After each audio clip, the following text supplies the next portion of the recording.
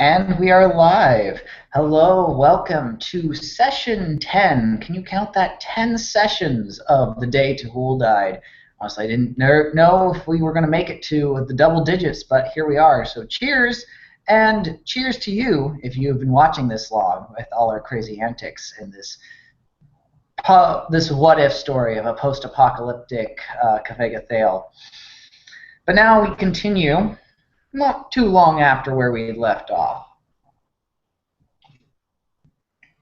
To recap, there had been an attempt on King Deliria's life, a Farum uprising of a sorts, an attempt to take back, have their revenge ultimately upon humanity. Lots of things were tested, beliefs, viewpoints, and some perspectives altered. In some cases, we got to also see a bit of the blossoming of those small moments of happiness and joy in this dark times. And of course, the fact that even in those bright moments, there's still something on the horizon lurking.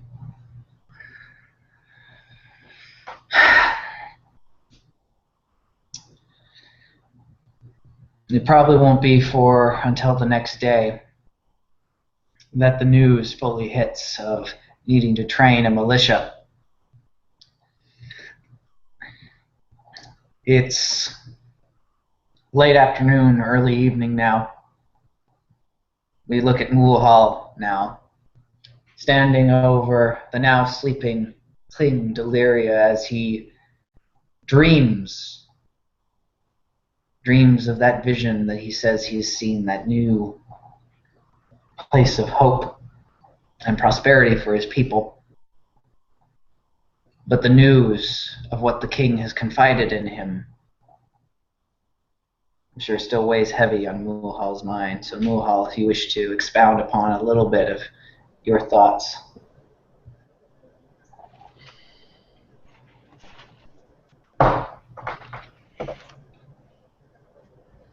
I look over the sleeping Orm. Thankfully, peaceful, despite the dark weight that was perhaps lifted with the telling of the soul of the grim news of the onslaught that is to come, or so it is said. But the knowledge of possible allies, that we are not alone in this place, no doubt gave him some degree of comfort. And that goal takes an even higher priority in my mind now, as I leave King to slumber, walk amidst the padded walls, even in this ruined state that the world is in.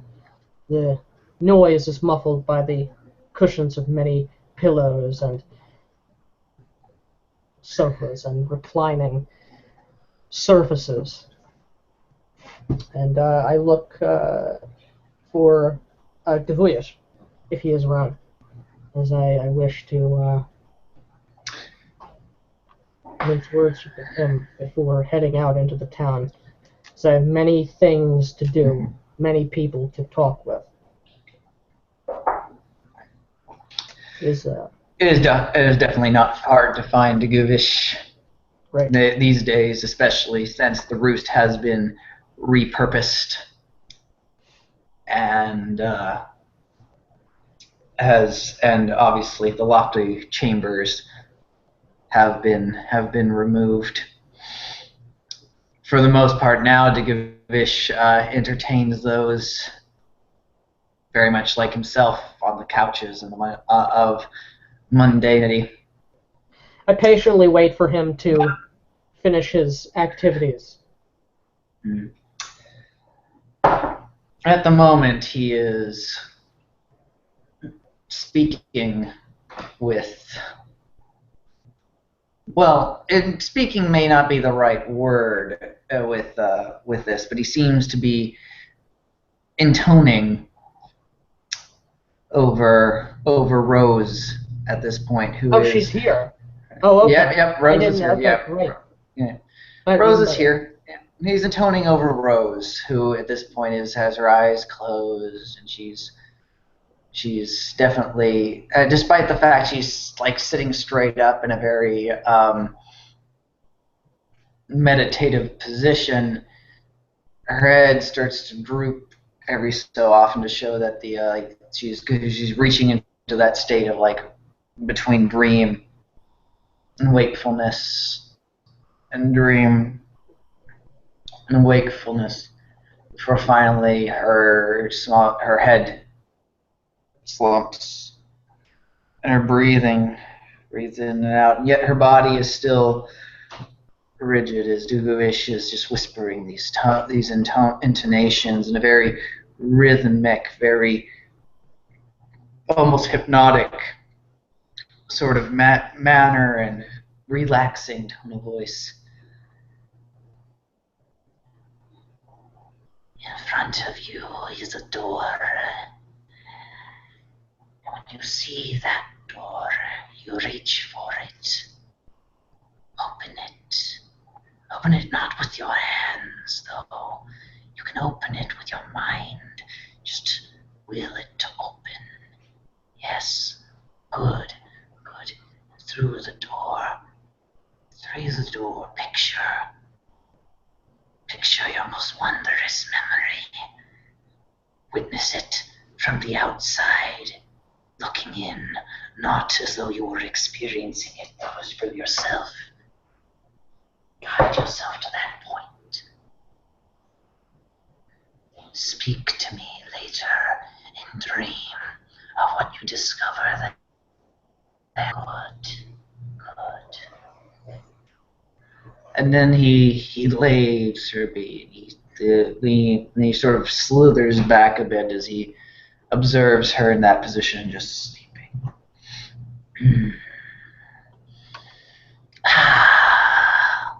Well, you look troubled. I bow. Trouble and joy dance within my mind in this moment, Dreamweaver. For grave news, but wondrous portents in equal measure have I to share with you. The day's events have been tumultuous and fast and rapid flowing. I lean into him. The Ironborn. Their little coup there to destroy the king in this community. More than that, my liege. There are things I must share with you. This is not for even the sleeping ears of individuals. I understand. Come. We shall dream. He slithers over to an area which is occupied at the moment. But that is the beauty of such things, that while you could be so close, right next to people, you can be worlds away in a dream. And I sit myself down on the other side of lowly burning brazier. And I do not sleep. I do not relinquish my consciousness. I alter the rhythm of my breathing. Focus on that sensation, the sound, the vibration of air in and out, in and out.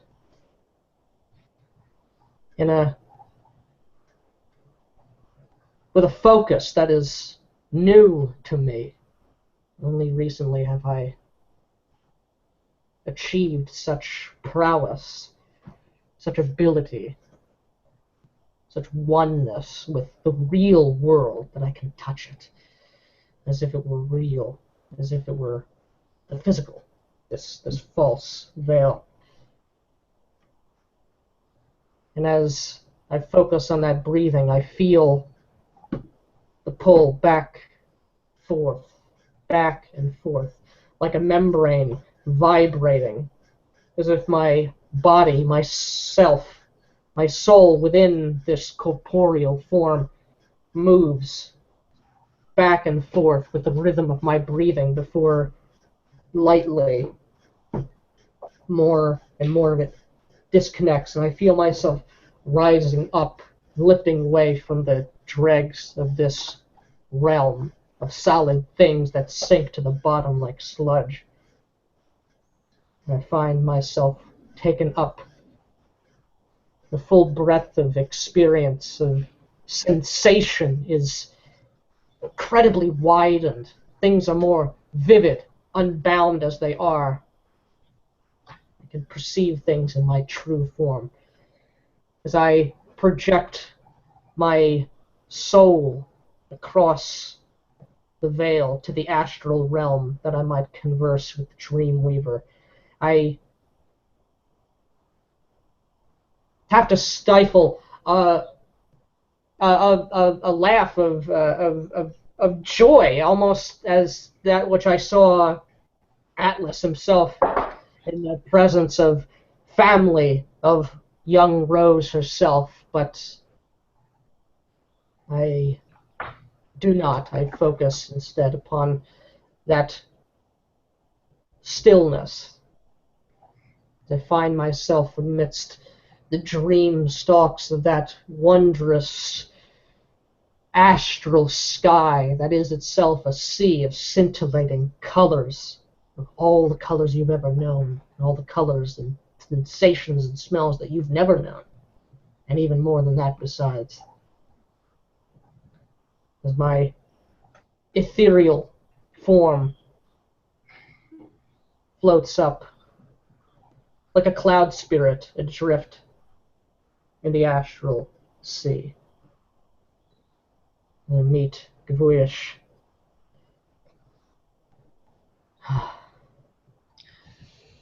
And Gavuish there obviously is in that very similar form that you had met in that, not what seems like not so long and yet an eternity ago, such as dreams. A great giant, almost serpentine, almost like a deity in this place. Pure white incandescence with black patterns that swirl and twist in their own serpentine forms.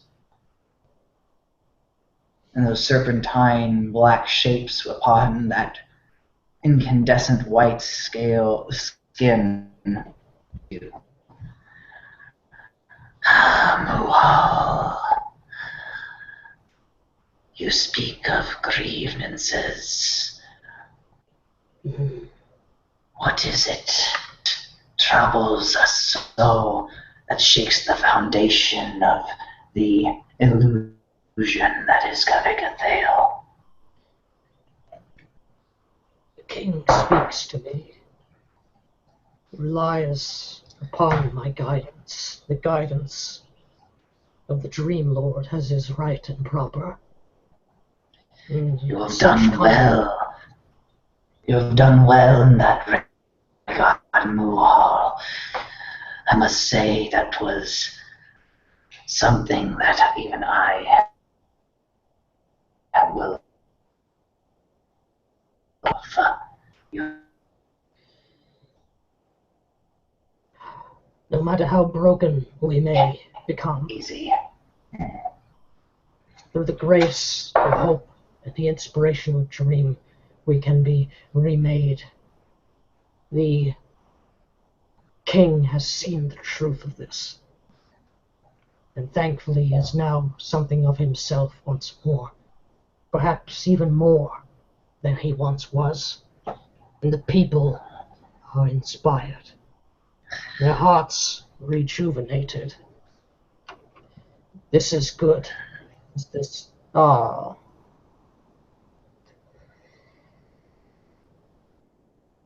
well, that's unfortunate. Surely he'll come back very soon. I am certain that he would. Indeed. God, but take this opportunity to grab some refreshments. Indeed. Actually, I think I will take that opportunity. I gotta fill my water drink. Be back very soon.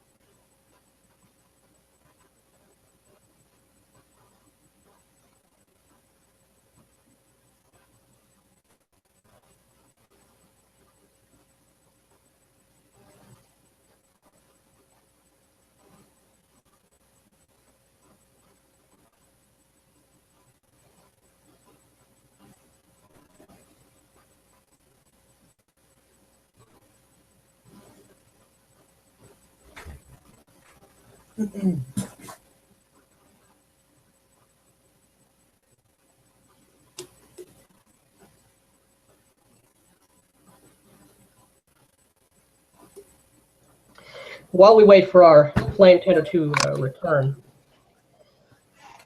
perhaps I shall describe in greater detail the scene that surrounds us here and the form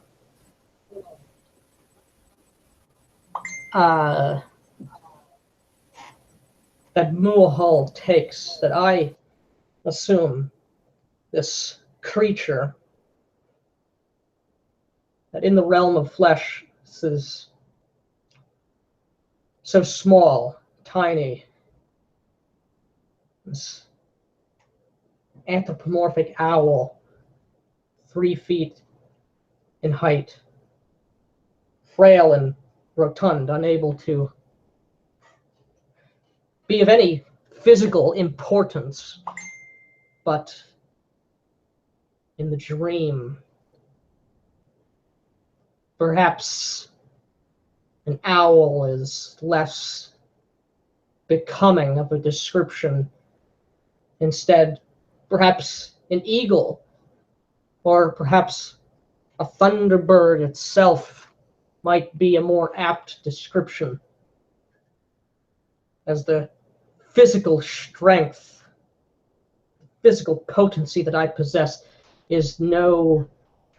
holds no bearing on my might within the dream realm, but never you mind, as our flame tender has returned. Well, thanks for filling the air, Nick. I'm very sorry for everyone because my internet. It's either always a concern on Google Hangouts. No, it's a perpetual state of reality, unfortunately. But yes. Anyway, as to I'm trying to remember what I last asked you was does he know what must be what is necessary for the perpetual for the what must be done for the next world? Oh, I didn't catch that. No. He is not aware. He is not yet ready for that truth, but in time, soon. The people, Good. The king clings, his heart tying ever tighter to the dream, and the people tie themselves and their hearts to the king. And in this way, this chain, this great chain of inspiration, of heartfulness, will see us through to the other side. But the king has advised me. Grim portents,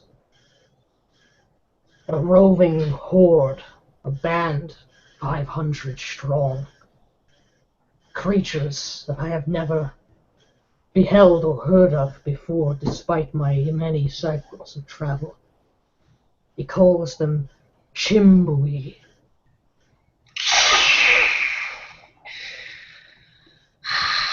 Chwimbi. I know of Chwimbi. Their dreams are dark and foul, what we would call nightmares. They would consider that lullabies. Alas, in this instance, I fear the greater danger for the physical forms of our herd, lest they be culled. The words he used to describe these creatures, these species, were left one ill at ease. I take. Clearly you know more than I of such things, as well as so many others. Perhaps several chains at most, a few maybe, before they arrive here. No doubt that they will, for so much of the land has been devastated, ruined. Thankfully, I have never heard of them before. They may not know for certain where our community lies, but so much of the earth now is fallow and broken. Surely we will be an illuminating target to them. Well, the Chwimbi themselves are a foul race. They are not especially, what should I say, motivated. They are, let's just say, you'll encounter them not of the same consistency as a Dugasit in the dream, but you will find them to be most languid most of the time. But their imaginations are foul and rotten. Ill fruit is born from the dreams of Chwimbi, and if that's what they dream of, imagine that dilution into reality. And my form shimmers in a strange dream expression of distaste at that.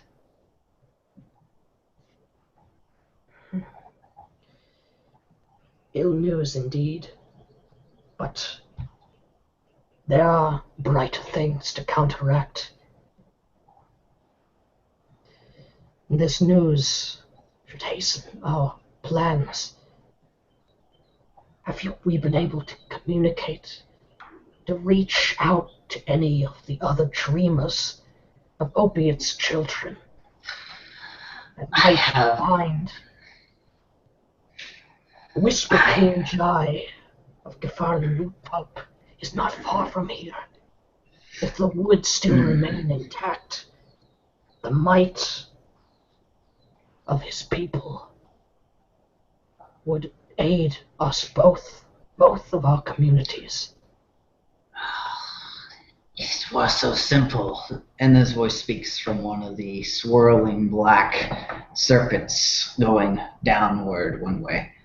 picked up, followed by another one of the serpents going upward along the things. If it were only so simple. Whisper King Jai, along with the rest of his kind, no longer reside upon the physical. All sprites have given away to the dream. Their concerns are no longer with the physical. Wondrous prophecy. Then it is true. It can be done. And the shores, Yes. the precipice of the salvation of this world is indeed at hand. Indeed, our efforts to save this world are on twofold. It is thankful that the sprites have proven that it is possible, but theirs was an easier journey, considering their connection to the dream is far purer than any other. Yes, even the Dukosits seem to be but a tenuous connection compared to those of the sprites. There are no sprites on Kavega Thale anymore. They've all gone to the dream. It is true. And that their side to bring the rest of us over, they're already enacting that bit. It is merely for us to prepare our side of the journey. Yes. And my ethereal form shimmers and sparkles, colors being born and dying like a strange interpretation of what we in our world would see up at the night sky, nebulas and galaxies, things unknown in the realm of Kavega Thale, but perhaps there's a deeper truth on this side of the dream world. As the excitement and overwhelming prophecy that has been given unto me, it is almost overwhelming. Of course. I look back up to the swirling dream form of Gavuyash. The rose of dreams begins to blossom with speed I have never before beheld. No follower of the dream liege has possessed such overwhelming potency. The connection she conjured up, the real upon the physical, astral forms that bound and affected men as if they were base material. For my hundreds of cycles, even I do not possess such gifts. For such a young child to surpass in mere cycles what even I have not in several hundreds. This connection was jump-started from the incident. Before this time, she was not capable of such things. But that moment of life and death,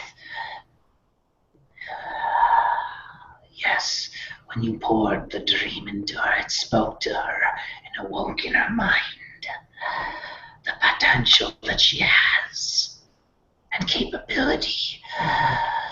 Only one other has proven to be as of mortal flesh, to be as potent, and that would be, of course, Kylie Flame-Bathed. My form kind of flattens out as I spread my wings and kind of move back and down, as even the words, though they are not words in this realm, the resonation that means Kylie Flame-Bathed, the chosen of dream itself, the potency of even that meaning resonates upon me.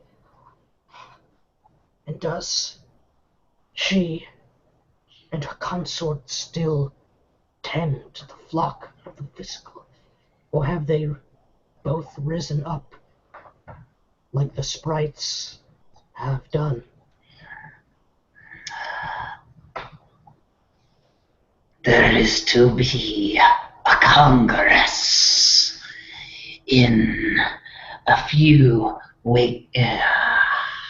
days' time. In the time of Cabigathale, there will be a congress to discuss the exodus of what must be done. All the more reason the need for our community to survive is made all the more important. With the blossoming petals emerging from the bud of this young child, she must survive the coming onslaught. We all must live through whatever depredations await us in equal amount of time. She must live to see the other side of this conflict. Yes. Others can be contacted. Any at all. It would be such a boon for us. We must protect the rose. Yes. Everything else is inconsequential. Yes. I am glad you see much the same as I. Well, do not give up hope. There is great danger, and regretfully there will be dreamers who will not reach the other side with us. That is the reality of the situation. But those that do, those that will join us to the true reality, will live eternally. And young Rose is the priority above all, until the appointed day. But we must prepare her for what must be done. We must prepare those.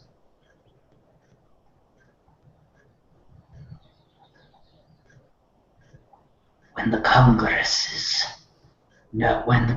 comes, the finer points of what must be done will be discussed there.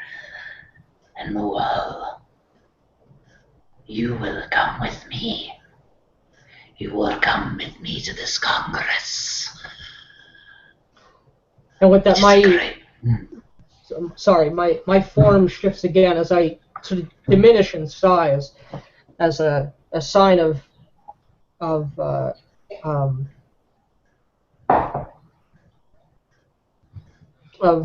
servitude and of the superiority of the Dreamweaver, and at his power and his words. Wisdom guide me, Dreamweaver. What must be done, I will do.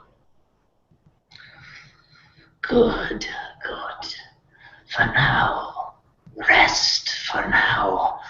Prepare yourself, for you will be consorting, not only with other dreamers, but you will be consorting with dreams and those that would call themselves kings of that realm. Oni will be there, and more. I have it on good authority, on good word. And it is only just that we will see the Lord of Nightmare and the Lady of the Daydream there. And if I could weep, I would, at the idea of being in the presence of the divine in the real world. This overwhelms me. I'm totally lapping it up.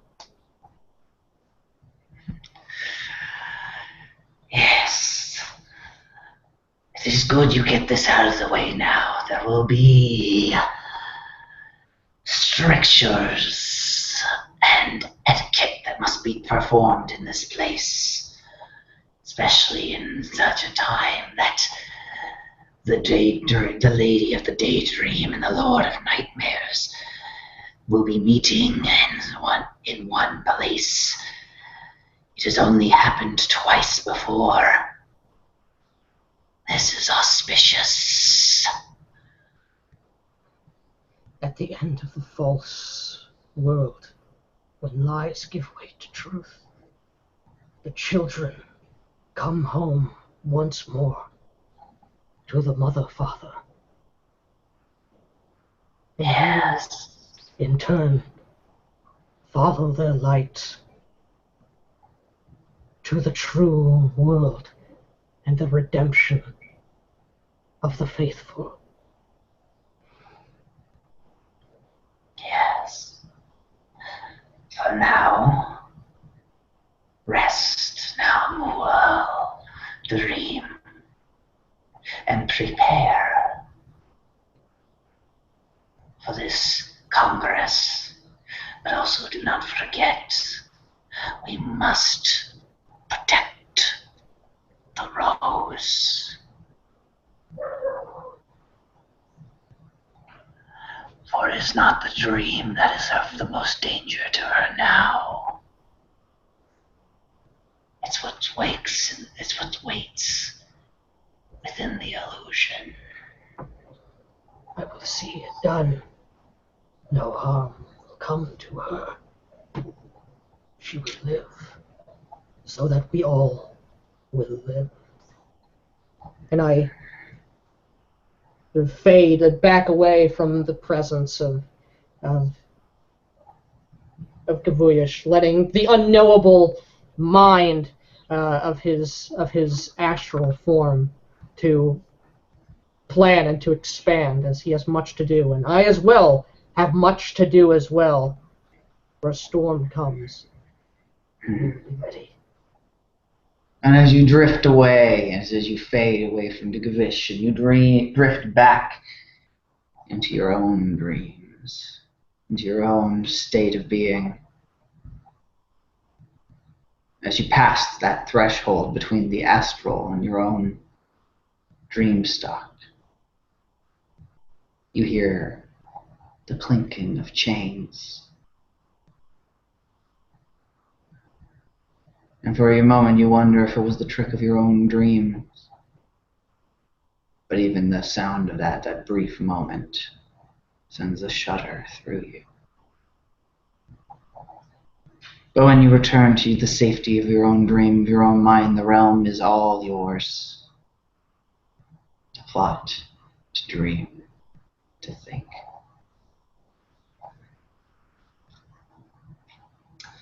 And now we turn the camera now to Atlas,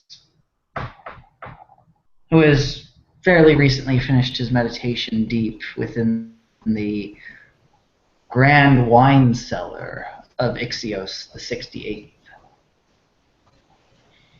Having just, in a way, remembered his dreams, in a way having seen the tearing the fabric of his family being fractured, torn apart in certain ways. His own paranoid conjecture, a vision, or something else. Who's to say? Maybe that's something for him to figure out. But you come out of your meditation and you're still sitting there at the bottom of that wine cellar with bottles upon bottles of varying shapes and sizes, going through in all directions, almost never seeming to end. What do you do now?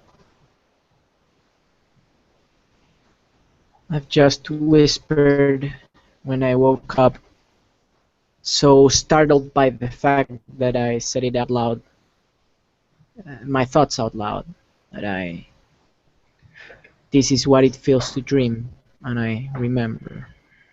That's what I said.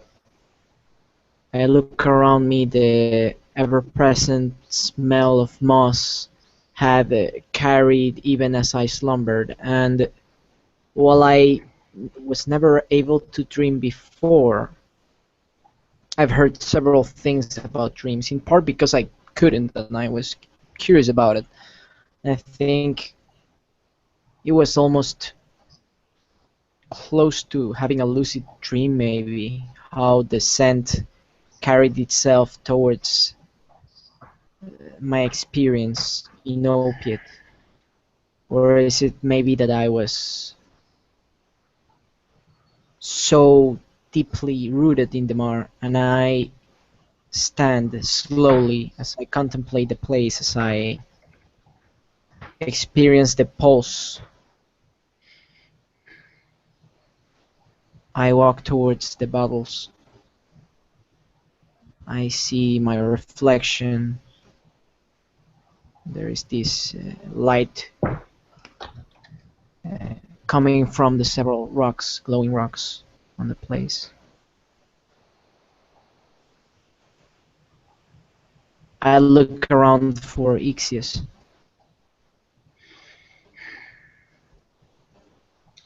You see him further way down, going through bottles, rotating a few in a somewhat, actually what seems to be a very well practiced manner. He seems to be rotating some of the more glassware ones, just a,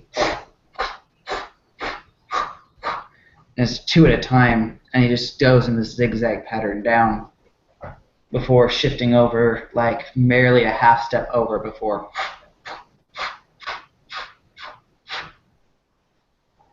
floating and flowing along these ways. I Well go towards him. practiced. Mhm. I do so slowly, still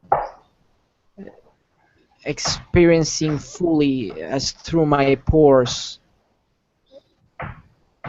both of the sole of my feet and the skin that touches the dampened air of the place. This, as if it was so sacred. What it feels a bit like being on the womb of the Mar. A second, my apologies. See, uh, a second.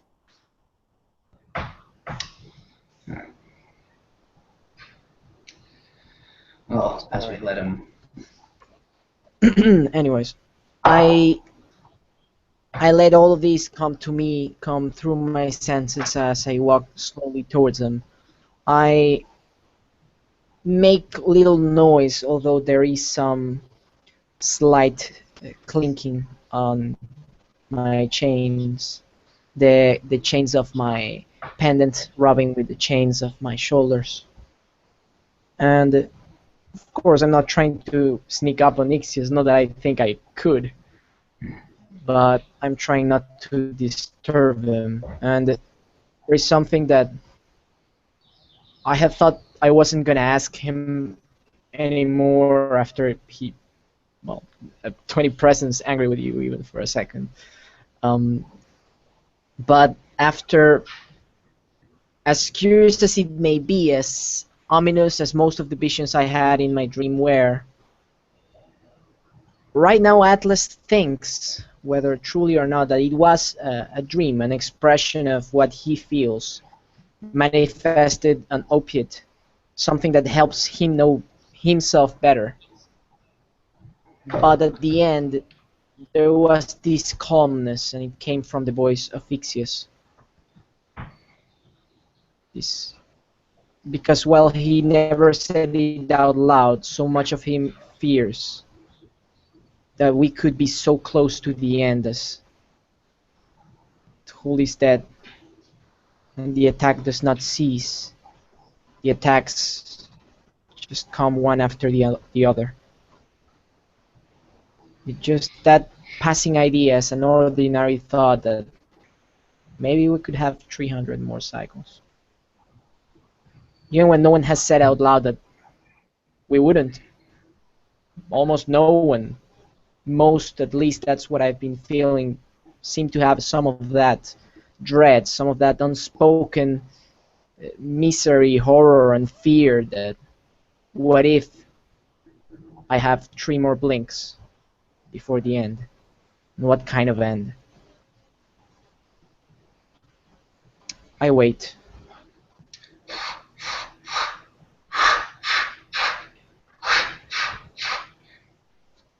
He continues the rotating of bottles along the rack.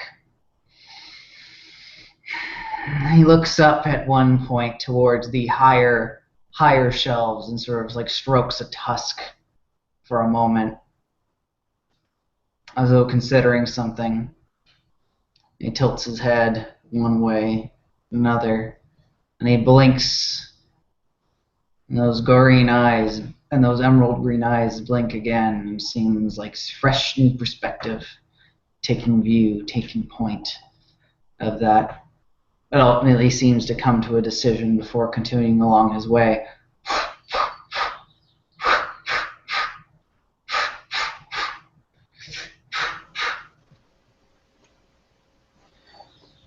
Atlas will likely wait for him until he's addressed, just as a note, however much that may be. Takes about a minute as he continues along his way. You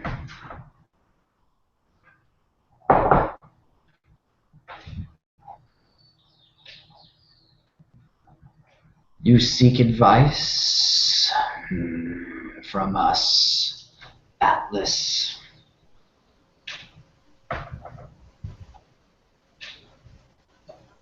He says, and he doesn't even look at you as he's doing this. He's just continuing along that pattern, very quick, very practiced, very smooth in motion. I thank your acknowledgement. Yes, I do.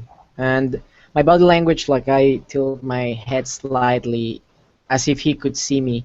A passing thought of mine is how fresh his look seems when he is. Maybe he can see me from the reflection of some bottle. Maybe he is, and he's good hiding it. Maybe he's not, but nevertheless, there is that respect. I worry about. I wasn't too surprised the way the speech went by Bandor. To be honest, part of me worried that he would not even mention the Mar.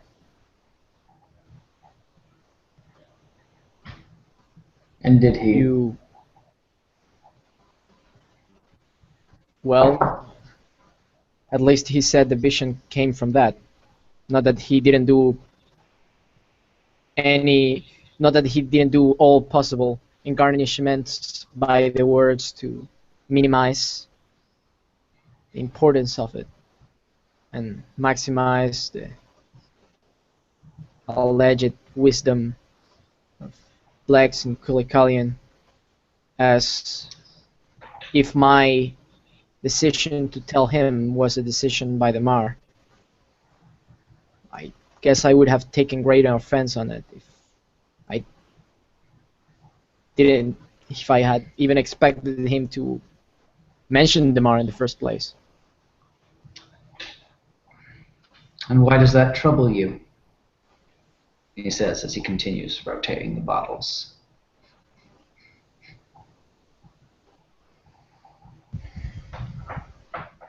Because I'm not the only one. I think I'm not the only one that had the vision, but I am the only one who said it, and I worry maybe I shouldn't have. You probably know what was in my head when I did.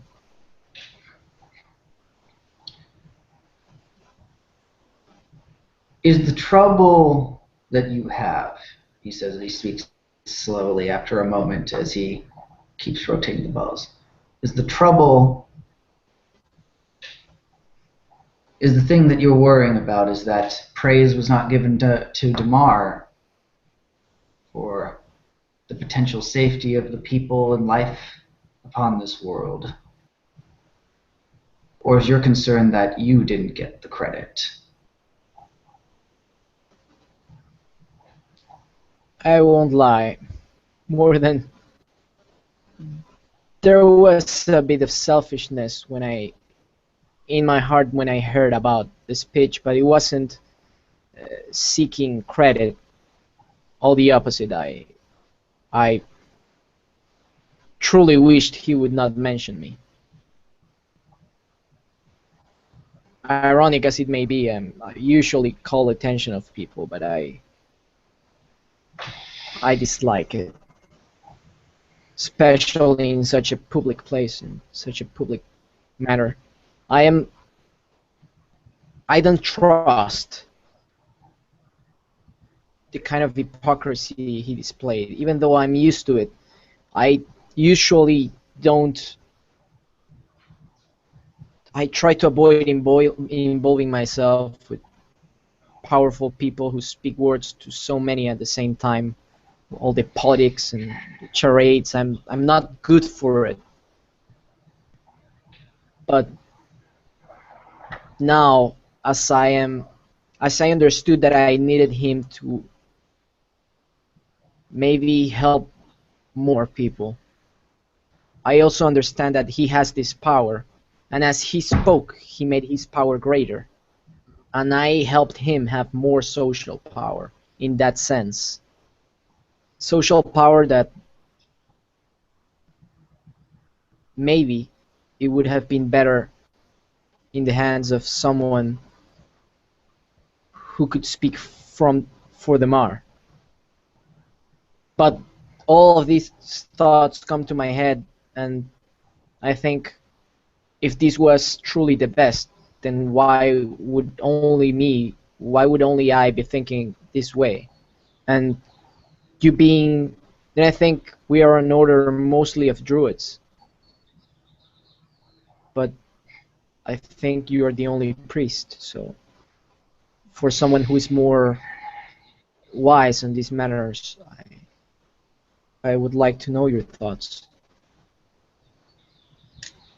And continues his rotation as he is silent for a long moment, keeping going along the way.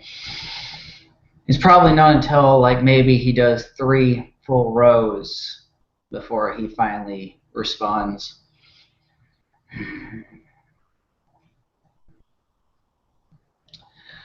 We have been on Kavega Thale for countless cycles, Atlas.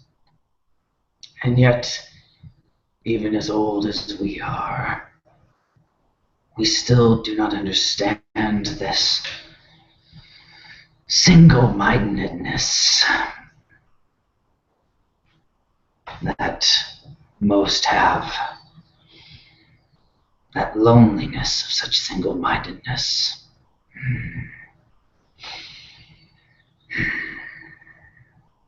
But we will play proxy for your singular mind.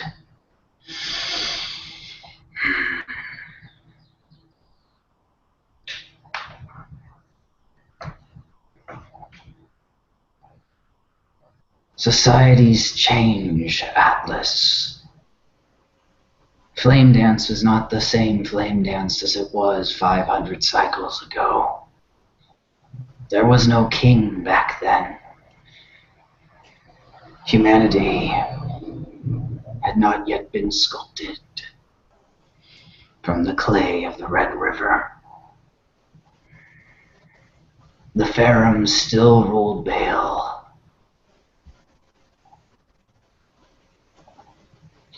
They had only just started growing beards. The gold in apple tree and those orchards grew tall.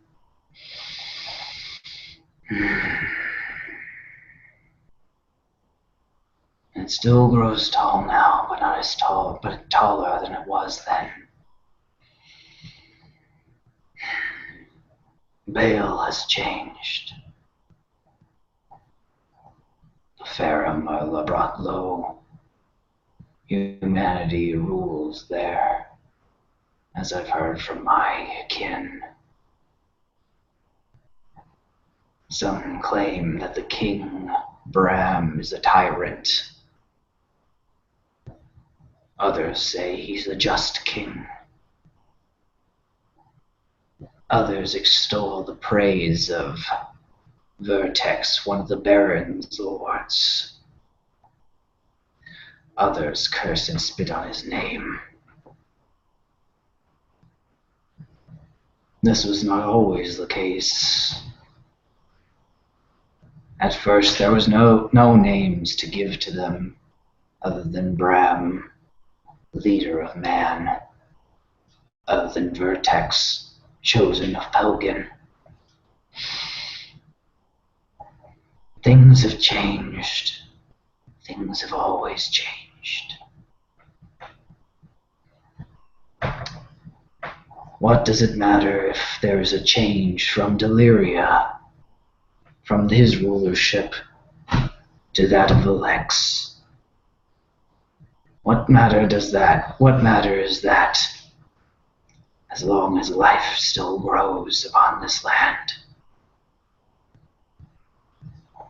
Because life continues, Atlas.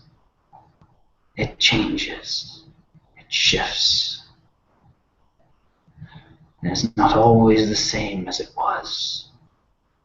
We have seen this many, many times. Flamechance is changing. We can't hold on to it. We see the earth and the soil of Jamar as unyielding, unchanging. The dirt under our feet, even now, is not the same dirt as it was 500 cycles ago. We've tread through it. We've shifted it even now. Things change. You must learn to accept that part of life is change.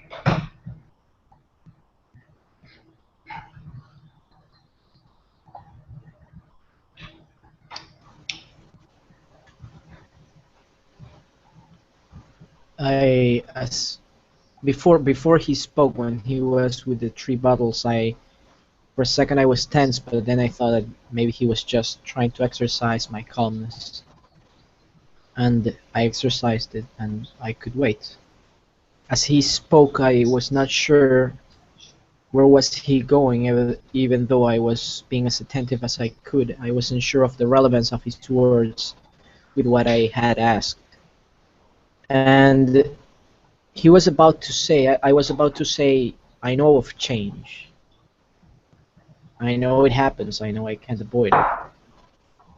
I'm thinking about what change I want to happen, which change would be best to happen. But before he would say that, because he has this general sensation that he's just maybe like a full road ahead of him, he remembers his own dream a little ago, and the thoughts that he had before of how a dream may give insight to your own self. How it comes back to him, the part where he had his chain of meteor hammer around the neck of his youngest sister, trying her not to grow up. And the part where the hazy form of her went close to the moons of Araman. He contemplates this as he hears, I assume, the of the bottles. For a time, maybe 3 or 4 bottles pass, maybe 6. I thought I needed change. I guess that's the ironic part. Before all of this happened, before the earthquake, I was sick of the routine. I was sick of looking out for the tavern. I was sick of every day being so like the previous one. I felt I had to do something else. I was sick of catering to tourists coming by Flame Dance, having stories to tell from places elsewhere. I thought Flame Dance is such an attraction when you haven't lived here your entire life. But then, but then everything changed so definitively, so quickly, so intensely. I guess it's not so much change as it is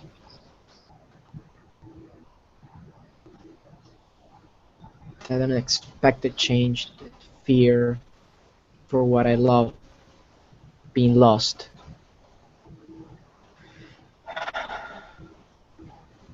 I'm sorry. I think I'm making you lose your time. You're otherwisely entertained. I thank you for your words. Life changes, Atlas. Life changes upon the face of Damar. Damar is life. Damar nurtures life.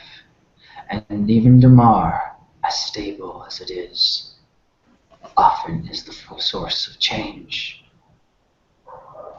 You must learn, Atlas, when it is time to change, and when it is time to stay rooted.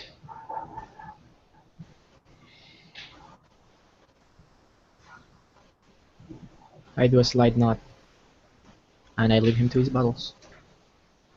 As I go slowly, appreciating the walk, place, soon going through the more tunnely, less wide place where I remember feels almost as if it was more than a day ago, even though not remotely that much time had passed since then. When I came by with Rikondu, before he had asleep in the middle of a meditation, the womb of the Mar.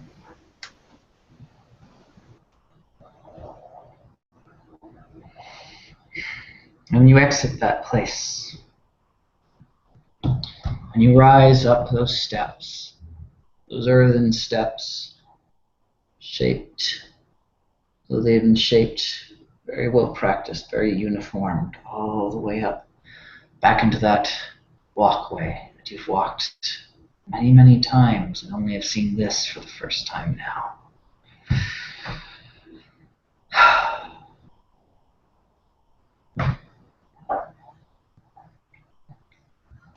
You rise up, and you find yourself alone in that hallway. Where you go now is up to you. I find absolutely no one in the temple. Oh no, there's people in the temple in the walkway. You don't find. You see. Okay. Yeah, there's a few of the remaining acolytes that had survived the event, and the few priests or the few druid members of the clergy.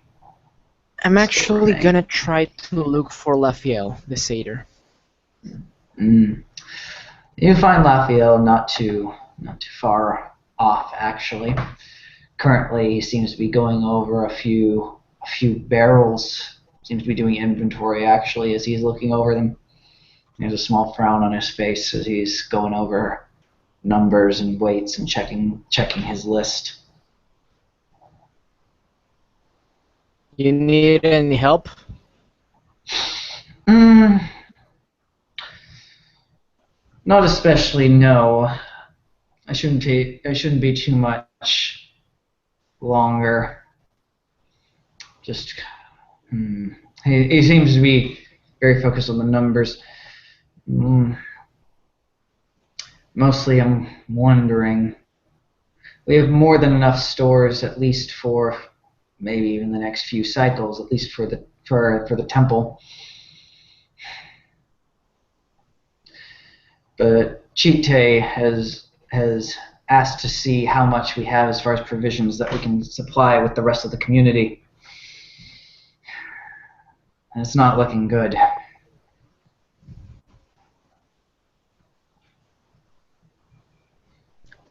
I am a slightly more hmm, shade, like a more obscure face and more concerned face comes to me. When I just greeted him, by the way, I was talking Sindarian, the most god-awful Sindarian one shall ever hear, in all the full irony of it. As I turn faces for my looks everywhere I go. And as a note, I was talking Thraxid to Ixius. After he says this, I speak in Demarian. Well, you lazy fuck, when you're gonna, you have a debt to pay me. He stops for a moment, blinks, and he turns to you with a raised eyebrow. You said you were gonna do the ritual for me, you remember? What can I do for the Mar?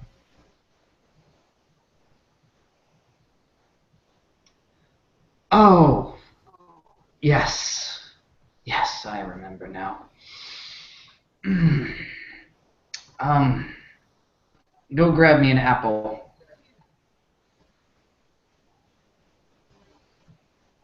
That'll do right now then. I take my time, I don't sprint, I go. Kind of walking as I go outside the hill, I kind of jog. As I go to the forest, or where all these apple trees are, I take a rock on the floor, but I don't just strike the first tree. I just take a bit of time, looking, not a lot, maybe something of 5 minutes times, just looking, kind of the apple that just feels like the right one. I bounce the rock a pair of times in my palm, take aim, throw it. And as it falls, I sprint to it and grab it.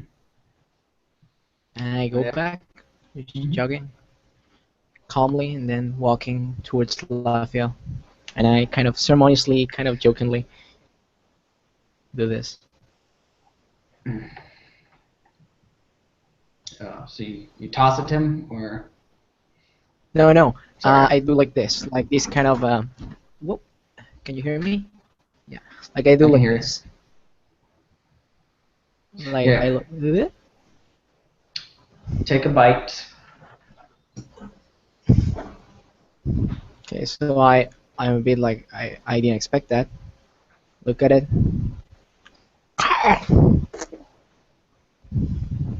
Now spit it out. Okay. And then you do, the chunks come pouring out, and he looks at this, starts tilting his head from one side, and he starts tilting it to the other. Take another bite, and spit it out.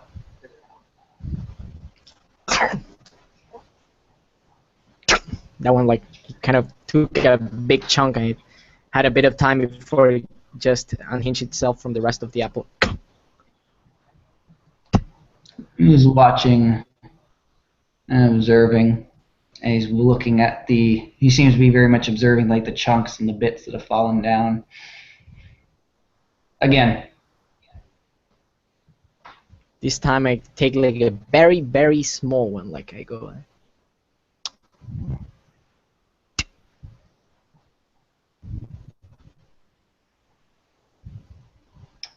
And he watches and he sees this, and he turns his head here and there. One more time. I look at the apple for a moment, I turn it, so I take from a place that hasn't been, like almost a bit more than half the apple has been taken. I take from a place that's more, all the skin is still there, and And I go.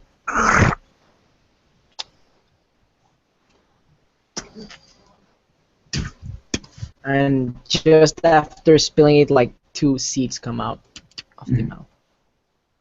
And the apple looks kind of weird, where there are like these 2 thin lines of skin of the apple right to the center, and the rest is like taken. Let me see the apple.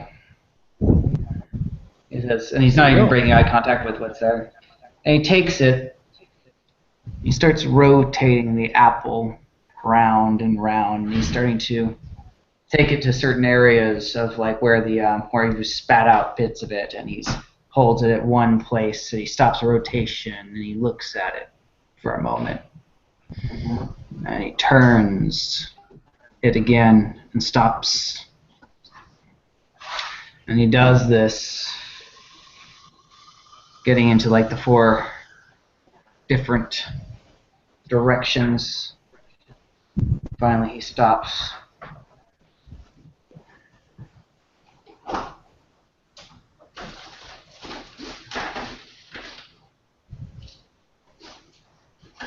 And he's looking at it for a moment. Your question was, what can you do for Damar? Yes? Yes. Me specifically, the Son of Grace.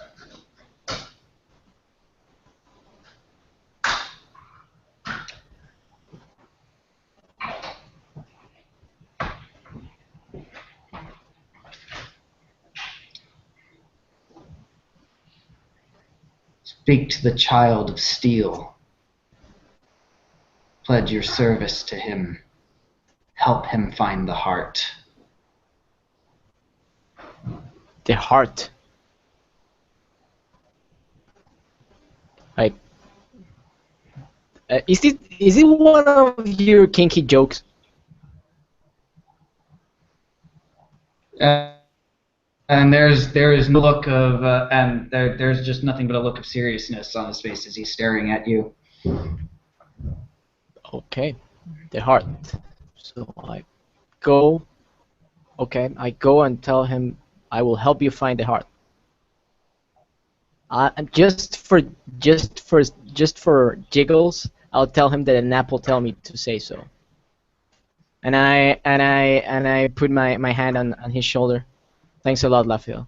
Truly, it means a lot. It is only what Damar has told you must do. True, but it was your seal, so I thank you too. And I leave you to your work. And I take the pieces of apple and I go like, no sense of wasting an apple. I go. No sense at all.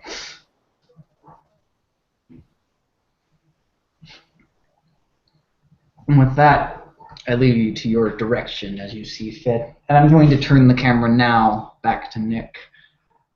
As Nick, I don't know whether you're still in dream or if you wish to wake, if you have other things to do.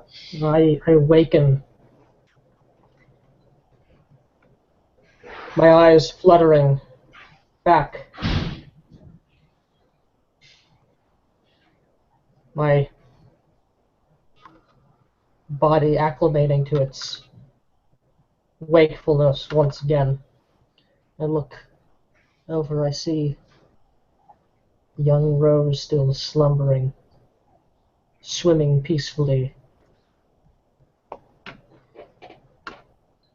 But there is work to be done in this world, unwholesome though it may be. And I make walk with purpose, which is a rarity for me. Knowing what must be done, and I search for Atlas. I first look at the harvest house. I find where Grace and the family is, and failing that, I head to the Temple of Damar if I don't find Atlas there. Well, walking with purpose, even in this waking world, is a bit Slow of going. slow going one way or the other. And also to mention, night has started to fall at this point. Darkness is starting to, the sun is starting to reach its crest. That purple twilight is starting to appear. How long? Keep in mind, not only is the world on an angle, but I am a small, rotund, fey creature. About how long is it of a journey from the House of Contemplation to the Harvest House, and from there to the the fields of Damar for someone such as myself, as slow going as I am? Assuming there is no delays for one such as yourself, and assuming there's no real crowds in the way or anything like that, it would probably take you about maybe about about 45 minutes to get to the Harvest House, and then from the Harvest House to the Temple of Damar, you're thinking maybe. Well, that's the other thing. Time is hard to judge in the physical world as opposed to the dream, where you can be almost anywhere in just a matter of moments. Everything's just a dream away there. But maybe about an hour from the Harvest House to the. If it's like dusk at this point, I'm gonna make my way to the Harvest House, and I'm gonna wait for Atlas there. He tends to stick close to his family. If he doesn't come back, I'll have to I ask around, where is he? But if I see no sign of him, I'll speak to the Harvest Master instead. As you make your approach to the Harvest House, you actually see there's still members of the Forest Watchmen and a few volunteers still in a circle around the majority of the Farum there, who are looking very glowerfully around and beaten and bruised. Some of them look like they're in far worse condition than others. Some of them don't seem to be breathing. The Farum or the Forest Watchmen? Sorry. The Farum. Okay. Yeah, the Farum are not looking too good. A few of the Forest Watchmen seem to have some degree of what's the right word, of injury upon themselves, but not anything serious or too badly. Well, my heart goes out to these wretched creatures, so broken and battered by the pains of this world. Unfortunately, their pains are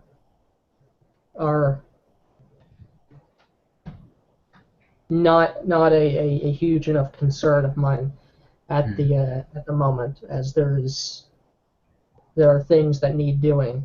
There are people that need speaking to. Or there is a greater threat coming than perhaps even they would have realized. And perhaps it is a blessing unto them that they have failed. For surely how would such a band as broken as they be able to hold against the tide that comes? For sure. And who's to say the minds of Farum are very limited in your experience? Their dreams... Yeah. Their dreams not so wondrous or freeing. Is Grace about? No, you're looking around. You actually do not see Grace in this area. As you make your way towards the actual Harvest House itself, you do see members of the clergy there, some of them giving you a weird sort of look. But there are other members of other clergies here that seem to be tending to tending to the injured. There's at least one salamander who wears the colors of Morgul who seems to be tending a fire by a particular injured individual, and seems to be waving the torch in a very slow manner over the individual, speaking in a rather crackling tongue, small hisses and pops as he does so. But you see the Harvest Master fairly easily. He himself seems to be binding a young woman who seems to have been injured. Okay. Wrapping bandages very tenderly around her head. For sure. I will pitch in a little bit if there are still some really grievously injured people. Here I will certainly, I people need to be tended to. I assist in cleaning wounds, of setting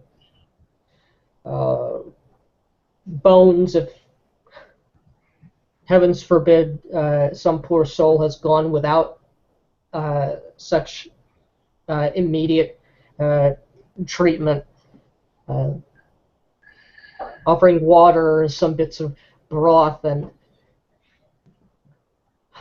hard bread to such individuals. What limited resources we do have before. And when the work is done, I will get up and address the man, if indeed he may be. What's your grades in barber at the moment? Just out of question. My grades? Yeah. 3. 3 grades. That's basic enough. I'll let it. You're helping tend around and pretty much doing support work. At this moment, you're not really taking full hands-on unless you want to make the role. But otherwise, for the most part, it's help someone to compose the splint that needs to be made for someone. There's one ogre in particular who's kind of been separated from the rest, who's just been being fed soup, but doesn't seem to be having any bandages or anything on him. But it seems that there doesn't seem to a knowing look seems to pass between certain members that are taking care of him, and small shakes their heads as though it's like there's nothing they can do for him. But aside from the fact that he's sitting there in a bed, he seems otherwise physically capable from the waist up. It's when it comes to the realization that he hasn't moved his legs once. And seems to be having trouble moving around, that the real realization that this ogre is crippled that comes to mind, and there's other focus on others going on, but they keep feeding him. They keep giving him what warm broth they can.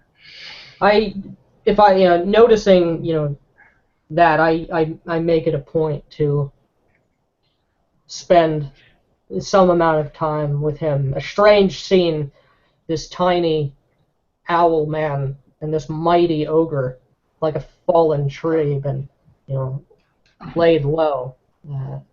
With my knowledge, I know what's afoot, and perhaps he's aware as well, in his heart of hearts, that are you in pain? You need food, water, drink. They've given me plenty of food. They've given me plenty of water. I don't feel pain. Oh, that's not true. My arms ache. My shoulders. But I can't feel my legs. There's no pain there. There's nothing there. I'm Muahal. What name do you go by, my friend? I am Karn. Karn of Zoya. These dark times have taken much from all of us. Sad, indeed, that we live to see such times. But no matter what has been taken, we are still here. We still draw breath, and that is its own victory. That's what I thought when the travesty happened. One of my sons was taken, fell into a chasm. He disappeared under the earth as it closed around him.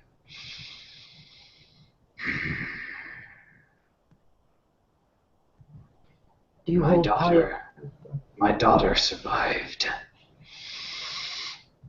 His twin. My wife. She lost an arm, but she's still strong. Still mighty, and I got away from all that. No injuries, aside from those of my heart. Well, that was something. I was strong, I was mighty, I could still provide for this community, I could still do things. I was out in the fields, mining. And then this quake happened, and I fell. And something broke. And now I can't even move. I can't. All I have is my arms, and what good is that if I can't carry and transport things? What good is that? And I'm nodding, I'm listening to him, alternating between looking up at him and tearing strips of cloth for bandages, soaking linens, drawing out blood, or soaking others in tinctures of various herbs and grasses to aid the healing abilities by such implements. You hold piety to any of the divinities, Karn? Or do you follow your own path in this world? No. No.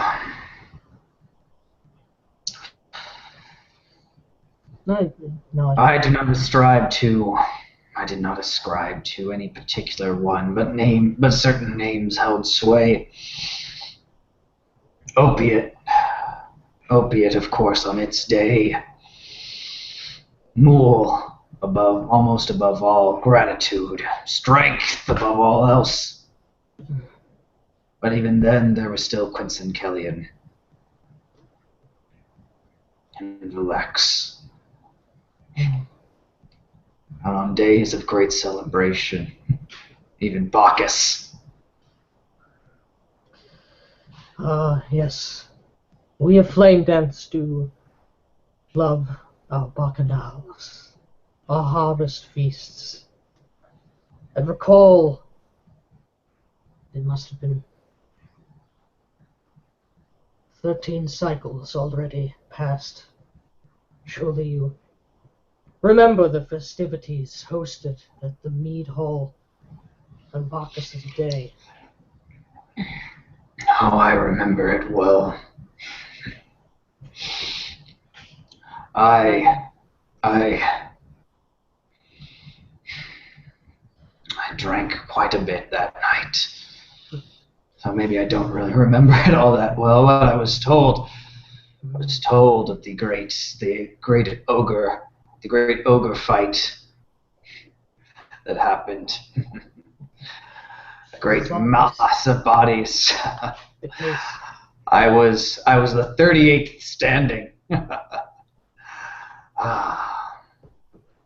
I smile and sort of remember. It's helping him for a moment to remember a positive memory, take him away from the present just for a moment. But now I won't be standing. Now I won't be standing anymore.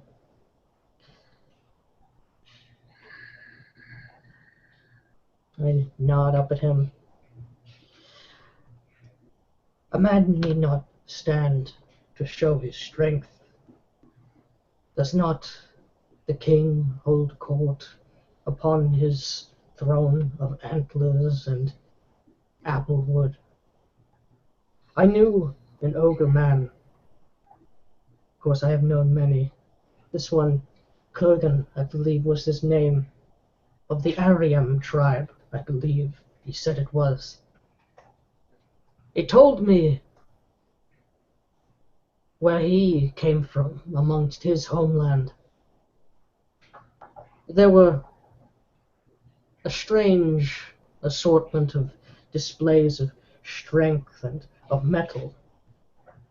Oh, for sure, the wrestling matches, the fighting competitions that the red-skinned Fae are known far and wide for.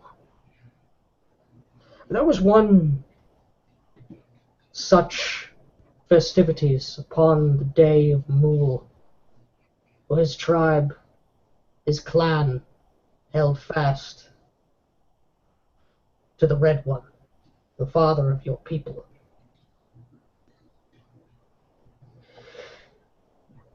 And while this Kurgan, he could not find notoriety amongst the wrestling competitions, amongst the bare-knuckle brawling, the tree climbing, the mountain crawling, the marathon running. There was an instance, a contest of strength, but of a different sort. They would stand, or be seated upon a boulder and challenge the strongest, the mightiest, those whom laughed at his failure, who could pin him upon his back, outpace him in the winding trails of the caves far to the northwest. To beat him in a trial competition of strength of arm, he would hold out his hand and challenge, "None can pin me here, for my arm is stronger than any in this clan, for it is my lot to fell trees,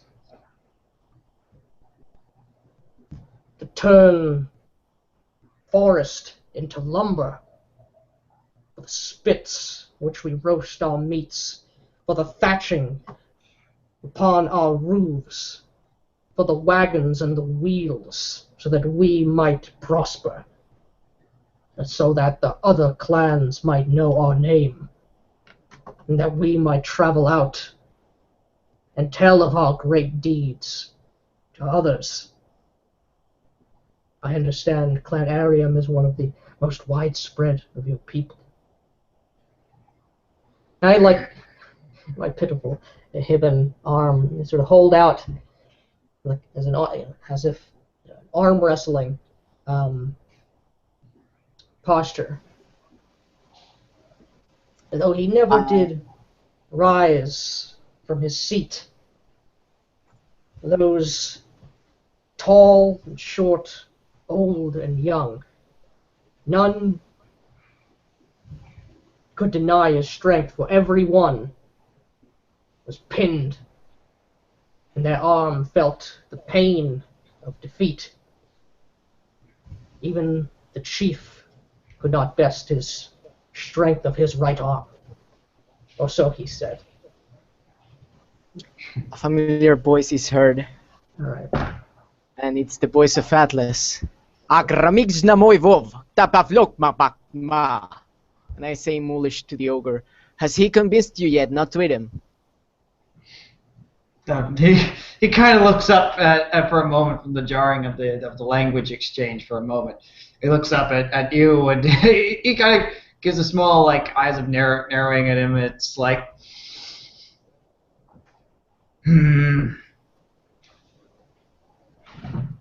I'd say so. Oh, and he sort of like takes his big giant hand in comparison to you, and your whole body, and places it actually very gently onto your head, and sort of gives a nice laugh as he ruffles the feathers a bit. Yes, I think he's convinced me not to eat him.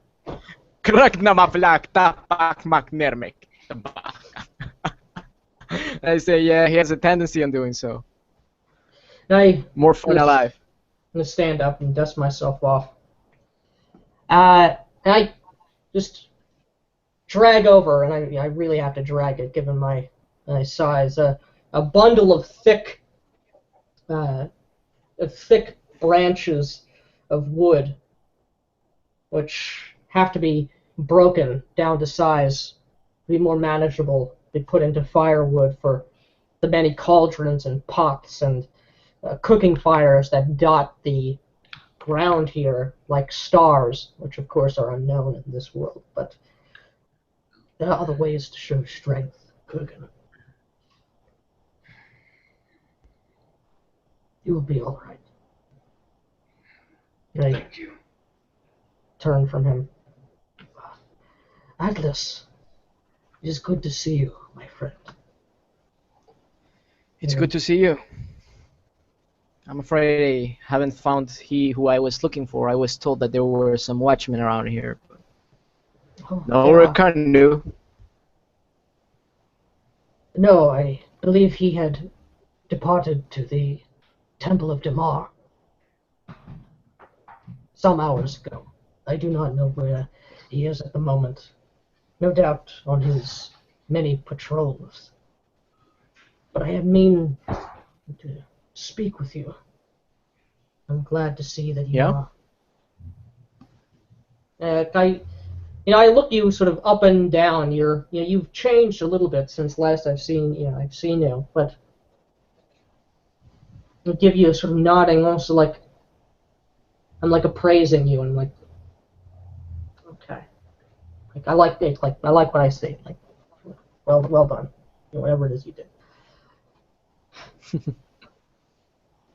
Pleased that you and your family were uninjured, given this day's unpleasantness. But I should not have to worry. You have always been a strong man, Atlas, and I am pleased to see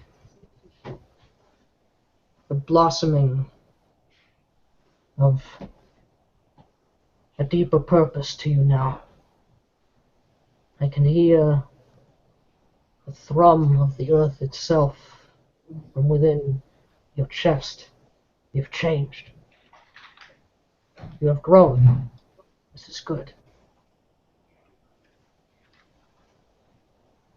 Yeah, well, we do what we can to keep growing. There's a nostalgia in that. As if I was remembering something.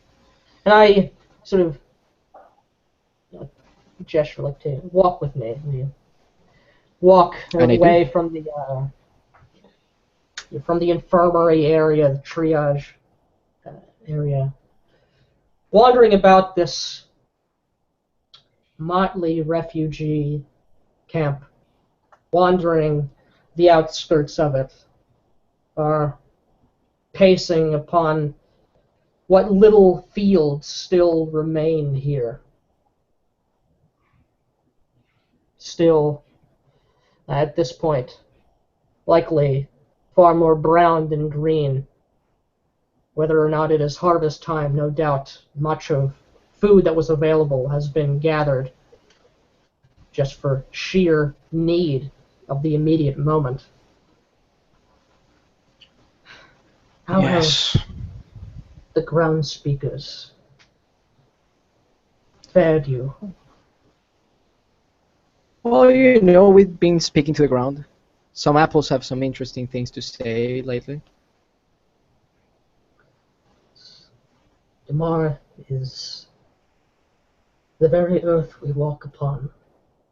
Ground King is strong, stable. He needs to be. After all, we're standing on it.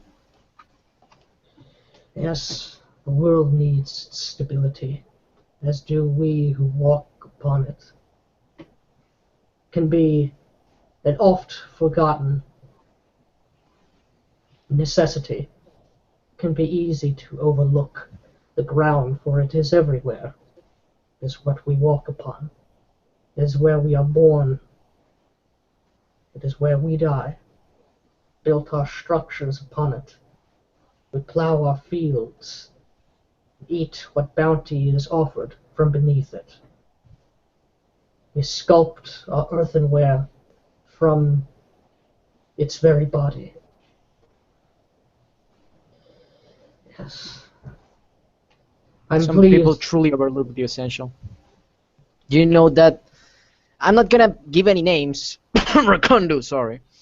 But I was speaking to this guy a little ago, and there was this condescending nature on it. Like, people speak of dirt and they forget that we need dirt to grow crops, to feed ourselves, or even to feed the food. For those who do not eat vegetables, they don't remember that everything hinges on dirt.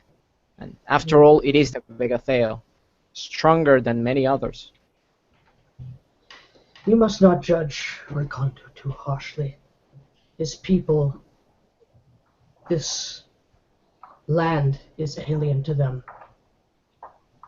Have you seen one of his kind before? They are known as Vaigish. They hail very far from here.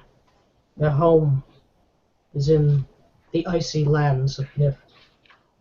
But it is not upon the hard-packed dirt that they live, but upon cold ice and endless snow. It is almost as if it is another world itself. But I suspect we would be just as alien to them if we found ourselves in the company of the icy cold. One would hope that... Well, I've only heard of ice.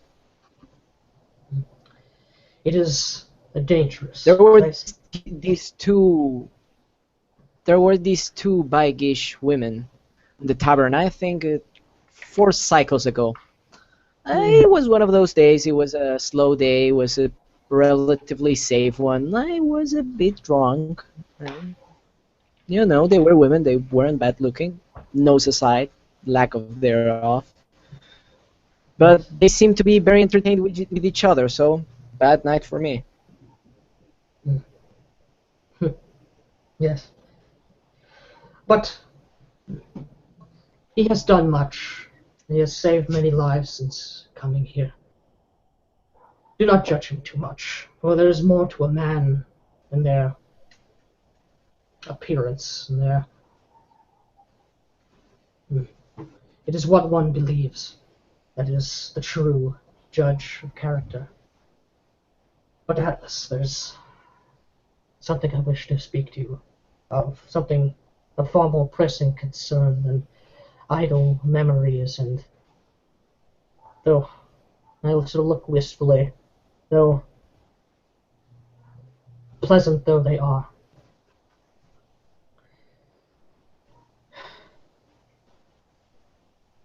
something I listen to you attentively. afoot, Atlas. You have seen. Your eyes are open, and you see things for how they truly are, and you call them and state the truth of the matter, no matter how inconvenient that truth might be. These are unfortunate times for us all. Every one of us has lost a great deal, and alas, more will be lost in the coming days. We have many challenges ahead of us. Food, water, care for those who are injured, shelter from the elements. But there are predators as well, Atlas. There are those out there in the wilderness, far beyond the veil of the trees and the broken tumult of churned earth. Yeah. There are people who are coming, who wish to take, who wish to attack, who wish to kill. There are many of them, Atlas.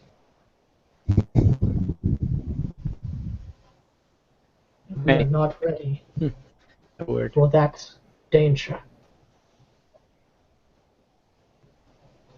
But you have always been strong. You have always been a fighter in your own way. And now I see, as I look in your eyes, and I look beyond those eyes, and I see in you something I have not seen before. You have changed. You have grown. Like the apple wood to the west. You have begun to bloom, to set down roots, to grow strong in yourself. Strong, your family, not only Grace, Rose, Lars, the family of Flame Dance, me, the Harvest Master, the Brewman, Grem, that Ferrum who so often frequents your tavern. What about him?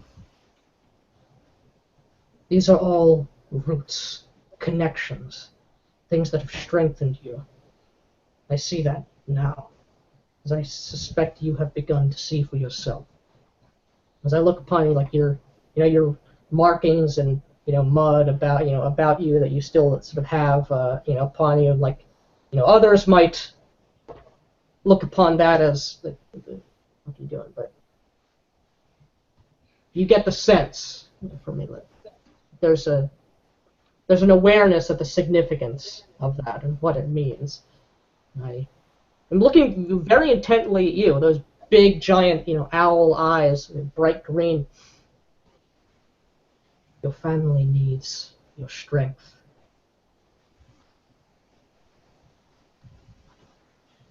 They are not strong enough on their own to weather this blow. But you can share what is in your heart, the strength of your arm and of your mind. And we may have a chance to break this wave. You have never seen the ocean, Atlas. I have seen it. So many cycles ago. Such a breathtaking sight. You would not think that there was so much water in all the world. You would not think that water was such a powerful thing. It comes down in raindrops.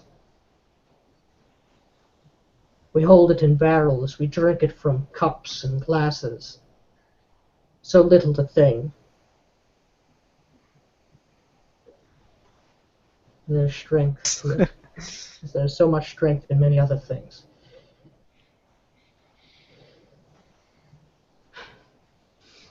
There is a force that is being gathered to train, to help the people defend themselves. Rakondu, the Watchman, he is organizing it as we speak. You should go to him, Agnes. Offer what you know. Help your family. Help us to weather what is to come.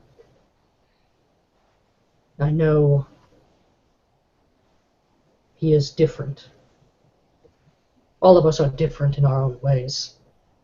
But in this time, such differences are your own family not such an astonishment to those who do not understand? You should know more than many in this community that it is what's underneath the surface that is what truly is the measure of a man.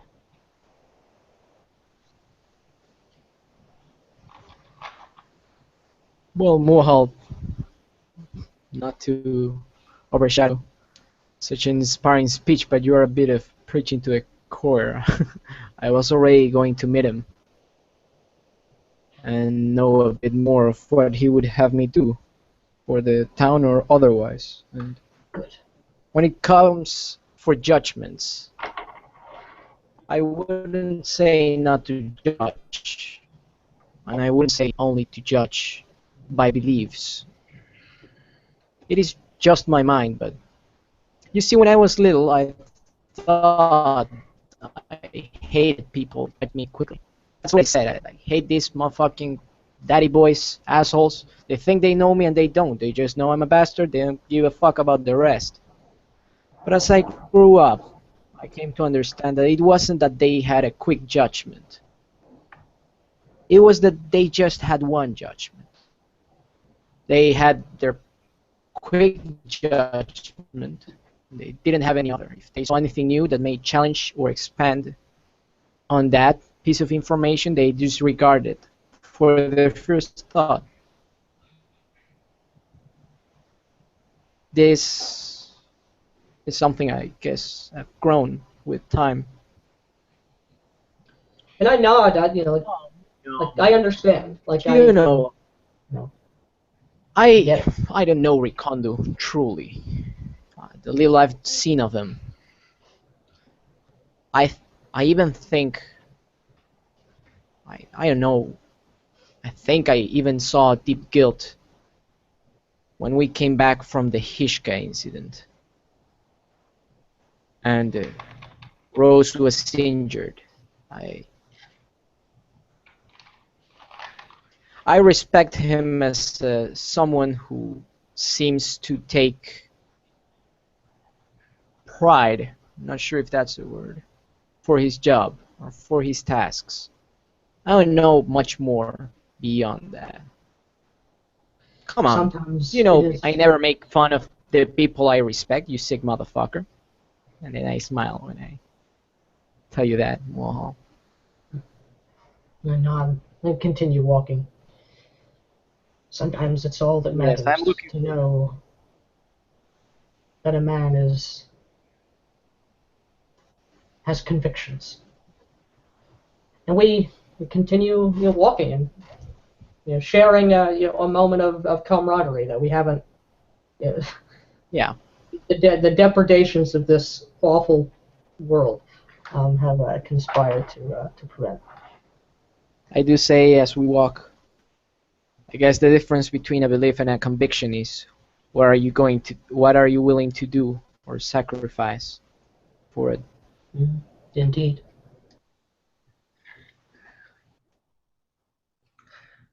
And we will now, as you guys walk through the night at this moment, discussing these things, we will turn the camera slightly back in time to the exiting of the Temple of Damar, one Rakondu Castiel. Rakondu, you have just left the Temple of Damar after that strange encounter, but hopefully getting at least the promise of the map tomorrow by dawnlight. And as of this moment now, as you walk holding that bottle of wine still covered with the thick layers of mold, fungus, carved into that clay, it's up to you where you decide you're going to go as of now. It's late. It'll be twilight soon.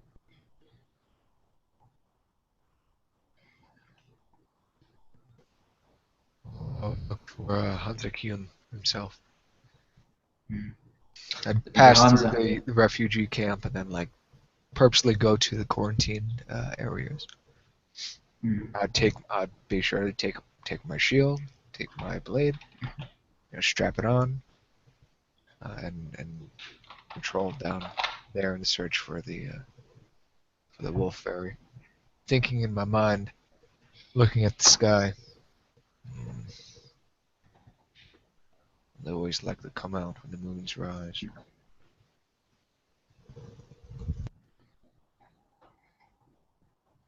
And it's true. And it is very much true that they tend to come out when the moons rise. Though you have seen on occasion, more than just one occasion, for him to come out in the day, even though it's very clear he absolutely is not. His temper is far more foul if he has to come out in the day. But the sun is starting to come down. Perhaps by this point he should be mobile, should be moving about. Yeah, I think he's like an utter nocturnal creature. Like they sleep during the day, so like, okay, so he'll be up, right? So that's my logic.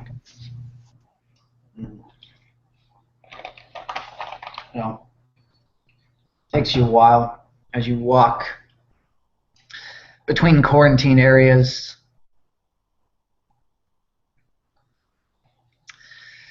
You walk, trying to see if you can't find the patrol, those particular areas. You come ultimately to the biggest quarantine zone, that place where those two spiritual entities had done conflict. You yourself hadn't seen it. By the time you had got there, there was only the aftermath, and there was only the eyewitness reports of that shining creature of light and that black-stoned monstrosity and duked it out in the streets before vanishing. You can see the ground still glassy in some places. And remembering those tales, like I know, like okay, I'm approaching a large site, and when I pause as I like round the corner down the block basically, and I look down it and I see that there's strangeness, and I'm speaking in my head, strange tales. Oh, there are many strange things going on these days. My eyes look up as I was looking at the ground, and as my eyes look up, my irises flash for a moment. A white glow before fading. As I look with mystic auras just down the block, and I slowly begin to walk down it. And you see the radiation, well, almost like waves of where certain areas of spiritual energies had mingled and coalesced. You see bits of light, like shadows of light, in glowing in some places, especially where the ground is turned somewhat to glass. You see other areas cold and hard, like stone or iron in a way. Is the coloration and the feel of it. You can almost taste it. You can also feel the death almost in the air, like a breeze. Like seeing these strange sort of mystic auras to my sight, I look at like the strange iron markings, just like burnt death, into the stone, into the ground. I look at that, but my feet, my body is turning towards that golden sort of shadow and light, and then my head follows my body, and I look at that. And as I'm going down the street, and I approach, where there is perhaps a larger sort of sense of the aura, and I kneel down, and I try to get a sort of closer look at it, trying to ascertain what I can. And as I do kneel down, I speak in this sort of fluent, wonderful tone, and which is Dazaziz. And I speak just a few words towards it. I dance the remnants of golden shadow. Where else have your footsteps danced? As my hand like stretches out, my clawed fingers, and then I stop and I look at my hand for a moment.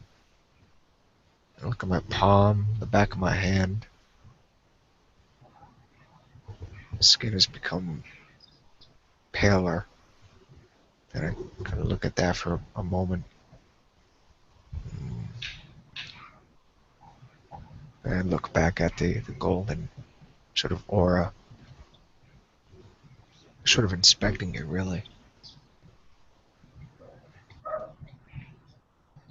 And as you're looking at it, and it seems strange almost as you say those words in that beautiful language of light and dream, it almost seems like in some layer, maybe it's a trick of literally the light itself or something, but you could almost swear for a moment it almost seemed to react, like it seemed to almost dance just a little bit more when you spoke words to it.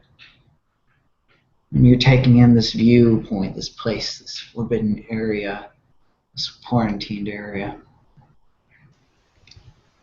And then a voice, and then you become very well aware of another presence with you.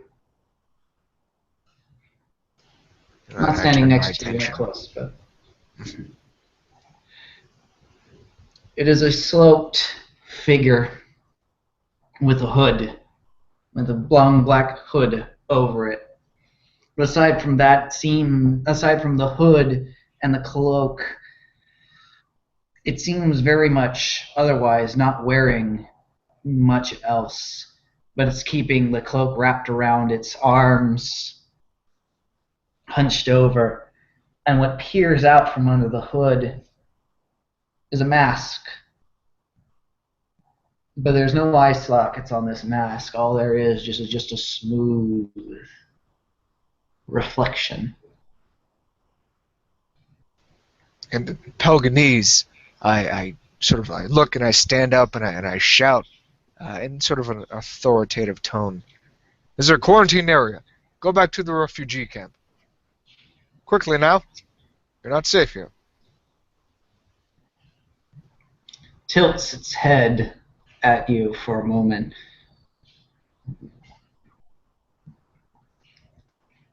And then I raise my hand and I gesture at the others, back into the street.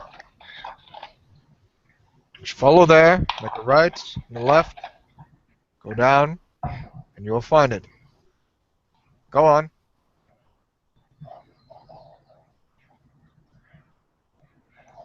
Stares at you for a long moment, turning again, and you can see your own reflection in that mask. sort of warp and shift as it gazes at you. And for a moment, you almost wonder if you see something else in that reflection. A pair of yellow eyes. That moment is passing as it gazes at you for just a moment longer, before it, still hunched over and wrapped, begins to... That's the eeriest part. You can tell it's definitely walking, but it seems to move with a lightness that almost seems to glide as it goes in the direction that you had been pointing. And with my mystic auras, would I sense any sort of aura from this lost person? And that's the interesting part. You don't sense any signs of mysticism around this individual. But as this person, passes by me, and I follow, I look, and I see that mask and the cloak and the outfit of the thing. And, I look to see, is it just a very nimble person? Does it have legs? Of course, that's a strange thought, and I immediately dismiss that. Like, of course it does, but I still look as it sort of moves by. You can definitely see footprints in the dirt as it makes its way. And there's this accusatory sort of look as it passes me, and I turn, my eyes sort of narrow, and I look at it. Sentir, I say to Julian. Are there more of your band?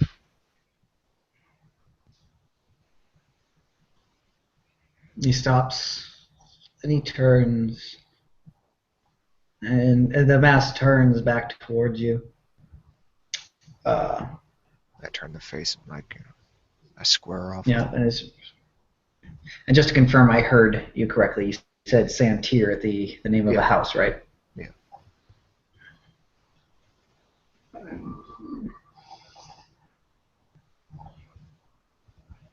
And it speaks into Julian back to you after a long moment. And its voice is definitely not Vigish, but then again, it's a bit hard to tell what the voice is, as the mask seems to distort the voice a bit. As though, even though it's coming across very clearly in a normal speaking tone, it's the sound of a whisper. It's almost like a hoarse whisper that carries.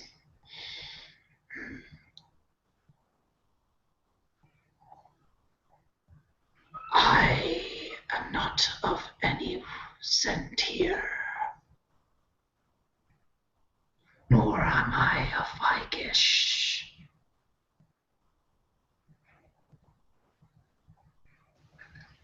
You have mistaken me for someone else. My jaw just sort of clenches, and I just sort of give a nod of like, sorry, kind of thing like that. You share my curiosity with this place, though. Do you see as I see? Do you feel as I feel? The death in the air.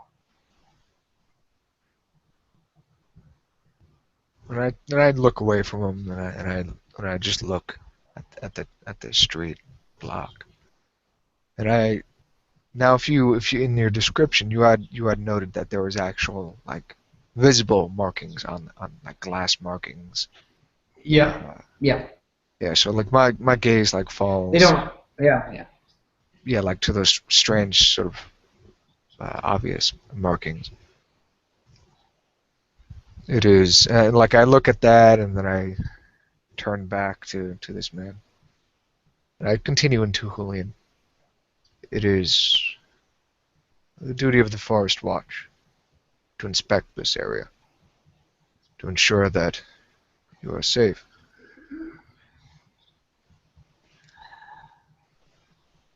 Why do you separate There yourself are things even from the refugees? there are things even the Forest Watch cannot protect us from.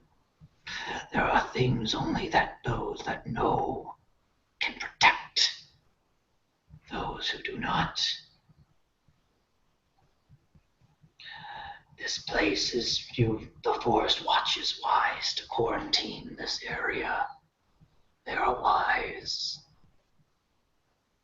But they do not know the real dangers here. And I do not separate myself from the refugees, for I am not a refugee. I am part of my community. I am part of this world. In both the living and the dead. Then, like I said, take a step back. I raise my chin up and look at him. And almost like there's a moment of fear as I have this strange memory in my mind.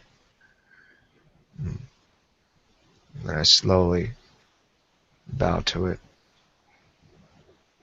I apologize for my harsh tongue, O great Pallas.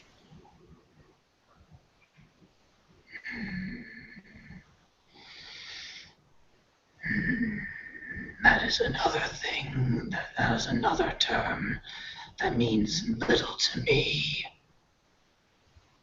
Hmm?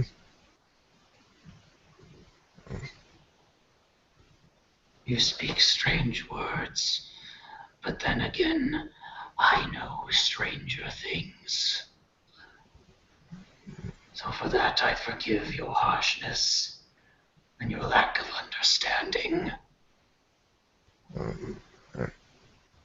How long have you been in this area? Have you found any survivors?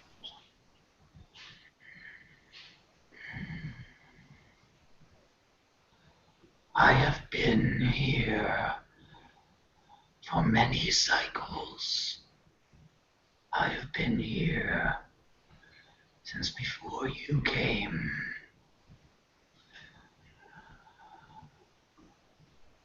Survivors have I found? No. I have only found those who were lost. And I've guided them as best as I can, given the situations of these days. It's like utter puzzle and confusion in my eyes. But I try to maintain composure. I see you have your own duty that you follow. I will not take any more of your time. The refugees may need your watchful eye. It is more than just the refugees, or those in this community that will need our watchful eyes. And I asked you, and you did not answer. You feel the death in the air, how stale the air is.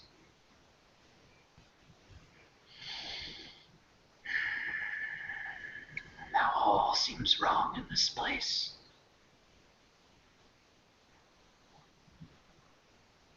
I've been aware of this for far longer.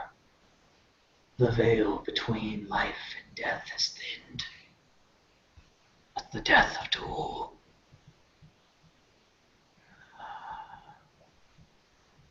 there are abominations about, things that should not walk. And yet, instead of understanding that these individuals have not chosen for this and are in need of guidance to transition from what should be their rightful chance to move on in the cycle, Instead, they are used as examples. They are used to bind the community. But it won't stop there.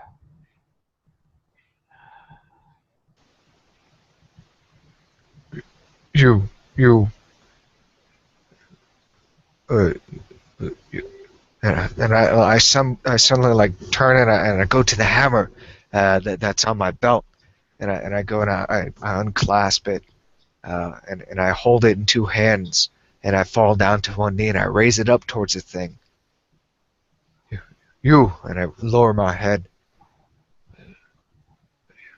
If, if, Forgive me if I jump to conclusions, but if you are one of the sacred psychopomps of of the great Apophis, please look upon this hammer and know that it belonged to Opharum, child of iron, a man that gave his life for the safety of this community.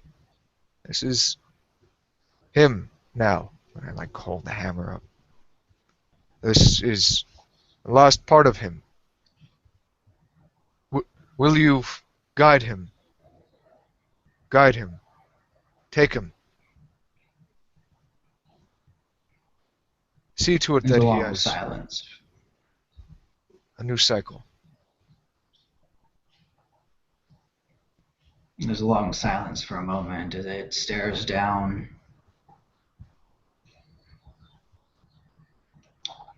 And from under the robe comes a very thin, not skeletal. The skin, however, is pulled tight against gray skin.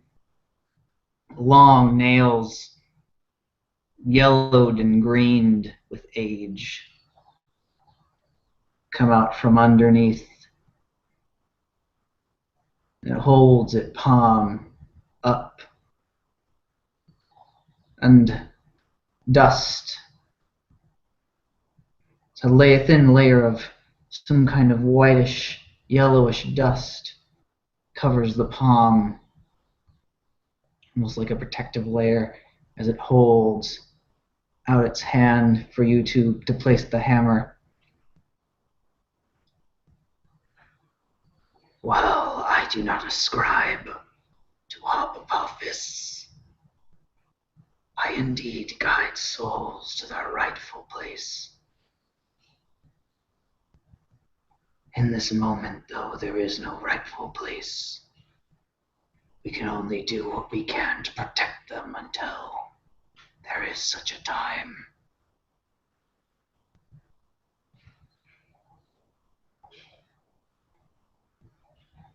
And he puts the hammer deep into the robes and he holds it around.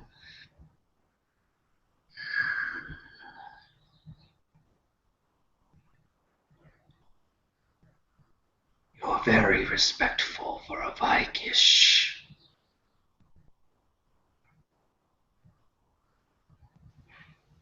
I slowly I raise my forgive. head up and look at it.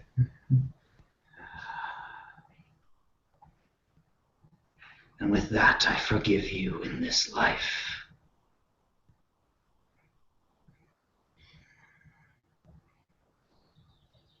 But I do not extend the same courtesy to the living of your fellows. But in their end, when all of them die, all are equal. Their crimes in life mean nothing after death. So I guide Vikish. I guide Farum. I guide satyrs and orc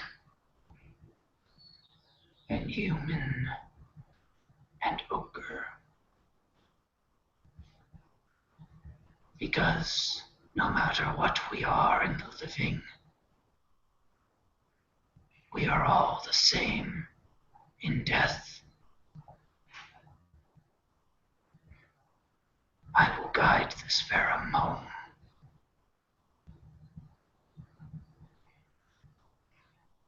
With that, he turns. The mask turns away from you, but as it turns and you see the reflection shift across its face, once again you see, gazing out from almost the reflection, almost superimposed across your features, sunken yellow eyes, a long, thin nose, paled features, gazing at you. That fades, and the figure glides away. I slowly stand and I watch as it moves out of my sight.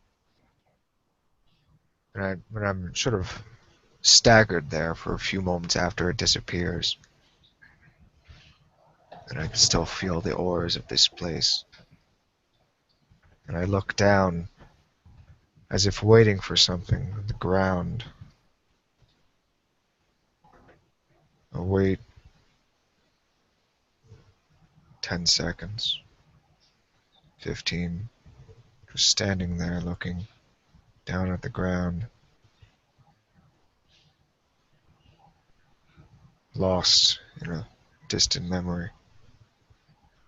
And then my jaw clenches. I snap back to reality, to the moment at hand. And I look up, look down the block. And I look back down at the ground. My scowl becomes more of a frown as I turn and continue down. As you do, standing up, clenching your jaw, you hear more oncoming footsteps, likely communication.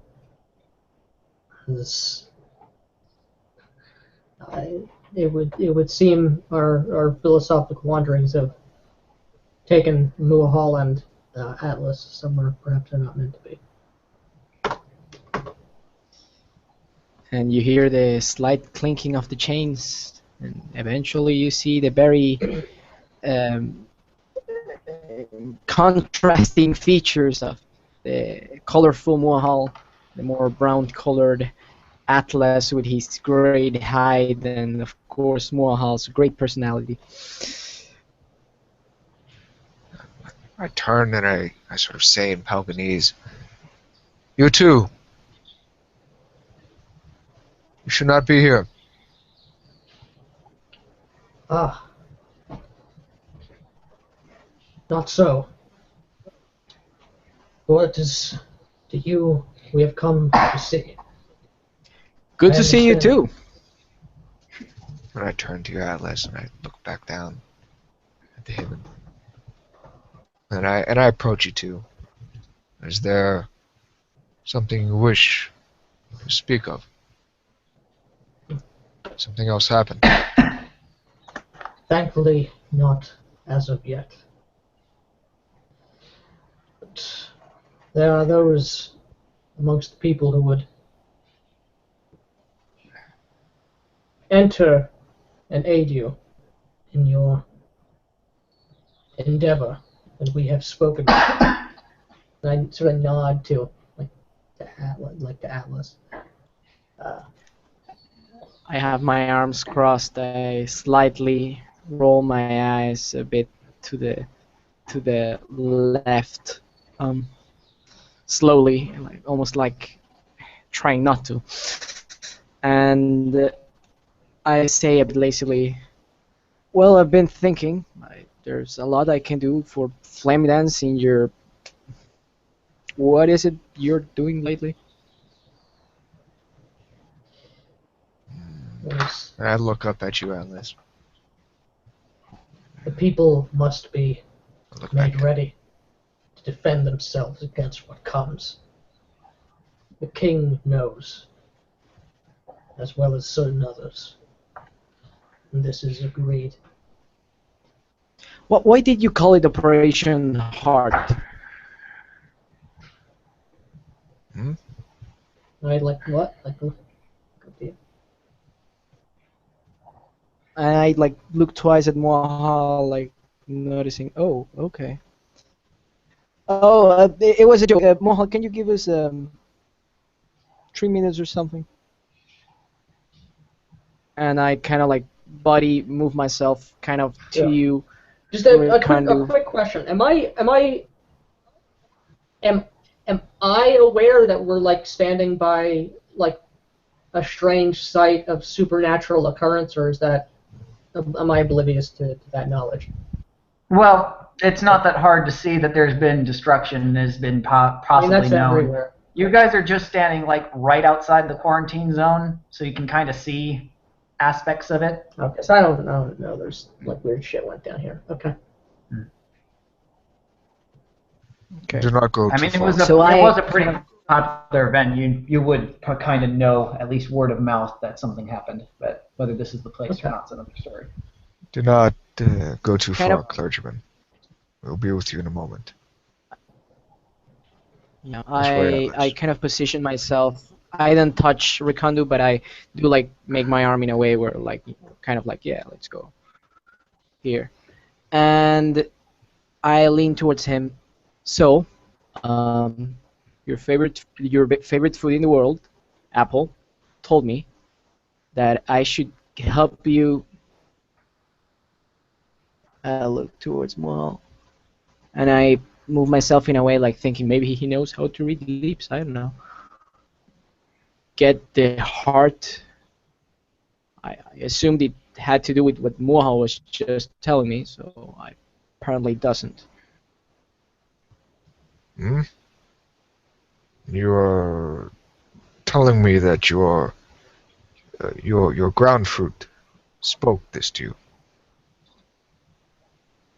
Yeah, pretty much. Forgive me, I'm unfamiliar with your He did faith. not by the I kind of like furrow my brow a bit. There I will forgive be a call for those capable, as there is a incoming threat to the people here. A call to arms will be made. You, Does that have to do with the heart? I don't quite understand your uh,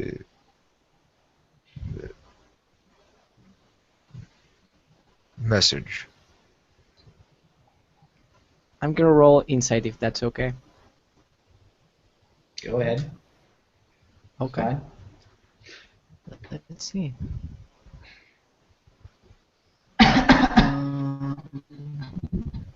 Do I roll anything? If you're trying to hide something, I believe that's meditation or deception, depending. Well, in this case, if he does have an idea what it could be, it would be guile. If he's just Right. trying to not give away emotions, it could probably be meditation. Yeah, it'd probably be guile if you were actually actively trying to hide something, which I don't know if you are or not. So. Yeah. Yeah, no, I'm just saying. Okay, so if it's a lie, it would be 18, and for any emotions, it would be 21. I said 18, I meant 19. Okay. No, 18 18 and 20, sorry, 18 and 20. 18 and 20. Okay. 18 if it's lies, 20 for emotions. Got it. Indeed. You could tell, like, I look at you, my jaw clenches a bit, my eyes sort of narrow a bit. I'm hiding something.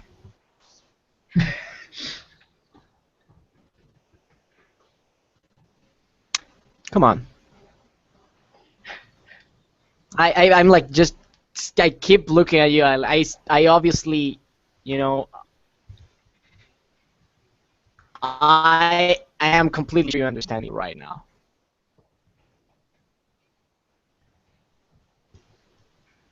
country. So if that upsets you, I mean, we do a fantastic team and Operation Heart. Kind of like I just let this like weird, deep sort of kind of grumble, and I sort of look at you.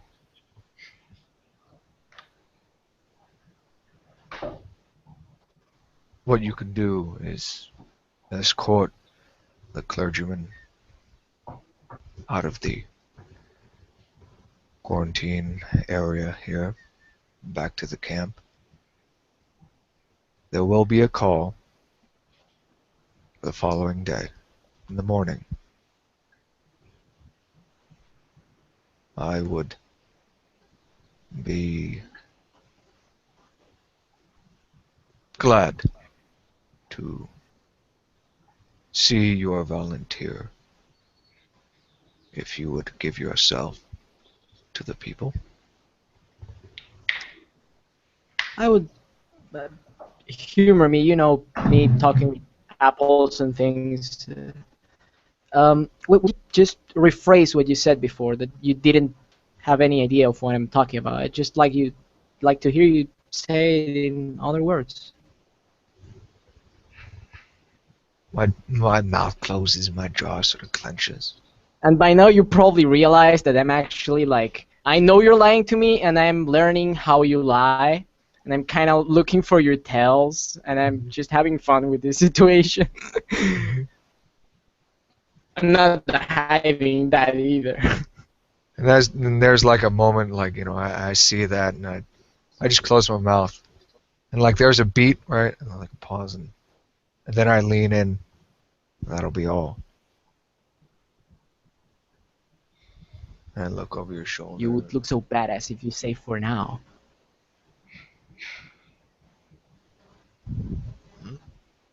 I like look up at you, kind of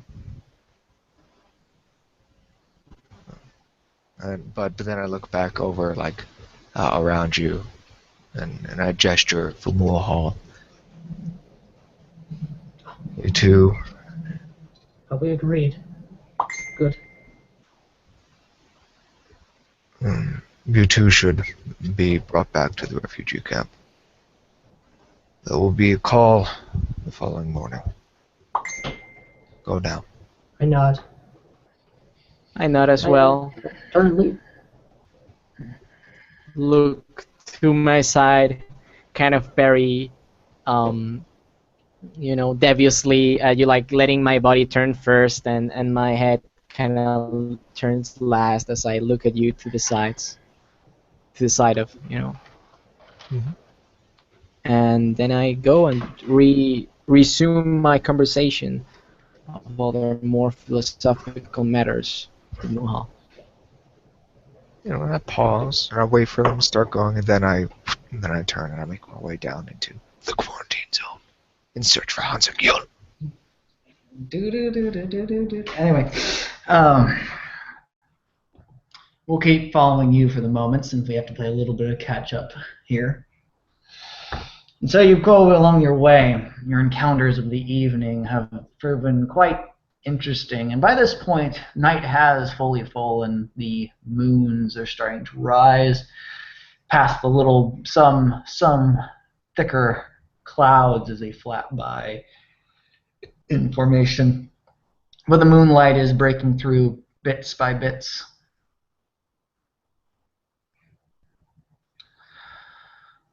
And it's not long as you reach a certain part of the quarantine zone that you see almost crouched down on all fours, almost sniffing at something. Hansa Kyun, his bow slung over him with with the quiver of arrows.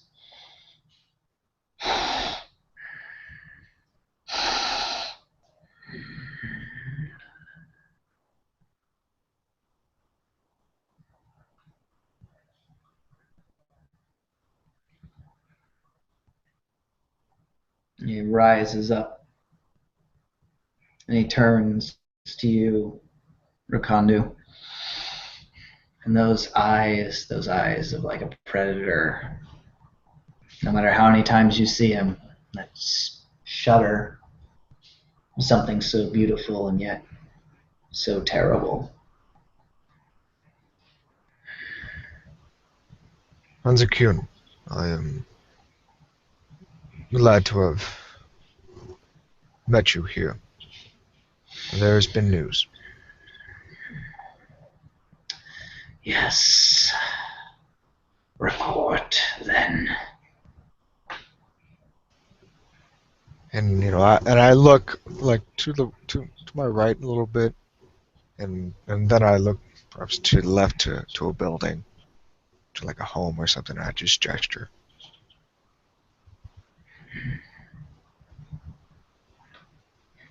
And he slinks in the direction of your gesture as you make your way to the abandoned home in safety, away from the emptiness of the street.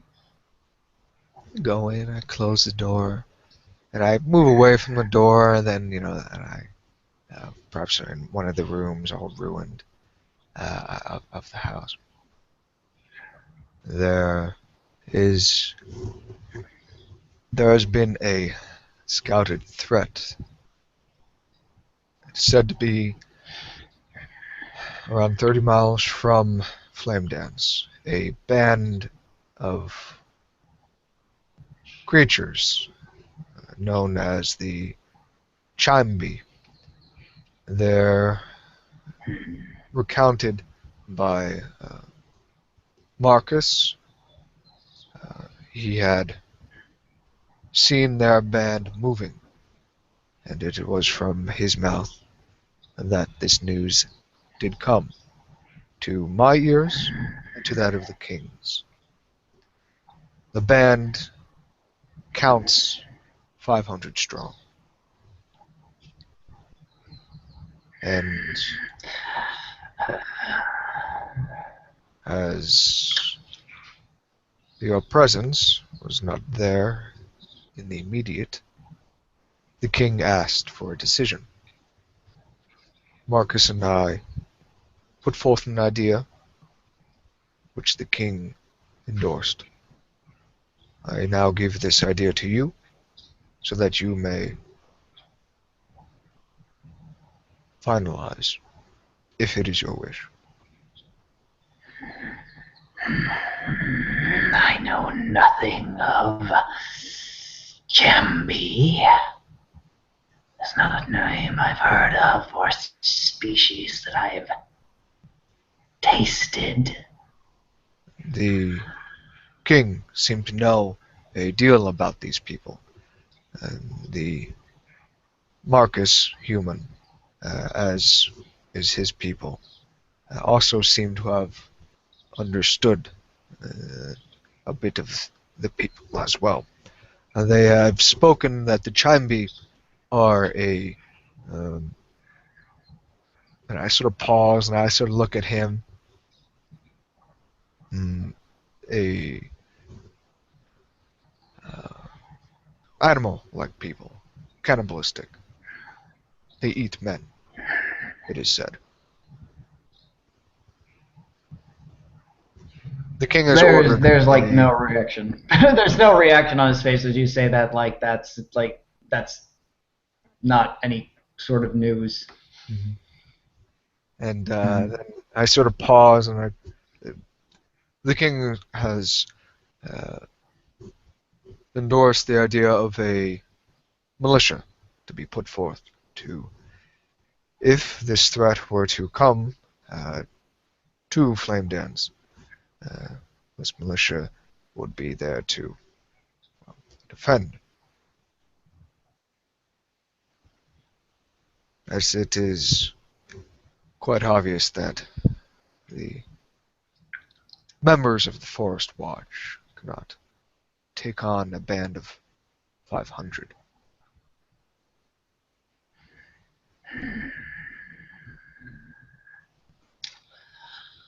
Even a force of only 10 can take on 500. If they know how to fight. And fight well to fade into the shadows. Rakandu.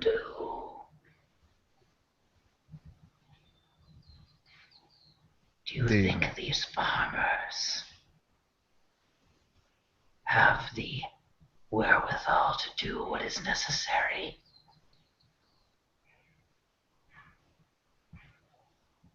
Do you think of them more than just sheep? Do you think they have teeth? I sort of pull back. I'm like, still trying to keep my composure. Any man can grow teeth, and survival is at stake. The farmers need guidance, is all.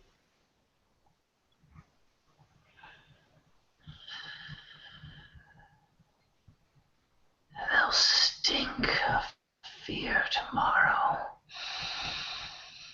when the news is spoken.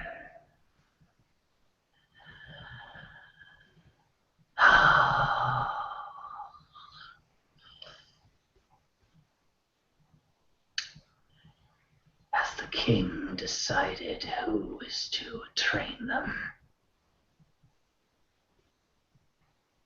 I volunteered my services, but he had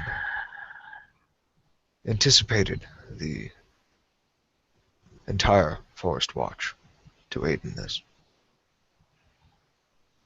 If that is your word. It is. But there is one thing. You will train your force, the biggest, the majority. I will handpick a select few myself.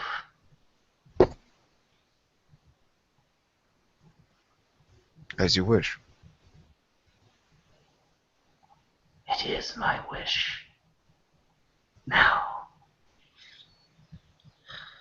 you said Mark has returned. He's been gone. I brought this news. He's been gone for almost a chain now. Do you know where he is now? Last I'd seen him, he was leaving the presence of the king. No doubt to continue his patrol.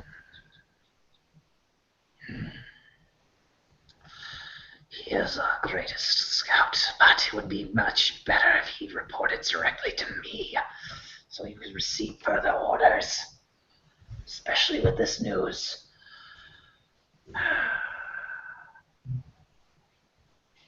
We'll find him. Hopefully he hasn't left. We'll find him if need be.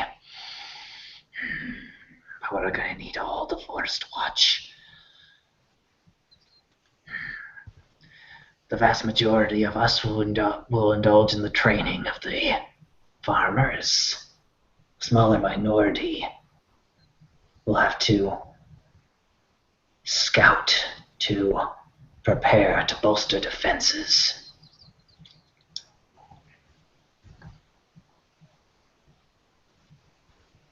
If that is your will. It is. I have seen the refugees. I have seen their willingness for work. There are some that I've seen that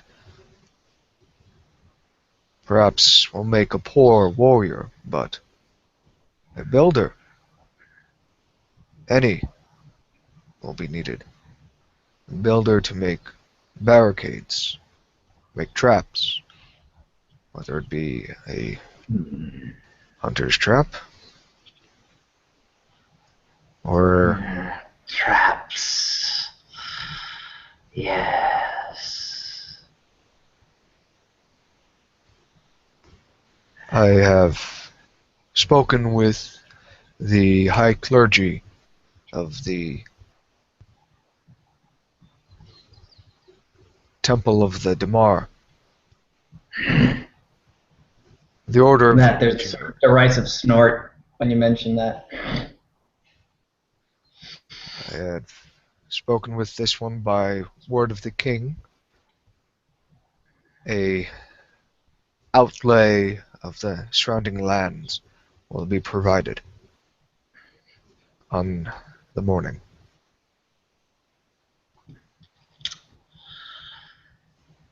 Good for those of the divine to grace us with knowledge.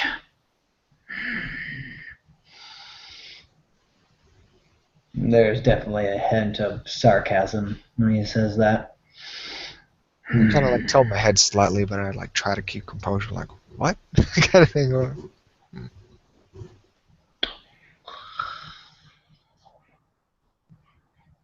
You say they are 30 miles or so to the north.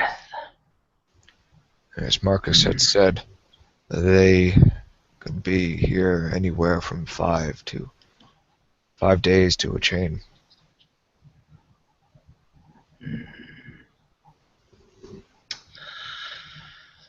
That is news. And it sounds like the training will have to begin very, very soon. Yes, There are other concerns, though. Hmm? There are many other concerns, though. As you well know, Rakandu, the dead have risen and walked. And here, through this place, I smelled something. Smelled something strange and alien. Something of the underground. I do not know what else it is besides that. It stalked into town, and by the time you found me, I'd lost the scent. I do not know what or where it is. But there are other things creeping about. We have more than just an army to worry about. This world has shifted quite literally with the tilt. Things are coming out, crawling out of rotted wood.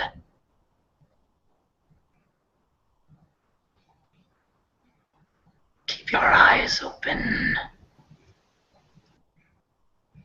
The real danger is that which we do not know.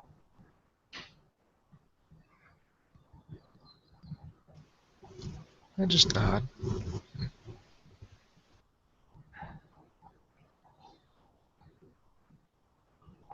The bodies that you had shown me, the 75 dead,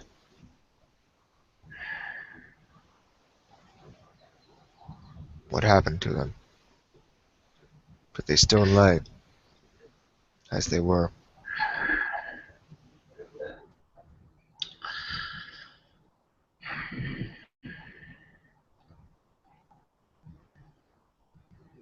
There was a deal made with the Church of Alex. Their bodies feed the soil now. Not that I care. In my mind, a bad decision. But I couldn't burn them. I hate the flame and the heat. And it would be too noticeable.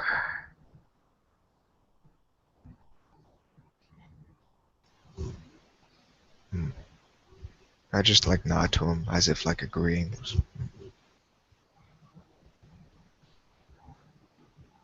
The bodies, before they came to take them, did they not putrefy?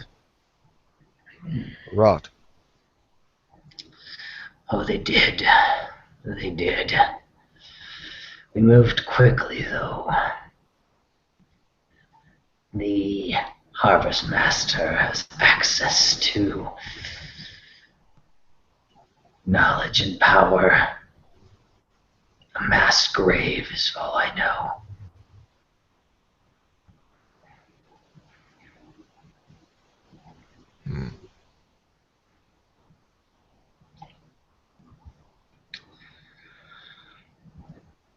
But he did seem a little disconcerted, seeing it for more than one reason. That much I could tell. There was some fear I could taste from him.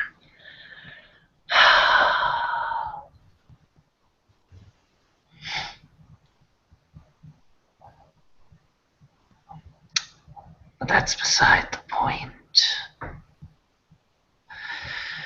It's dealt with for the time being. Those that notice the absence of family members. It's been explained. They went missing. Perhaps they left to strike out on their own, maybe something else. Either way, there have been promises that we've been to keep an lookout for them. Anything to keep a full panic for now. Understood.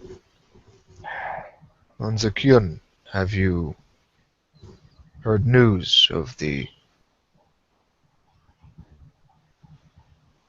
small revolt that occurred? Revolt. Yes, it was a strange act. The Farum community took up arms when the king gave a speech. The king seemed to be The king gave a speech. King Delirious acting in the open again. He is.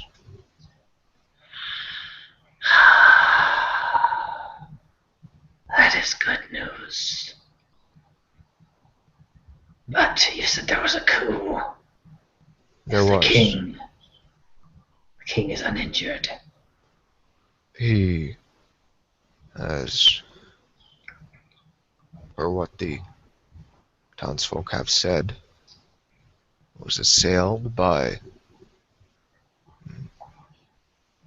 the sudden startlement of the revolt.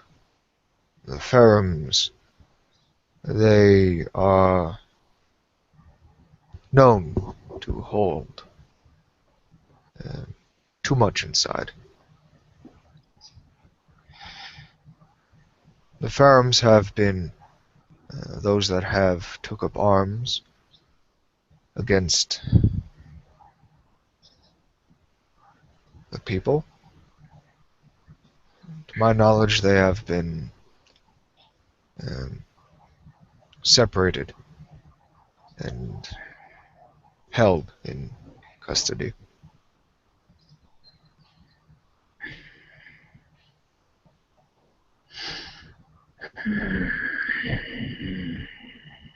They still live. Their coup, so the coup failed against the king. It did. That is good. That is good. Oh, if only I could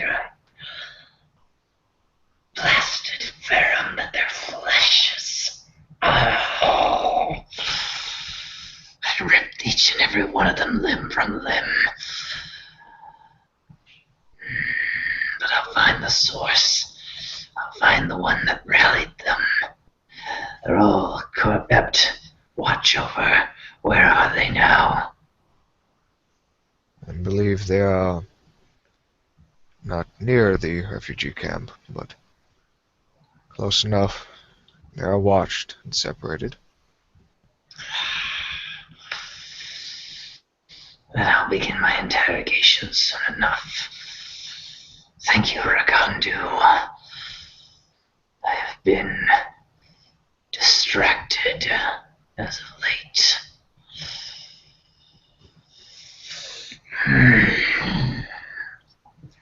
Is there anything else to report?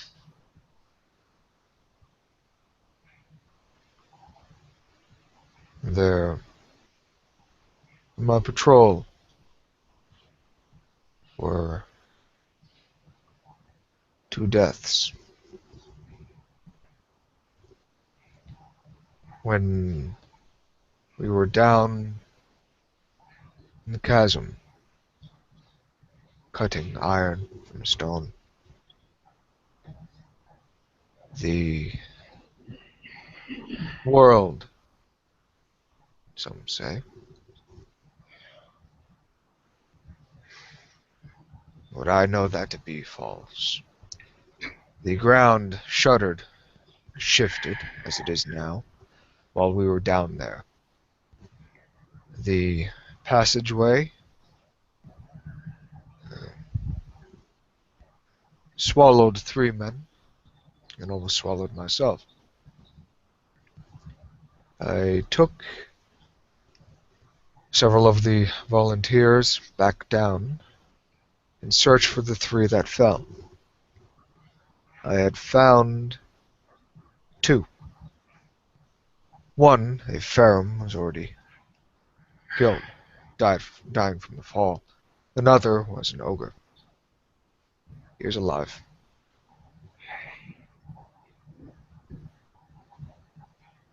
The iron, as well, is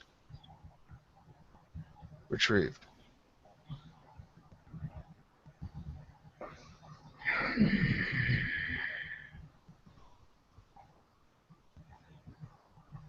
And that's it. That is all.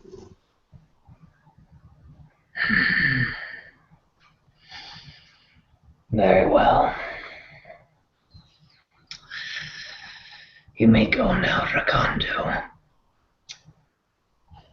Rest as best you can. You're to train sheep to be wolves.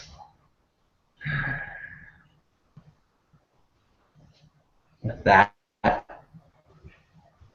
he slinks out in fluid motion back and out of the house, leaving to you, to yourself and your thoughts.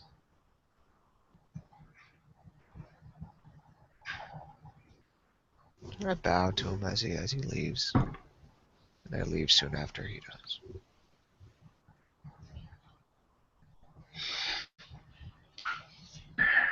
And with that, we're going to go to the next day. As dawn's light begins to break, those pinks and oranges cascading across the sky, cascading along the dew of the grass in the fields.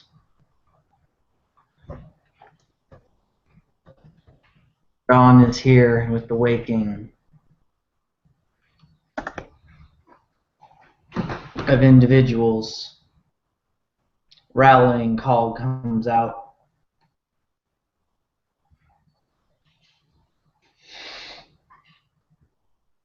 By order of the king, Deliria, a threat is coming, potentially from the north.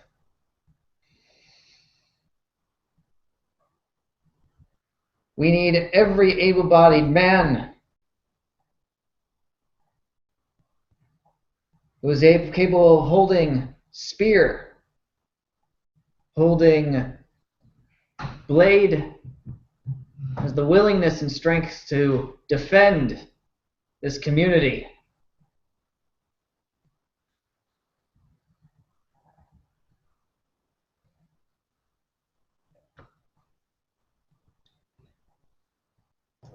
Many of you, those who do not have the strength to fight, can be utilized to other areas. Building, shoring up defenses, those with skills of medicine and apothecaries will be utilized to making bandages and poultices.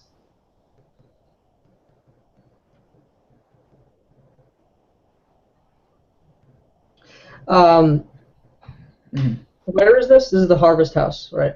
I mean, of course. This is basically a town crier going around all the places, the refugees, all places. So this cry is being heard all across the town with dawn light breaking through. Is he like directing people like go here, or is this like a Basically, like stand up and let your cause be. be known, like that? Like, is it that kind of a deal? Or is It's that kind of thing, basically. Okay. So anyone who volunteers to go to a certain area and stuff, they're pointed into a direction, and basically everyone who's going to be trained is sent out to a particular clear field. Yeah, I certainly, I make it known that myself and the House of Contemplation, will be putting their full efforts as apothecaries, herbalists, and barbers to the task at hand. Atlas would have probably been on the temple learning still the ropes about clerichood, but for the sake of hearing the call, he may have been outside already when it was issued. You actually have been given the map to give to Rakandu. Oh, okay. So you're heading to wherever he is at this moment. Yep. And I told given that it is a map and it has been entrusted towards me, then I will do that with haste. Whereas otherwise I was prepared to go walking kind of lazily. I go and sprint my way to wherever it is. Well, kind of jog more than sprint. Do want to arrive. And to the great field where many individuals are pouring out to the place. And it's not just... And you, Rakandu, are standing there with several forest watchmen. You have Zanzik standing next to you. You have Obi there.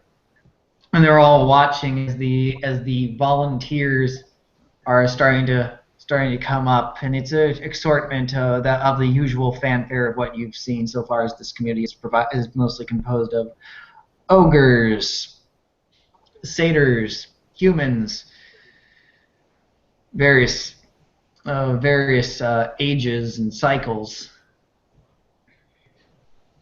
You actually see one or two you see quite a few younger ogres, barely past their 40th cycle.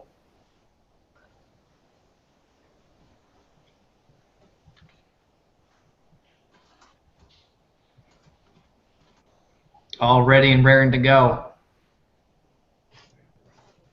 And it's just this very very strange sight to see, like this varying age range between older, more weathered individuals to those that are barely pubescent.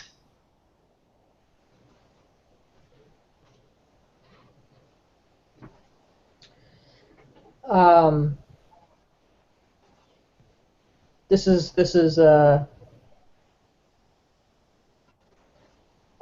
scene around Rakandu and the Forest Watchmen in particular.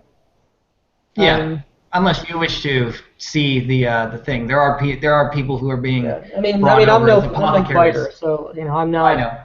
I'm not here.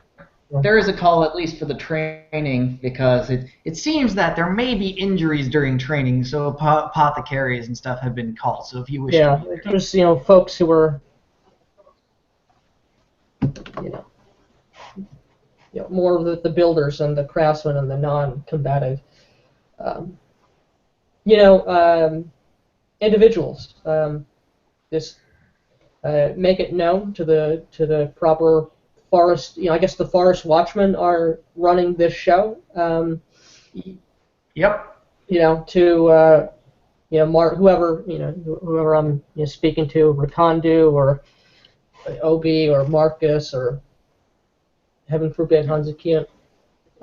Is Hanzakun here?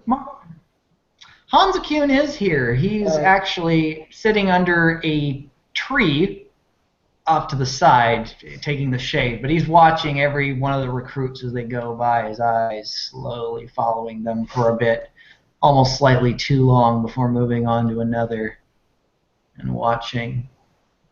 And Marcus is there too. And he's consorting with the rest of them, discussing the necessary tactics and what's to be done. But most of the Force Watchmen seem to be looking to you, Rakondu, as it seems that by decree of the king, and you seem to have more knowledge of, at least that they say, well, I mean, I guess would obviously know more about how to organize an army than any of us. Slight snide remarks in that regard. But other sides, it's a hint of jealousy to the fact that they weren't the ones to be essentially in charge. And at that moment, Atlas comes running up with the map. I do. I go directly to Rakondu. I do give a passing sight to anyone, but I go directly towards him and try to get very close. Yeah, you know, I see you approaching with something. I just take it from you. I get very close to you, go kind of like to my right, gets to be your left ear. I give you the map, like being, say my torso is here and your torso is here, very, very close. And I say, my friend of the heart. I look at you a bit, not so much playful, a bit like maybe there's some resentment or frustration. And I make kind of like a bow, and for everyone present too. I take it from you. And I take it and I pass it on to like another Force Watchman that like knows, like I give it to Obi, and he knows what it is. Okay, I call the Force Watchman. Mm-hmm. Now. Oh, map is coming, and Yeah. so I look to Obi. I'll just give it to him. Yeah. And I step forward. Nobi, yeah. Sorry, bro. Nobi's taking it, and he actually takes a double take at the map. And he kind of like beckons like Zanzik over, and Zanzik takes a look, and he's like looking at this and blinking at this as for a moment, but they don't really. They start discussing amongst themselves. But you step forward towards all the trainees who, as you're noting, it's not like a straight organized line. There's very much like small groups of individuals have sort of like banded together in certain areas, whether it's because of familiarity or they're starting to make small little gatherings even within the big mass. Though right out front you see standing straight up at like attention and hasn't moved since he's gotten there. Actually dressed in old armor that looks like it hasn't been cared for in quite a while. There's still dents in it from battles past. Stands that human. That human that has always gone everywhere you've gone. Old dented iron. And he stands straight. It's very much fitted for him. Tall. And he's standing straight out with a broadsword at his side. I take a step forward, and I look at this combination of people, and like I step forward, and like I'm trying to hold myself in a very sort of respectable posture and regard, but that slowly gets eaten away as I see the people. They're not really looking at me. They're looking. They're like, oh, I guess I'm talking to this guy. And they're grumbling and whatnot. They're looking. They're paying no mind, as I do not command any of their attention, for the most part. And there's like that awkward, like I step forward, and like as if to assume like oh, okay. If you were Vagish, you would fall to attention to me. But I'm like looking around and I'm like, oh, they're not doing they're not doing as told. They're not understanding the keys here. And I'm seeing all this. Then I kind of awkwardly take a step back and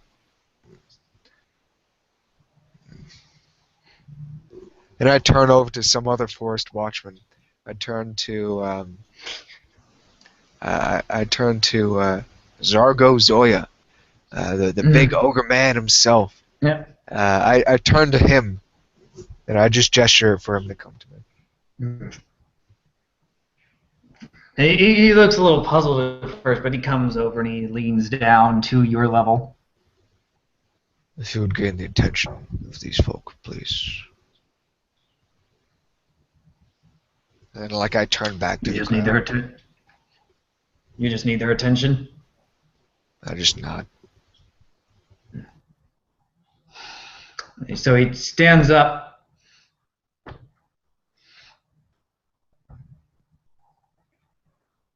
And he takes in a deep breath.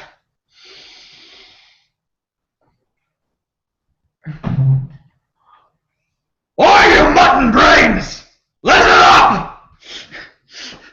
And that bellow just cracks through the entire of the group. Everyone's attention's there now.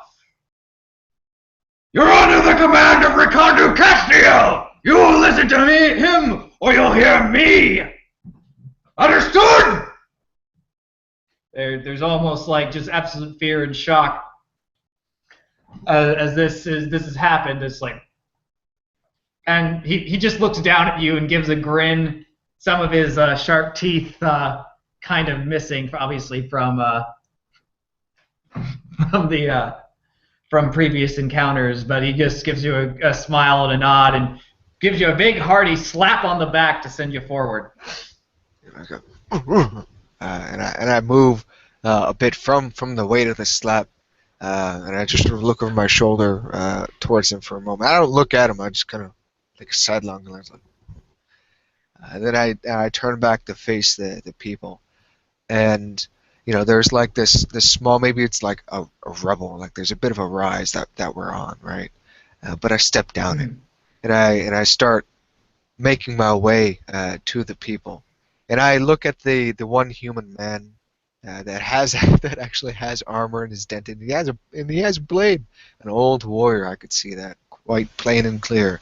And I like my eyes sort of lock with him as I step down and I sort of go to the ground where the group of people are, and I start walking amongst them. And I say, like, I don't say anything for like a good few moments. Like I walk around. And I look at someone, look at their posture, and like I have a wooden sword, like a training sword or something. And I just like just give a hard hit to their back, like they straighten up, and then like I'll bring the sword under their chin, and raise it up, and I'll make these slight sort of gestures, and I'll point for one to stand there, one to stand there, no over there. Yes, there. Yes, there. And it's just like this weird, silent drill sergeant style. Just like, Yeah. I'm not really Going saying up and much. down the line.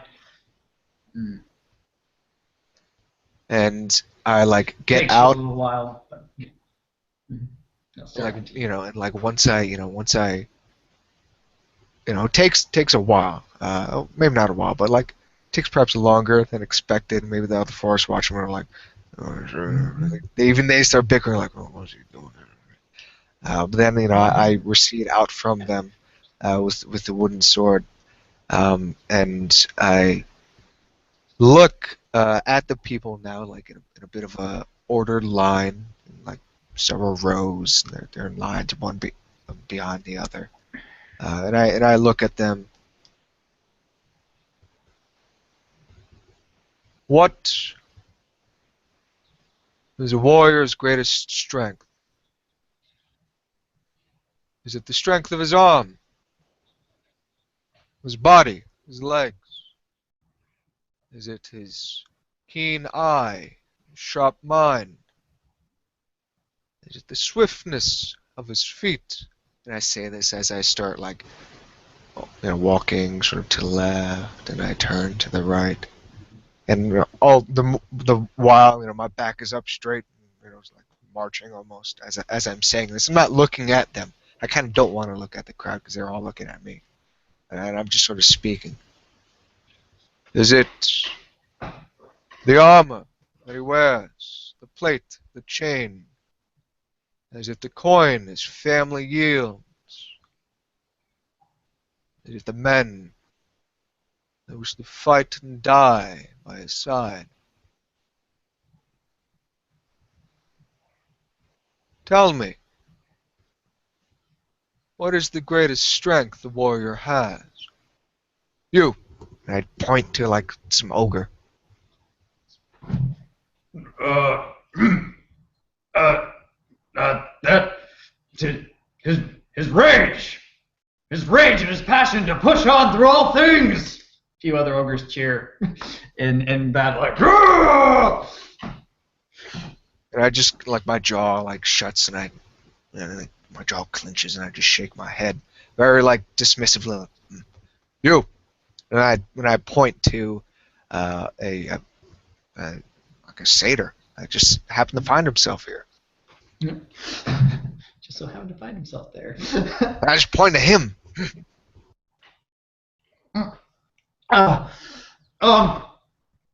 He seems very startled, obviously, having been chosen out of most of them. But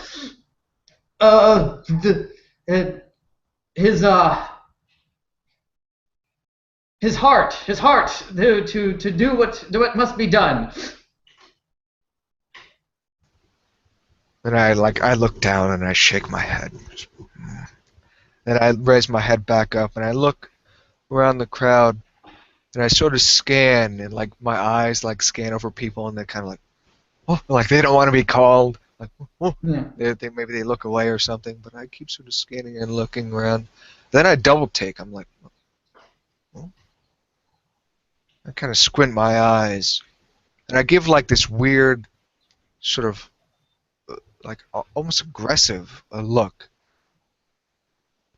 at this one person, this human.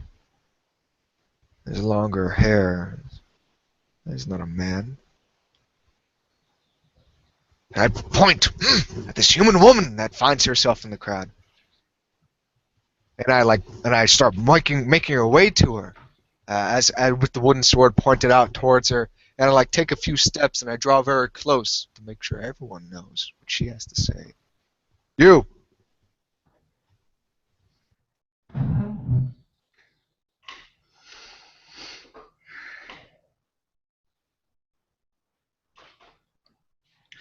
And she's obviously having pointed her out from most of the rest. All the rest are kind of looking at this in surprise. At the moment, so it's like, woman's here.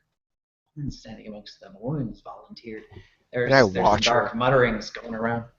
As she seems somewhat taken aback as well, but amongst all the rest, she actually straightens up her composure. And unlike the rest who stutter and flinch, she looks directly back, not at you, because depending on how you come, but past you, like she's doing her best not to look at you and not to lose her composure there. She's staring out.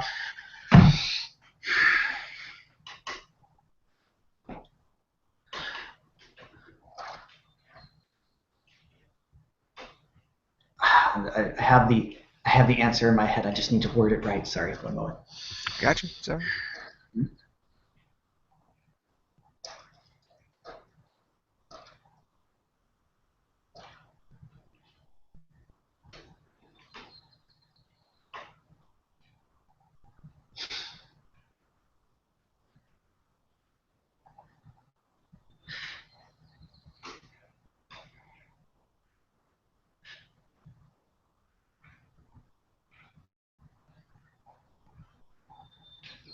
The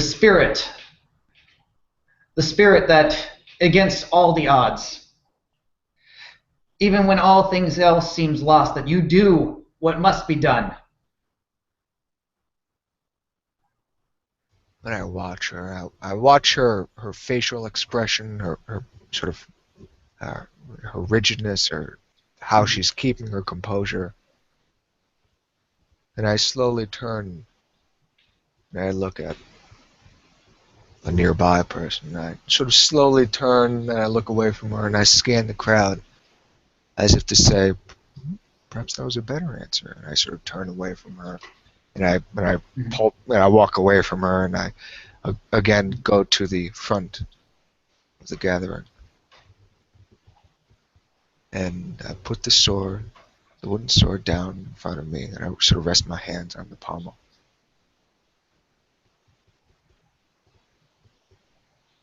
The greatest strength a warrior has is patience.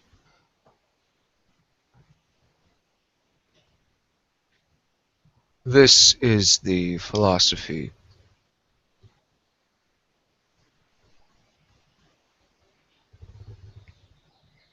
of the warrior. Now, this is what must be understood if you would survive, to live your life. It is beyond what may happen in this day or the next, or the many next after. It is the thought. Remain still. Do not bend. To watch. My eyes slowly scan. And I sort of linger a bit. And I gesture slightly, like with my chin, with my wooden pommel, my hands, towards the white-haired man in the armor, towards the woman, towards some other, several other people that are sort of holding their composure a bit. To maintain that stillness, to have patience. That is when a warrior knows when to strike, when to step, when to move, when to act. It is only then that a warrior may obtain a balance, a tranquility in their life. Patience is what is needed. This is what I will teach you. You have already made the decision. Standing here, you have made the decision in that moment. You find yourselves in this position. I will do what I can to teach you this philosophy. Many of you will not understand it. In time, I would hope you will.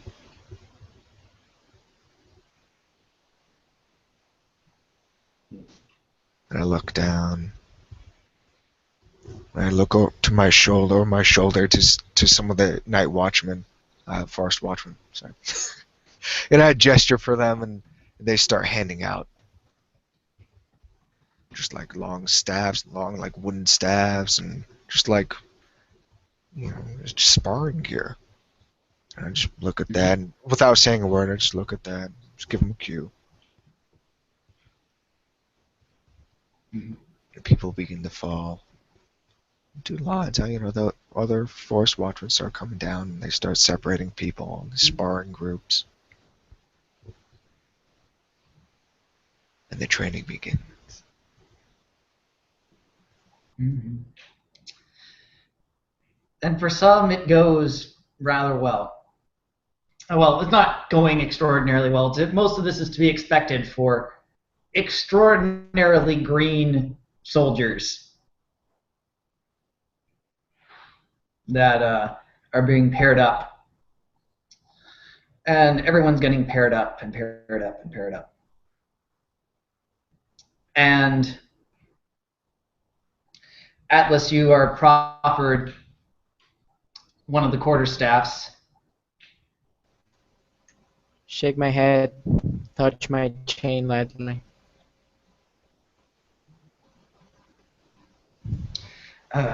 There's a brief pause at this as the Force Watchman thinks, seems to think for a moment before a hand reaches up and grabs the staff, and it's the older man, the man with the silver and white hair. Hold on a moment, guys. Hi, how's it going? Hey, how are you? What's up? I'm moving about the crowd. 150 strong. A good amount of people. Moving about. Trying to organize them the best I can. And I'm not like they're actually sparring with the people. I'm just sort of moving amongst the smaller cells of people. Just sort of watching them. And like I'll stop at a group and I'll show them, or I'll hit their leg, widen your stance. Yeah. Hold it strong, not too strong. Patience. And I'll say these sort of things to these people. And obviously, like ogres, they might be like, they get in the staff like, all right, they look at that and they're like, I don't need that. Got my hand, But they're down. They're obviously down for some wrestling, or something like that. Yeah. And that often calls my attention. I go over and over to you. Yes. No, not. But I struggle dealing with ogres. Obviously, this is it's impossible for them to understand. But I keep thinking. It's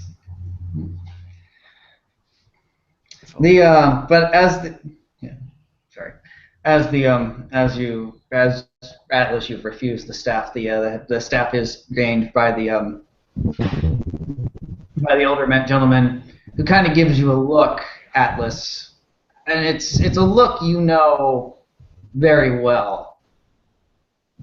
A look that is only reserved for people born of your station, of your nature.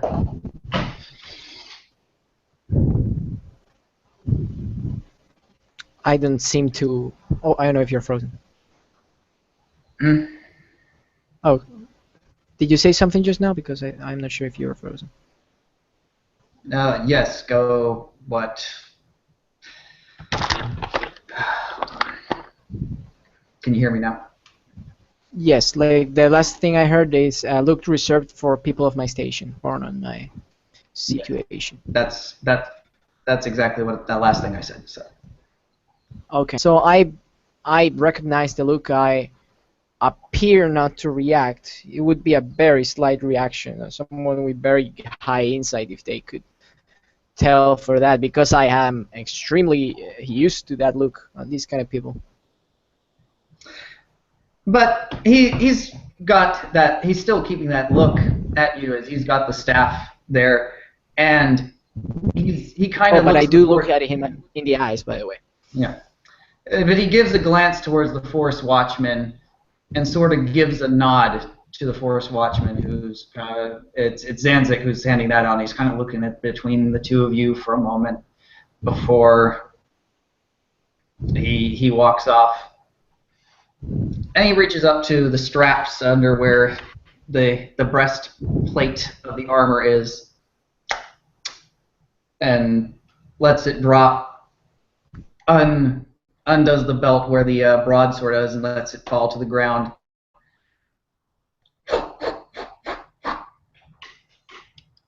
Twirls the staff a bit.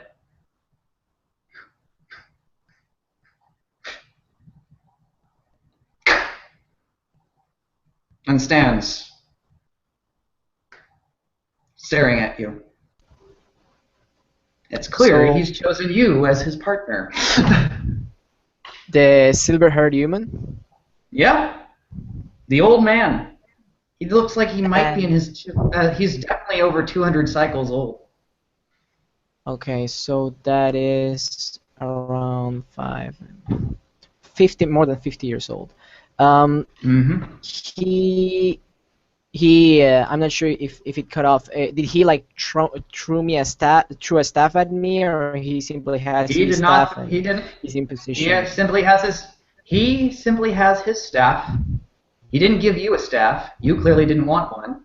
And he's taken off his breast. He's taken off his breastplate and he left his broadsword on the ground. So just him, staff, and you with your chain. I unwrap my chains and looking at him, I take a bit of a longer, like 2 steps back, but I am looking intently at him as I start. We're all already sparring, correct? Like other groups are already sparring, correct? Other groups are already sparring. Okay, good. Then I start whirling my chains. On one side, the meteor hammer, the metallic bowl, and the other, this knife. They're both whirling at the side in a very moderate pace right now. Mm-hmm. And with that, And I am as right now waiting. He picks up the staff, twirls it, and holds it. It's very clear he seems a little rusty.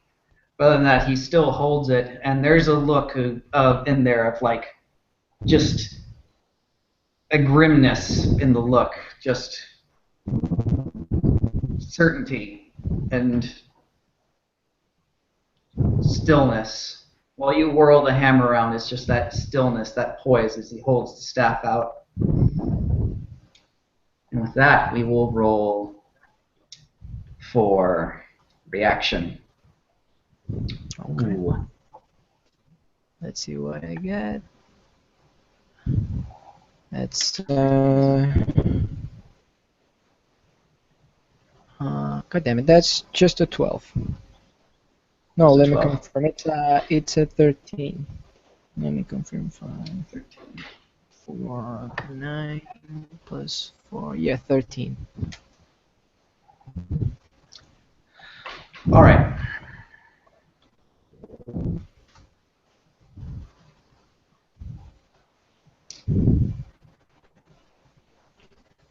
He is still and unmoving as those eyes are staring at you, unmoving. And that's his turn. Okay, then on my turn, I have swinging off this chain. I move a bit, kind of like testing him, and I appear to swing, but it's a fake. So let's see how it goes. That's an 8 plus 3 is 11 plus. That's a 13. 13. 13 for a fake.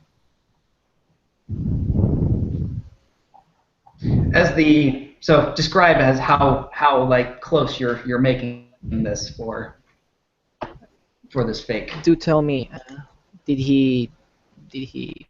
what did he got? Just tell me how you're doing the fake. Okay.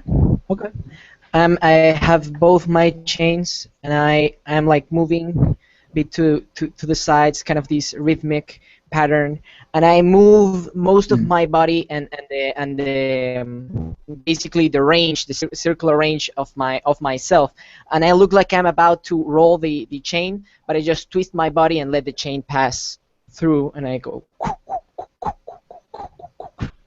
and So, go back to the yeah. dual swing. As even when you do that, it's very clear he doesn't really move. Really, as if anything, you have to say if there was really any movement in his body, it was like a slight sway. Okay.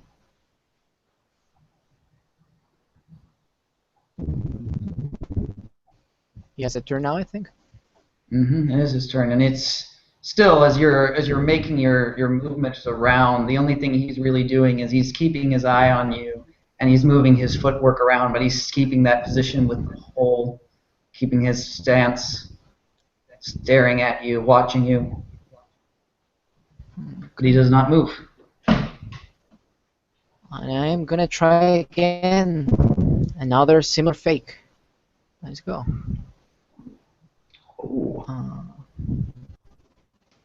That is oh, let's see. It's a 10 plus. Shit. Ooh, 10, 18. Holy crap! What? God damn it. 20 plus. I got a 25, but I think you just got a legendary, never gonna fake him kind of roll. 2, 4, 6,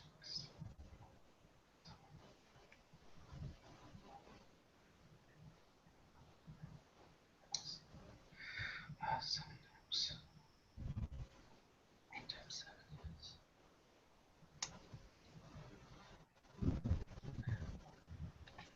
So what did you get? 25. 25, you said? Okay. Yes. Let me So confirm. Yes, 25. you make as you make your fake, as you make that movement, suddenly, boom! There's nothing but black, like sparks, like flying in front of your eyes. The world starts flowing in shade, and sensation and disorientation seems to be going through your head as you take 8 health gauge. Okay.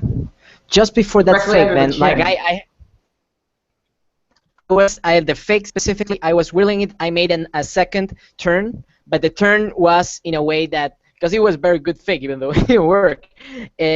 Like a lot of dust just went, and then I was like in my hoovers. I was like, oh yeah, I got him. All that dust, and then boom, like boom, and I get the 10 damage, and I go backwards. I go backwards several steps, but I stay planted in the ground. And as the dust settles, I assume I see his form. Yep, and he's basically all he did was basically when you did your flow, and depending on where it was, he hit like the perfect wake point, like in between where you were flowing the chains, right to the face, and it's just a straight pull out right there, just having just gone, in which he folds back and just holds. That was his turn? That was his turn. He rolled a 67. Son of a bitch! That's like the most legendary fake ever. Okay, anti-fake ever. Yeah. Anyways, Yeah. So your fakes got nothing, son. Wait. Actually, if he got several 8s, then I'm not back. Yeah. Yeah. Okay, then yeah. I went several. Yeah, I went several steps, and after the dust, I knocked back. I fall to the ground. Poof, the dust settles, and the warrior standing is there, and I'm gonna roll to try and I'm not even gonna try and keep up. I'm gonna lose this turn because I'm in awe. The chain is at the sides, like the metal hammer, like each side, they're like it's just spread horizontally on the back of my body, and my arms are spread, and looking with astonishment at a figure of this veteran with such great prowess just discarded me as if I was nothing. And I start feeling.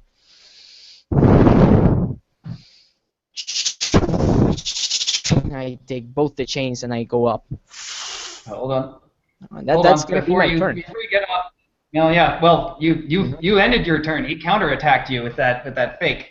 But Okay. basically, as you're there on the ground, some days coming up to your senses from what just happened. There's a sense of the light of the wood hitting your chest there as he throws it down to you on the ground. And he gazes at you for a moment.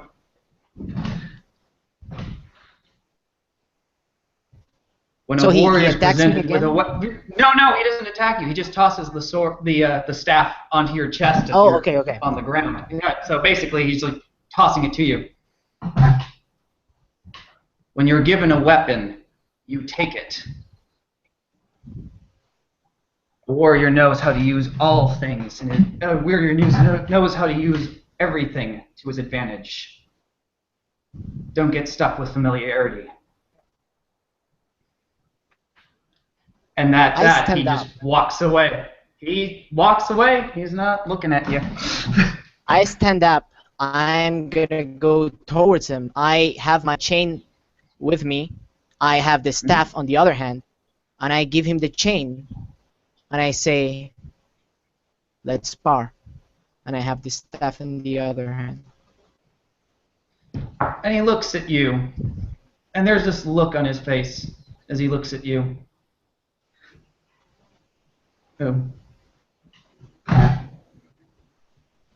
Oh.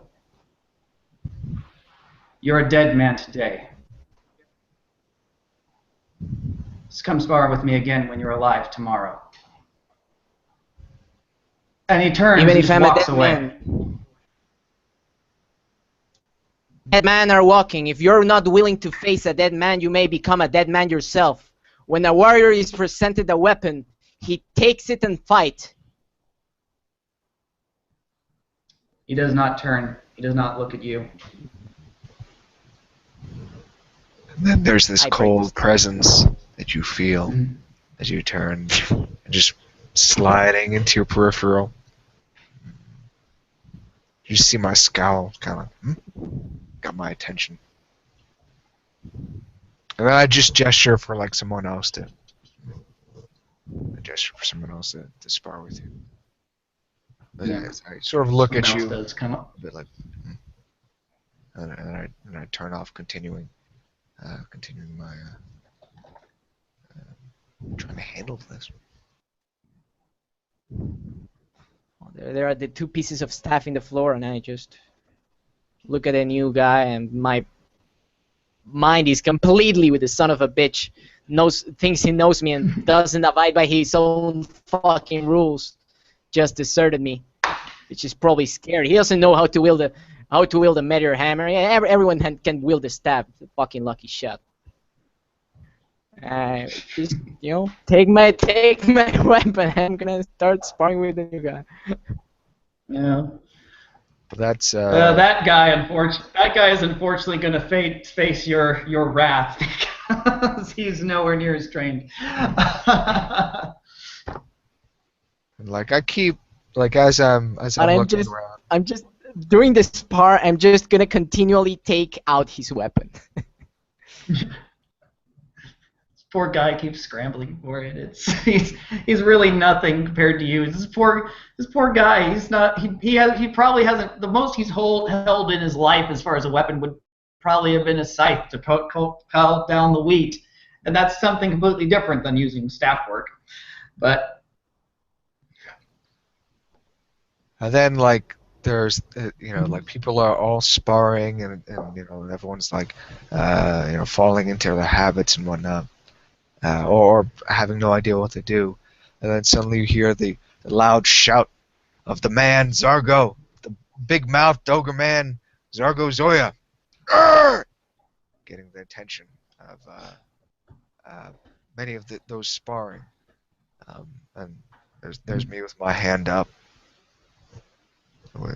sort of waiting for attention. And I sort of put my hand back down, and I like start gesturing. I look to like some of the other Forest Watch, and the sparring grouping sort of disperse a bit, and form them back into ranks, essentially.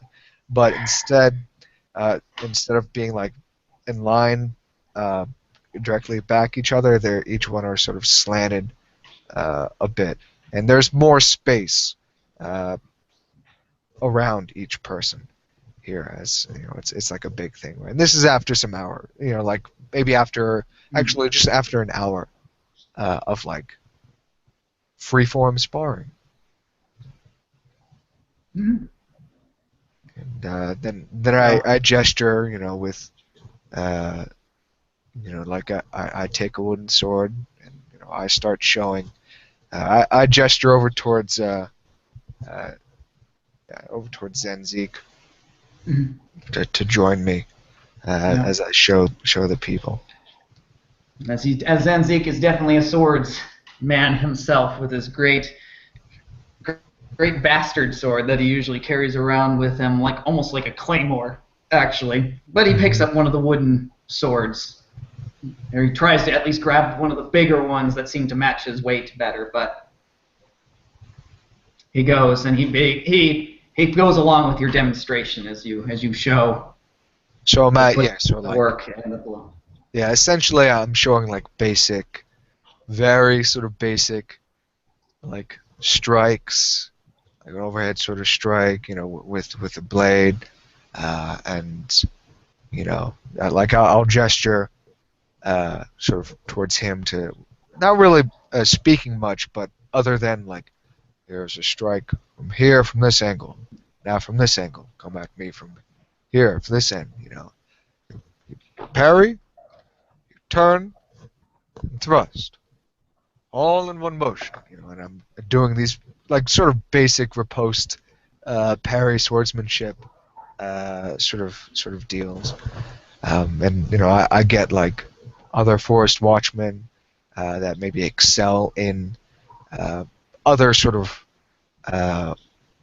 rightful weaponry, like spears, if there are any, or even, and then there's also an archery display, but that is sort of planned. But for now, it's all sort of basics, and this sort of showing by example, going through steps by step. Like I do a strike. There's like a practice sort of 3-strike movement, and then I gesture for the others. Now with me, just boom.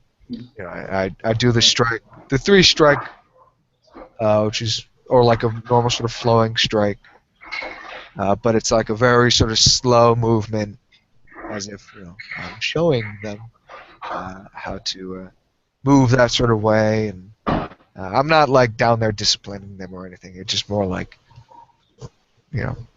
lunge, back, parry, post,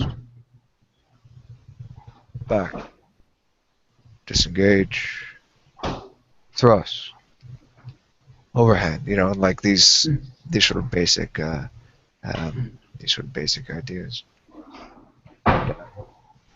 Essentially, that is my way of teaching, and like those that I see that maybe like not getting the hang of it, or like someone just like throws the thing down, they're like, I keep sort of reiterating, what is the warrior's greatest weapon? Patience! Comes the cry from several, not necessarily all in unison. Yep, and then I sort of nod, and then I continue repetition. And like I'll gesture to someone that may, like if someone has a tantrum, I point them out. I just gesture, and I ask him, what is a warrior's greatest strength? And so on. Patience!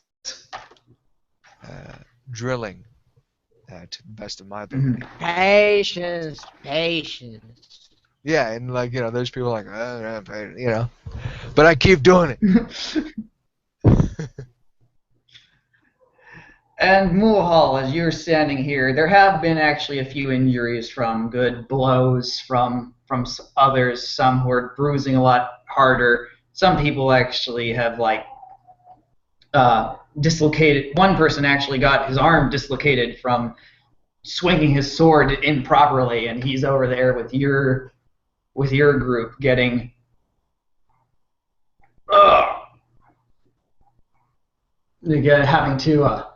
having to put it back in.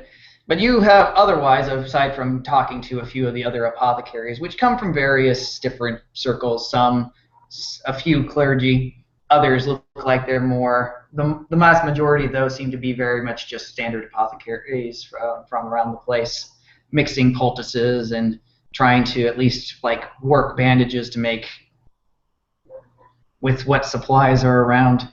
What are your thoughts on observing the situations and what's going on, this drill, this physical activity?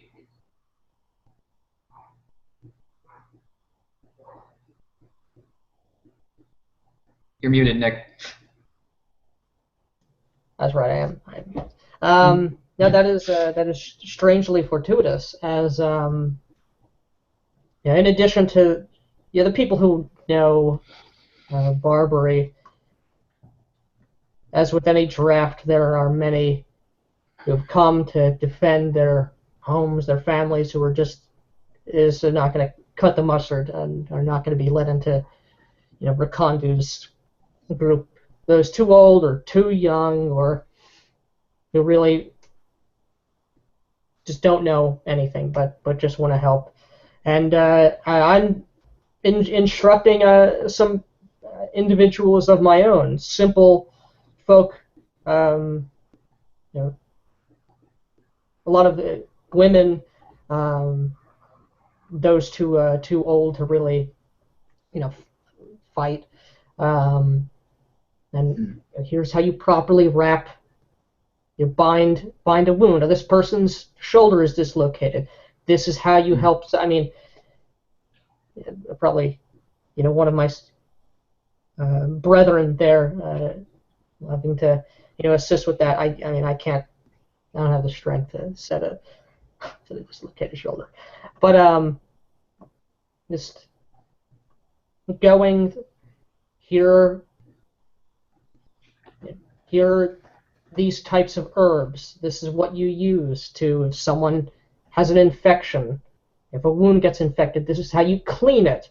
This is what you do. I've sent word to the House of Contemplation as the hours have gone by. About half a dozen other of my brethren are there, as well as a number of wicker, a large almost like poorly woven wicker baskets. They're like wicker cages, kind of massive, the size of a barrel. And I've several owls, as those are given to I assume Marcus is here, the scout of the Forest Watchman. These have been raised by the House of Contemplation since hatching. They will, if needed, be fine couriers, messengers, and if need be, aid in communication, if it is necessary. Provide that as well, and I'm myself and my brother have gotten to work, but I make a particular note. This is Quintus. He will continue telling you what more you must know. And I make a point to head back over to where the injured are by the Harvest House. Not the injured of the days of training, but those more seriously. Mm-hmm. I go over to that ogre who can no longer walk, legs broken, even though they seem whole. And I look up to him, as even sitting down, I must look up to this mighty mountain of red flesh and muscle.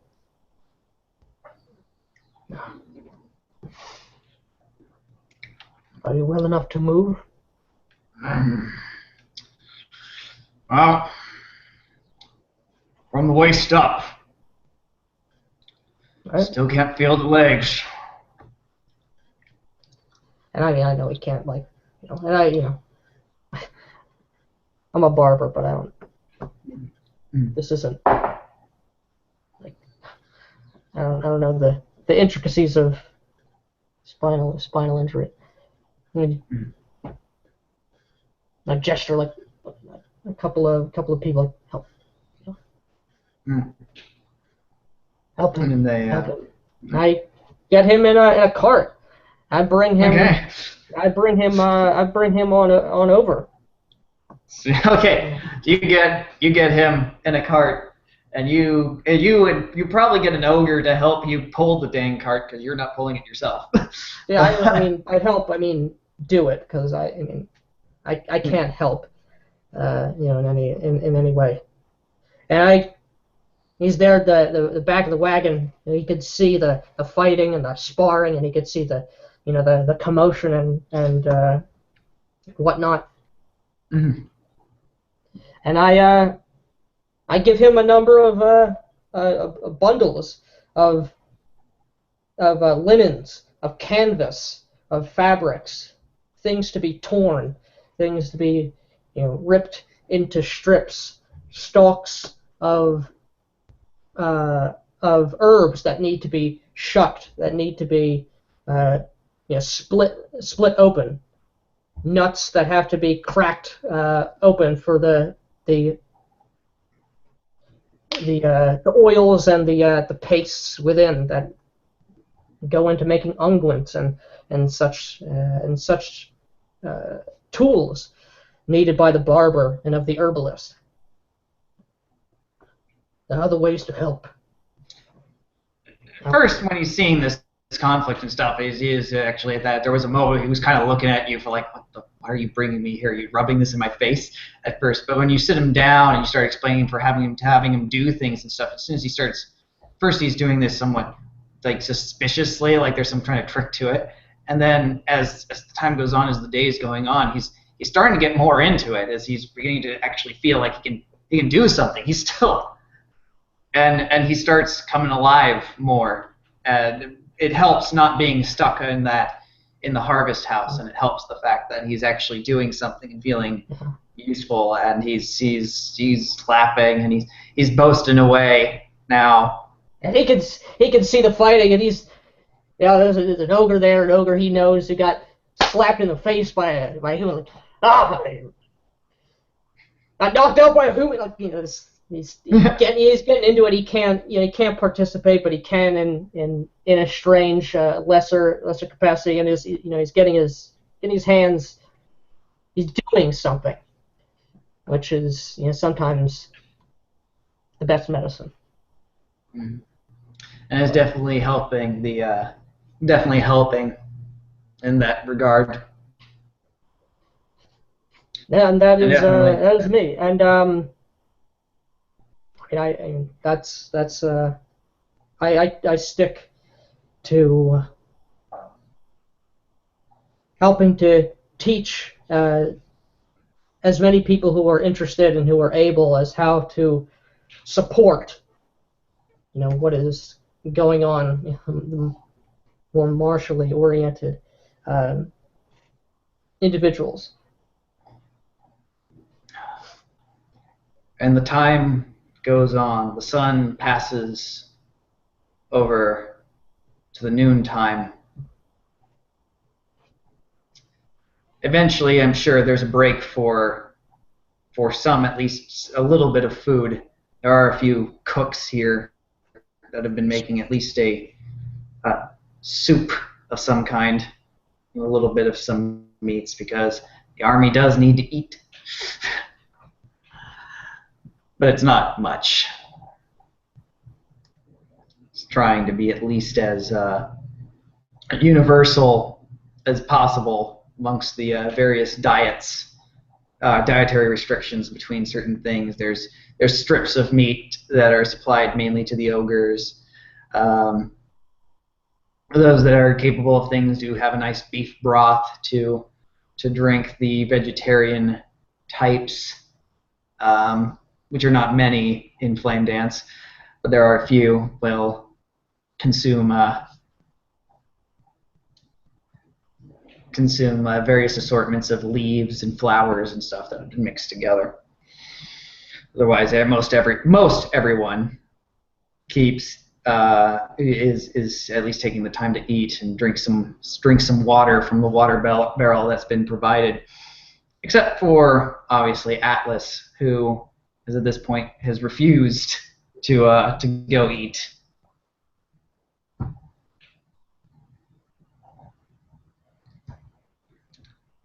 So he keeps swirling those chains around. Yeah.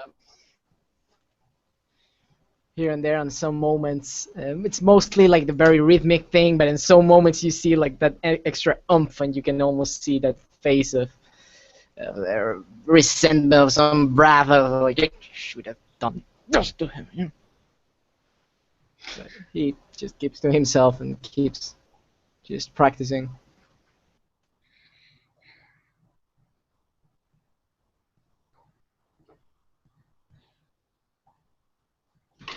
One moment. But yeah, so you keep up your practice. So what are you? So Atlas is doing that for lunch. What's everyone else doing at this small break of lunch? Very, I'm eating as well. But I don't eat amongst the fellows. I eat perhaps with Obi and like maybe one or two other forest watchmen or some others. But I sort of recede and I keep to myself and I quietly eat as I'm looking at the people, and just thinking, just quietly. Now and then my gaze goes back over to that one man that actually had armor, and then my gaze goes to some other more desperate people, like that one human woman that was in the crowd that was there sparring, the one satyr that just he kept trying, but he's not gonna make it. Like I keep thinking, like, maybe the next day. But these sort of thoughts ruminate in my mind as I'm just very quietly keeping to myself. I'm not speaking to Obi or like any other forest watchman. It is just a very sort of cold demeanor I have, and just. In utter contrast to that, I'm eating as well. Some vegetables and bits of cheese, bread. And I'm most assuredly with the people. Those who weren't fighting. Those I and others of my brethren were helping to instruct on some of the basic tenets of barbarity and of herbalism and general first aid stuff, and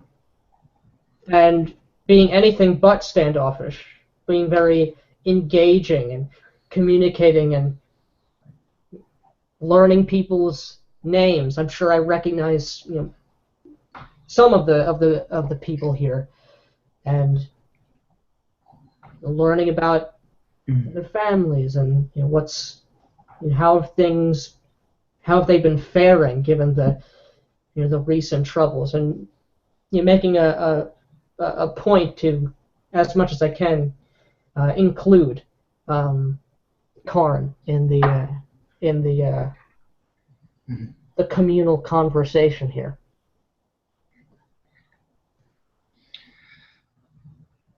And the conversation, and it's very clear.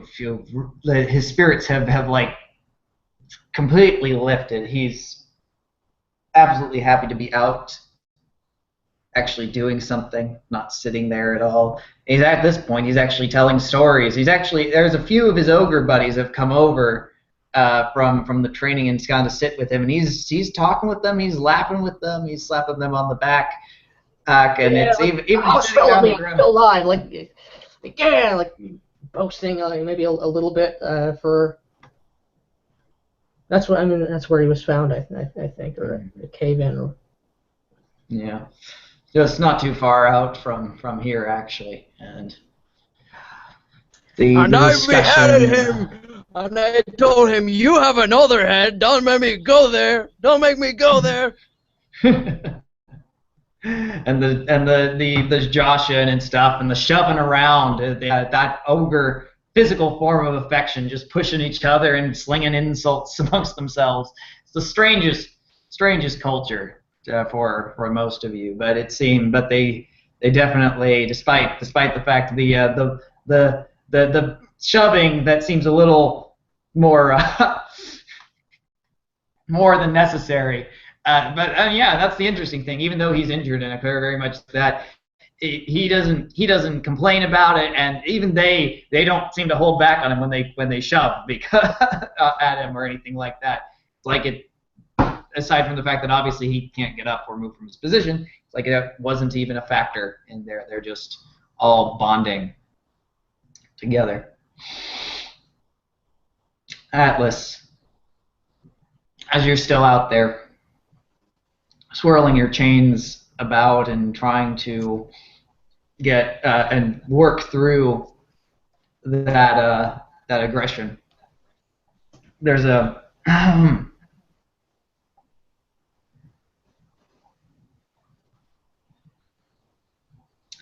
and next to you, well, not directly next to you, but at least a relative distance, watching you with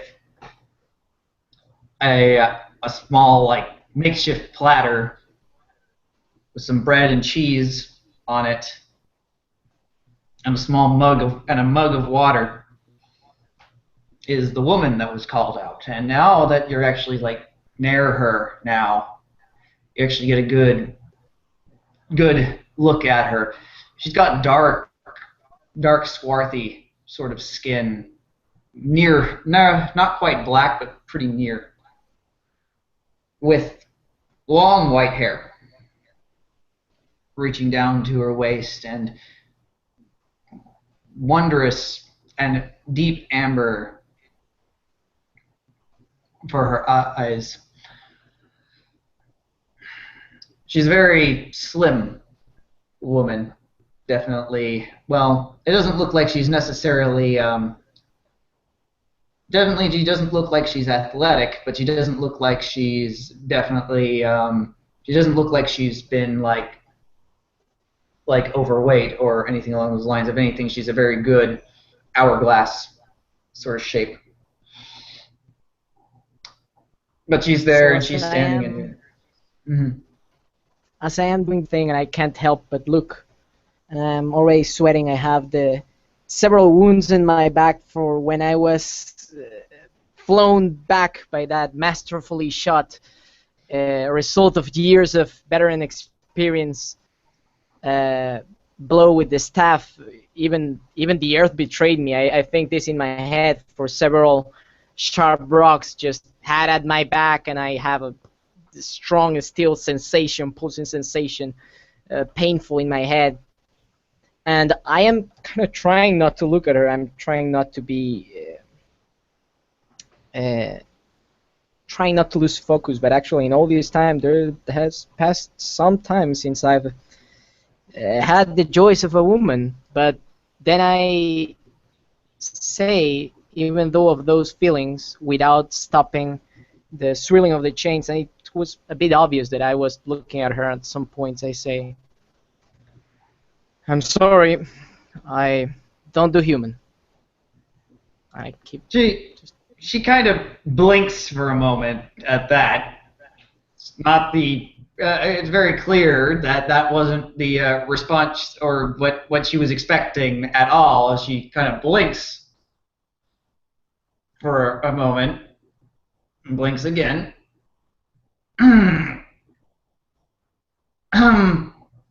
Well, I well,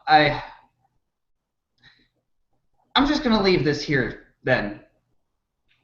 You should eat. And she puts down the mug and Don't. they platter with the cheese. I won't have it. She just leaves and starts walking away and just like.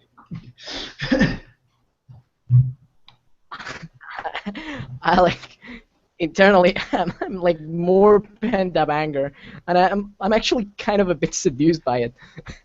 But I don't let that show, and I do not go towards the bowl, and I keep like working at what I'm doing, yet it's a bit less focused. It's something a trained eye would see, someone that has paying attention to me and knows where to put the attention on. But I am less focused. My shots are less certain. There's less precision on my swings, and I feel like that tension of that bowl of food. And I've been unintentionally starving myself a bit lately with so many things in mind, helping so much, given being a cleric. I'm thinking of food and sex, and I'm just thinking beyond all that, it's like no one should beat me while I have a meteor hammer in my hands. I just keep at it.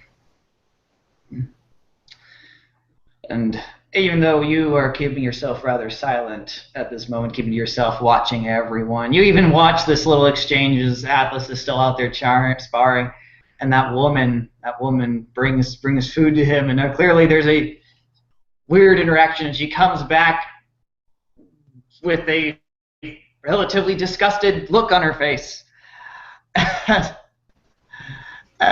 Before sitting back down and like trying to not look at what's going on out there, trying to keep to herself. Obi and Zanzik, however, do come over to you and they sit down on either side, and they pull out the map and they put it and they put some rocks over there and they start sitting over there and looking at with you. Obi's kind of gives you a look, and before Zanzik actually is the one to voice it. Who did you get to make this map? Which, as you look down at the map, this can't have been done in a day. Especially the amount of detail, the geographical things. And not to mention, it looks up to date, which is saying something for maps, especially in a era such as this. Well, a kind of setting as this. The map looks up to date. It even has the big giant hole, which has been described in Sindarian as Hellmouth. But there's the moment of flame dance. There's the rivers and what looks like, and it's very like small notes here about like certain geographical things that have that had either previously been there or been altered, may need, and a few ones that do say like needs investigation or other specific areas. It's extraordinarily detailed. And my eyes just sort of. My eyebrows just sort of raise up, like, Even though, like, I'm actually, like, amazed, I can keep that sort of composure. My eyebrows just kind of shoot up, like, this is from the Order of the Enriching Earth. The High Clergyman is a accomplished cartographer, as you two can see.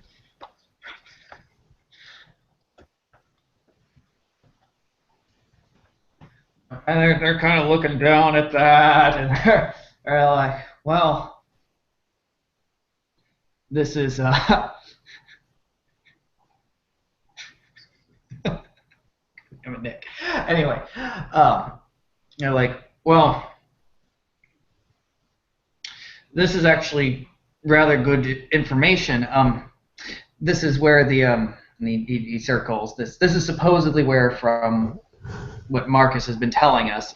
Marcus seems to be talking over to a few other individuals as he's communicating with them. Marcus seems to think that this is about the area where they would be coming through, and they start going over like where certain geographical things have happened. Clearly, they're coming from the north, which is not where the Hellmouth is. The Hellmouth's to the east. So if that's the case, we might want to take care of these certain things. The good news is we don't really have to worry too much about the east, thanks to the great giant hole that comes pretty much over there. But we still may need to, and they're going over here around the stuff, and they're going over, and they're questioning you about like where certain areas might be. Yeah. Yeah. Like I just sort of. Mm-hmm. I just remain very silent, and I give just sort of short answers, having no idea what actually to do, being no master of war myself. And perhaps it starts to become a little clearer to these two that, oh, maybe this Vygish isn't that big of some sort of Vygish warrior or anything like that. But like I said, yes, perhaps that is a right area to look into. Yeah. They actually do start. There's a moment they actually do kind of stop. They kind of look at each other, and their Zanzik's eyes widen. Obi kind of eyes widen back and kind of gives a shrug. Zanzix gives a tilt of the head and like the okay kind of a tilt before they start going over this stuff. They do keep getting your. But do not take my word as too strongly in this matter. I am I'm not familiar with the lands in this region. Not in comparison to either of you two. That's pretty apparent, says yes. Zanzik. At which point Obi flicks a small rock at him. He's like, ow! But seeing as you two seem to understand this map far more than I will leave it to you two then to decipher this well-created map and make suggestions to our Hansa-Kyun as to where armaments shall be. Very good, very good. Could everyone make me a perception roll real fast? Yeah.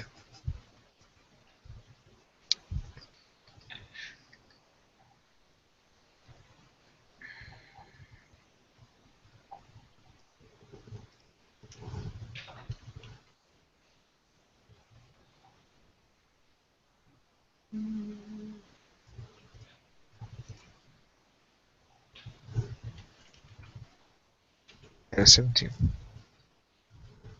17 for you? Okay. And Nick, Alejandro, what did you get? Oh, okay, I see you brought your things down. Okay, cool. Thank you, guys. Okay. So Atlas, you're in your full motion of just in your own thoughts. You're not really listening to the world around you or really seeing anything beyond your movement. I'm thinking, brother, right now I'm thinking I don't have to think about food and sex. I don't have to think about food and sex. That old guy beat me. All right, and you're just that mantra is just chanting through your mind, and just the swirling of the chains, and just the feeling of that well, embarrassment, just sheer embarrassment that has just been blown upon you by that moment. And unfortunately, you don't really hear the commotion. You don't really realize there's a commotion until it kind of snaps you out of your reverie.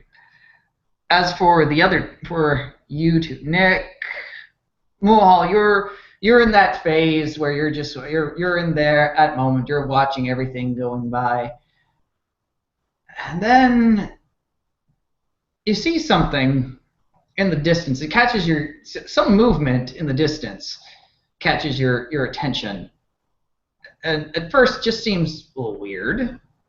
That it seems like something is loping, like some kind of like an Octolang maybe or something like that, at least at first. But then you look,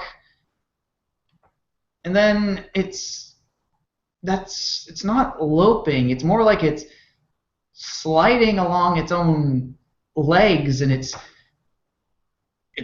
rather large, and it seems to be moving in a weird, like, not like Sidewinder, like imagine like a Sidewinder snake going sideways across the desert, but instead of going sideways, it's just going straight forward to where it's going. And as you're looking at it, the details seem really weird. It's almost like it's got tendrils for its legs as it's moving along, and it's got like maybe a scaled body or something. It's really weird watching it as it's moving towards the town.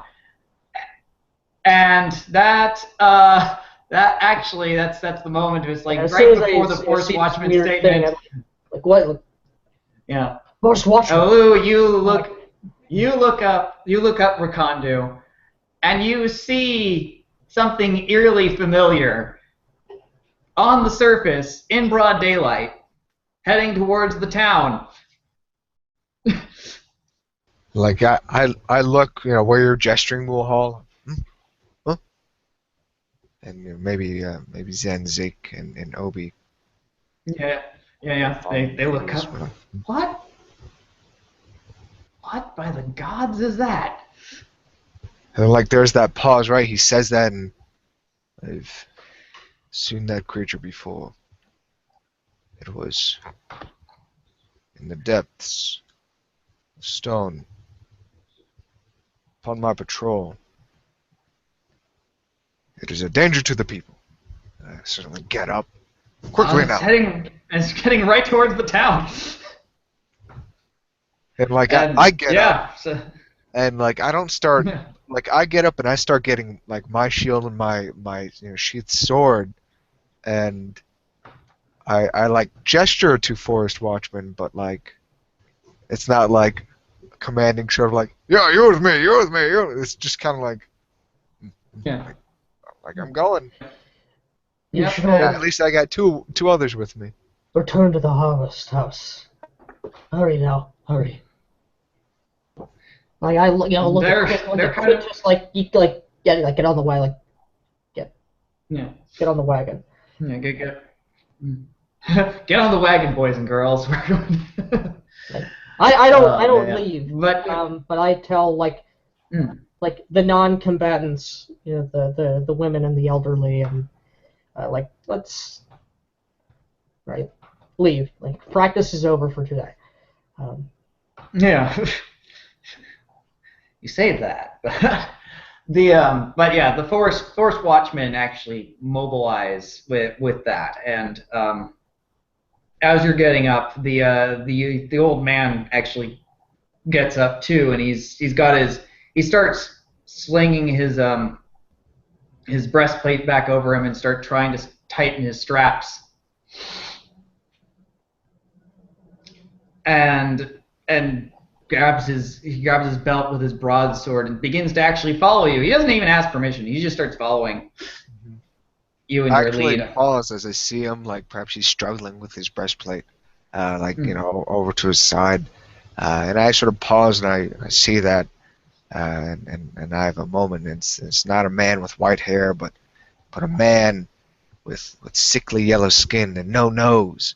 A man with a strong jaw, a scar running along his forehead, down inside of his temple.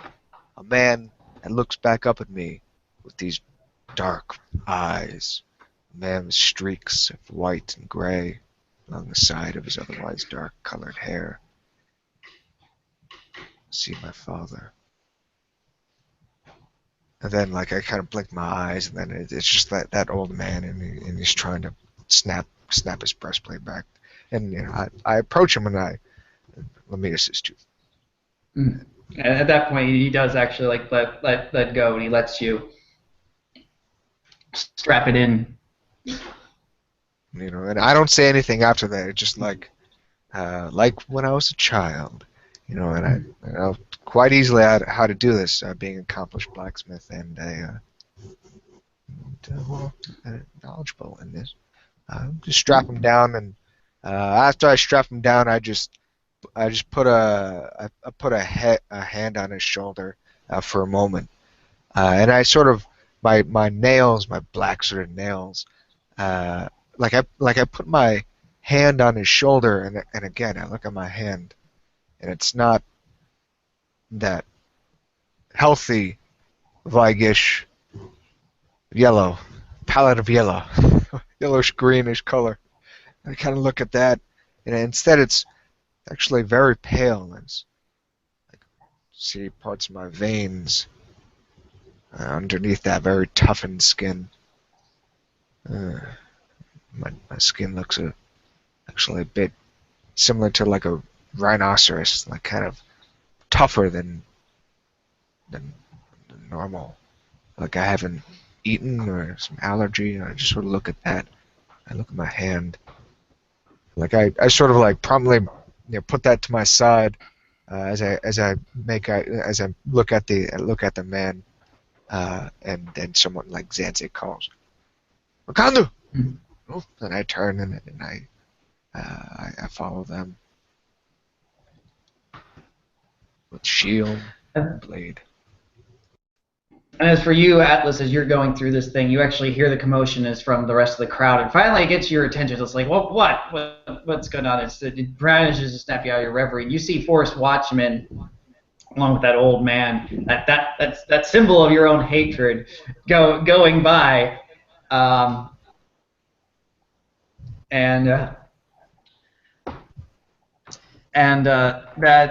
they're heading like in a relatively rapid pace towards the town. Which as you follow it, you see, well, you catch a glimpse of like some strange movement of a creature that you can't really define at the moment. A question. If I understood you correctly, I think you said that before. The woman left the food, went out, and then she went back again and ate her food somewhat close by, or did I misunderstand that? No, she brought the food over to you. She set it down and she went back to the rest of the group. Oh, okay, good.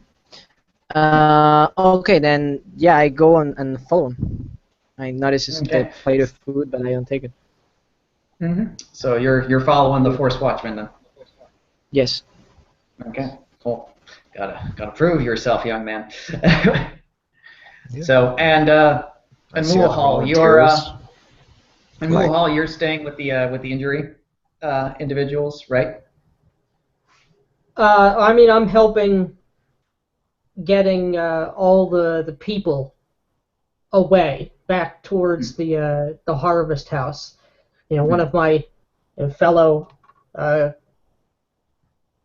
devotees has gotten on the wagon, which has a Karn on it. And a few other people have hopped onto the wagon. Like, let's go. Like, you know, who knows what this fucking thing is. So I'm seeing to them for like a couple of minutes. That's probably how long it's going to take or like a minute to get them like on their way. I'm more concerned about them than I am about myself. Okay, cool. So you guys are getting you're managed to load people onto the cart, and you guys are getting your Optilang moving. Forest Watchman, and obviously you're getting you've got at least your one volunteer, and it's not long before Atlas comes jogging up, still battered and bruised, but ready for action. But almost at a somewhat like while you guys are running in your whatever armor or stuff like that and seeming to make effort, it's the eerie motion as suddenly there's the this passing of air going by as in a languid motion of what making what was becoming an effort for some of you as far as you guys needing to like breathe heavily and stuff like that as you were making your way towards the town. Hansa Kuhn, eyes somewhat squinting in the bright of the sun, comes running up and just passes by all of you without even glancing, like it's like this was like well, you guys were like running or doing your breakneck jog. It's just like calm smooth pace for him as he's just passing by. Starts outpacing all of you. It actually boosts my courage a bit. I'm seeing the other watchmen with me. I'm fighting back the trepidation. And then I see, Hansa Kuhn, going like, oh, okay. And then I sort of, that sort of pushes, I push the fear that I'm feeling from this creature, and I sort of fall into a jog, using that movement of my body to just sort of push that fear away. With my blade, out, and just looking to dispatch this thing. Mm-hmm. With all the others, of course. Yep. And I don't plan on yeah. and I'm not like just running like right at it. I'm looking to my left and right to other forces, and I'm watching where they're going, watching where Hansa is going. Yeah. I know a little bit about how they work. Yeah. Hansa actually takes a position where he actually unslings his bow at one point and notches an arrow, and you know this tactic fairly well. It's been practiced before, but it's essentially what the main purpose of this particular tactic is. It was basically just to harry, to guide where the monster should go, as opposed to guide the rampage. There was a time where there was a bear that was a mad rampaging bear that Hansa did a very similar tactic with, where he used the arrows to sort of guide the bear where he wanted it to go before the rest of the Forest Watchmen managed to encircle the thing and take it. And it seems that is going to be a very similar tactic as being taken right now, as he actually looses the arrow and it flies and hits close to the beast, which swirls around in like some manager edge of confusion for a moment and starts. And as you guys are getting closer, for the ones that haven't seen the creature before, you see it. It's like, imagine a humanoid form, bloated, with like greenish, like sort of crocodilian-like scales where the flesh should be along it, but still looking very humanoid. But instead of like being like straight up and down, is at a flat horizontal where it should be, without like arms or legs, but coming from the back of it is a tail, well, not really a tail, but a tendril that comes straight down, and coming from the center of the chest areas are 4 more tendrils that come down. So it's these 5 tendrils that it uses to move around, and these tendrils have weird suction cups with like razored mouths suckling at them. And the head of the thing looks vaguely like a ferrum. Actually big, squat, strong jaw and everything like that. But then the jaw splits down the middle right here and sections off into 3 sections with long, needle-like fangs and a long tongue unfurls.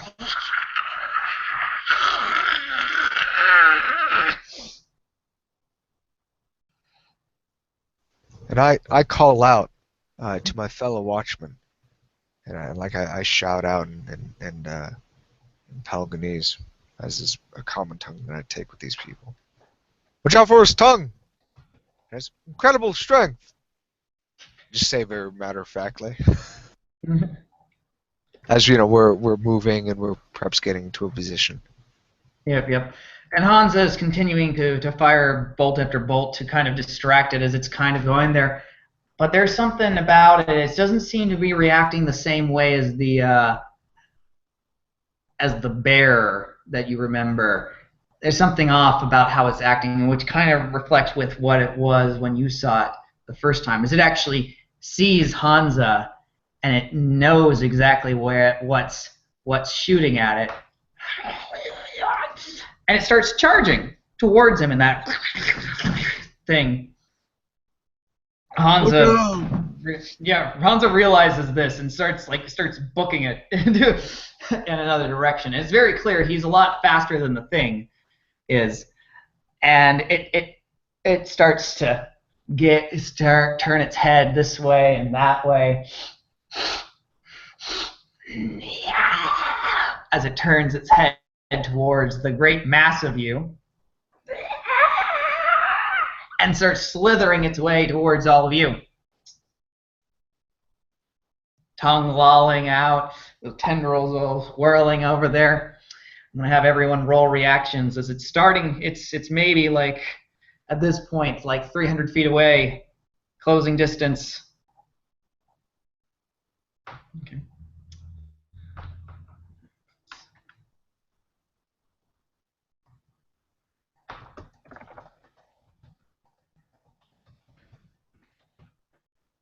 And I got a 12, my reaction. You got a 12? Nice. 21. 21, nice. I just rolled for the Force Watchman and the creature. So, Atlas, you are going first. It is about 300 feet away and closing the distance pretty rapidly for a thing its size, which is roughly about the size of maybe 2 cows.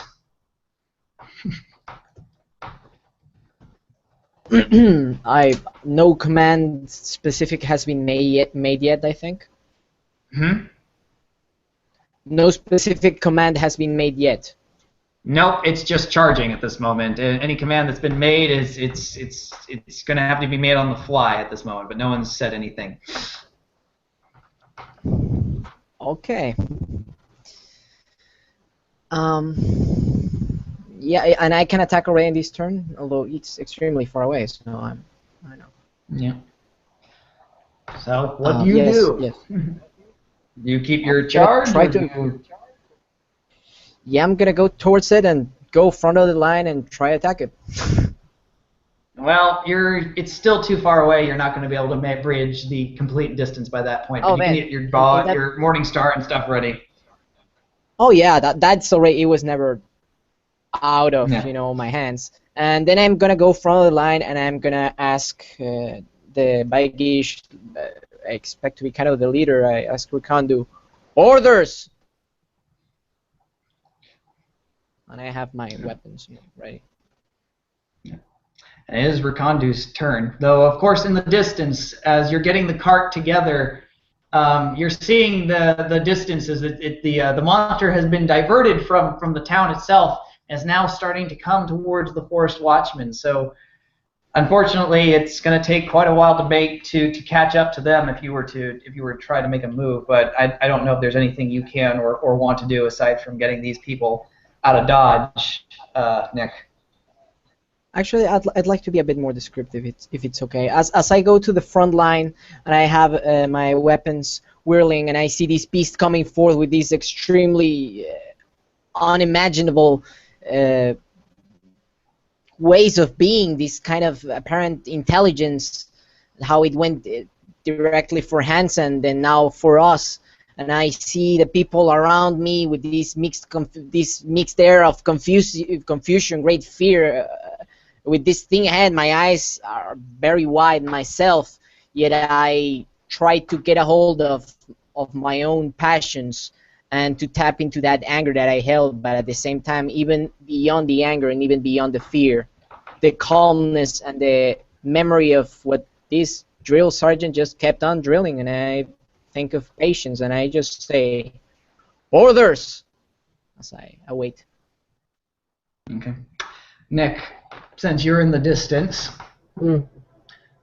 you're seeing them closing the gap with this thing, and obviously the creature has been diverted from the town and is now heading to the forest to Watchmen.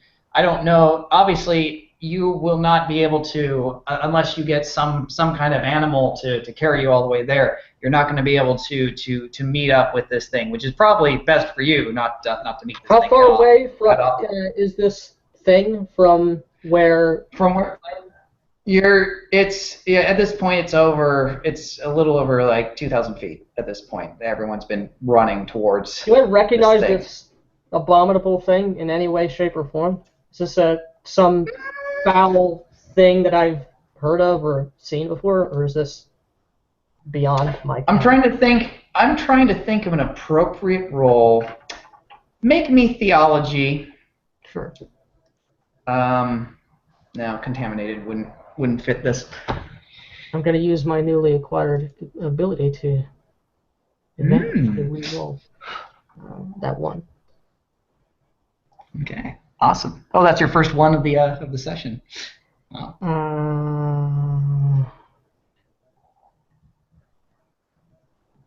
19. 19.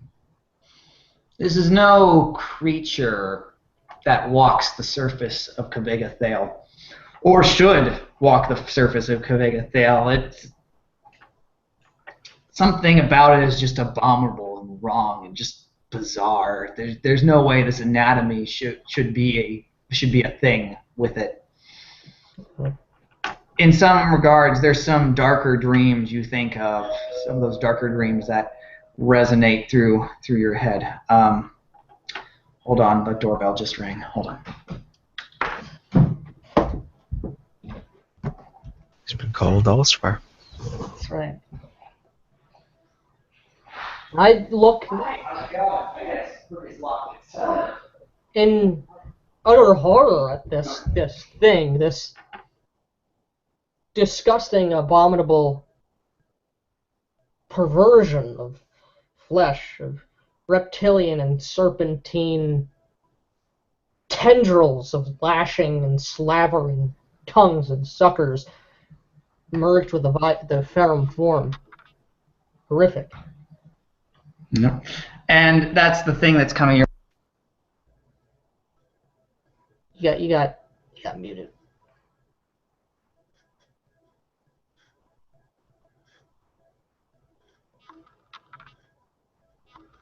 Yep. He's moving slowly.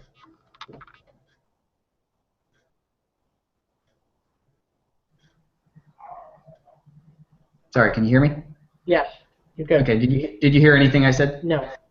Okay. So basically, you're having this thought of your mind as you're trying to think about this thing looks like it's something straight from a nightmare. Mm. And that's the thing that's causing your mind is like it's not a spirit. It doesn't seem like a spirit of nightmare has been made manifest on here, and yet there's something in your knowledge, something you know. It's something that those darker divinities. It's like something tangential from the nightmare spirits.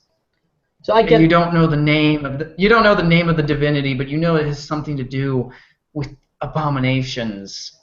Do I get the sense that into the world? Of the like a dark divinity in general, or like a Jira? Is this like a? Do I get the sense this is some sort of nightmare tainted thing, or just it's a darkness thing? It's a darkness thing. Okay, that's all you know. Not specifically I don't get any dreams. Not specific. Okay, I got you. Okay, but nevertheless, something corrupted by darkness. Noted. Then, how are the people doing at this point? Well, are they like? Well, there's getting a move on. Yeah, most of the that's people are my- getting a that's- move that's on the me. cart. When the people originally came out here, most of the carts that came was for like the cooking equipment and a few of the That's other fine. like You can cloths and leave that stuff. behind. So a number of people are just getting into the cart and stuff like that. Some people are not going to be able to fit into Hurry, it, so hurry. most of them are just going to have to run. No, leave that. Yeah. Onto the wagon. You and you. Mhm. Hurry now, hurry. And now it turns to Rakondu. So, what do you do? Yeah, well, I see one of the volunteers, asking for orders, and I look at where the other, where Hansa Kyun is going. He's not a man that sort of shouts orders or anything like that. I remember back in the bear. Instead, I don't. I mean, this is not my place to give orders. As I just look at where the other forest watchmen are going, I don't say anything in response to the call that was made by that one human Atlas. But I move close. Well, actually, I don't move close to him. I move with the forest watch, and like I try to get Alice's attention, like as if gesturing, like move with us, sort of deal. As I assume that we're trying to sort of crowd the thing in a way. Yeah. Now, And basically the Forest Watchman is this no one else. Yeah, go ahead. Is this like out in the farmlands? Yes. Like on the. Luckily, yeah, it's a relic. Okay, so we're away from like tree line. Luckily, it's a fairly. Yeah, it's dangerously close to the town. Oh, but for the most part, we're in open ground. Yeah, luckily it's open ground for the most part. Well, lucky depending on how you do it. But it's kind of slanted and it's like a disturbance. Okay, yeah, but I don't like go towards it or anything like that. I just move with, do the best I can to move with the other forest watch, and I look towards Atlas and I look towards any other volunteers, the white-haired human with his armor, and I just sort of gesture. I don't shout out to them. I just make like these gestures with my sword, like a beckoning or like a gesture with my shield arm, like we're going this way, go that way, kind of thing. But I don't shout that out. It's just kind of like and then like I follow someone else's another forest watchman lead.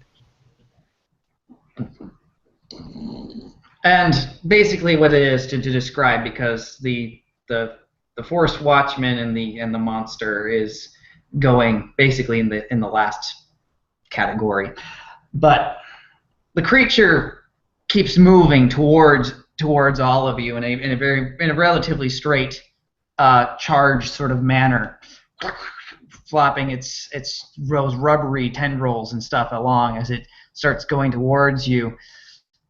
As the Forest Watch starts to sort of, like, the best way I can put it is you guys have been going in a somewhat of a small grouping, but then parts of it start to split, starting to open from let's say the group was like this. Now it's starting to open up like this to try and like encircle around the thing. Obi pulls his bow off his back. Weapons are being drawn as everyone starts to move into position. By this point, as you guys are bridging the gap between you, it's less than maybe 70 feet away. You're all 70 feet, less than 70 feet away, but it stops moving as it begins to watch as you all are starting to circle around it.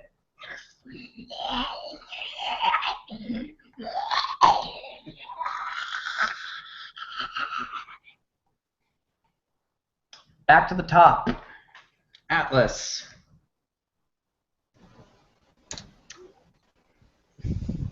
Okay, what do I see the others doing? They're all like holding their weapons towards the thing, pretty much, surrounding it. Well, they're pulling the weapons. They're in movement to go and try and surround the thing. It's not surrounded as of yet. It's still about 70 feet away. Okay. So It has stopped moving, and it's watching. I will try to use handle animal to entertain it, like to divert its attention. That cool? All right, go ahead. You can use it. Okay.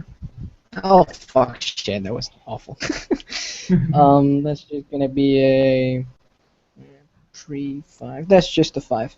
So basically, I'm swinging the thing and I just make like a throw of the chains and yank it back and let it just lift some dust towards it, but doesn't seem to be making much effect on the creature as I keep closing in together with the others. And it's high attention. It has caught its attention as you do this, and it does watch you as you're starting to make that circle around Mulhall. By this point, you've managed to get everyone that you can, possibly minus yourself, onto carts. At this point, everyone's starting to make their move to start pulling everyone away and try to get everyone to the harvest house and away from the battle. So as you're sitting there in the cart, you're watching this go on as they start to make their circle. You're gonna have to You're gonna have the best seats here. Right. I mean, I'm concerned, but there's also like 150 people here with the Forest Watchman to take down this one thing. I'm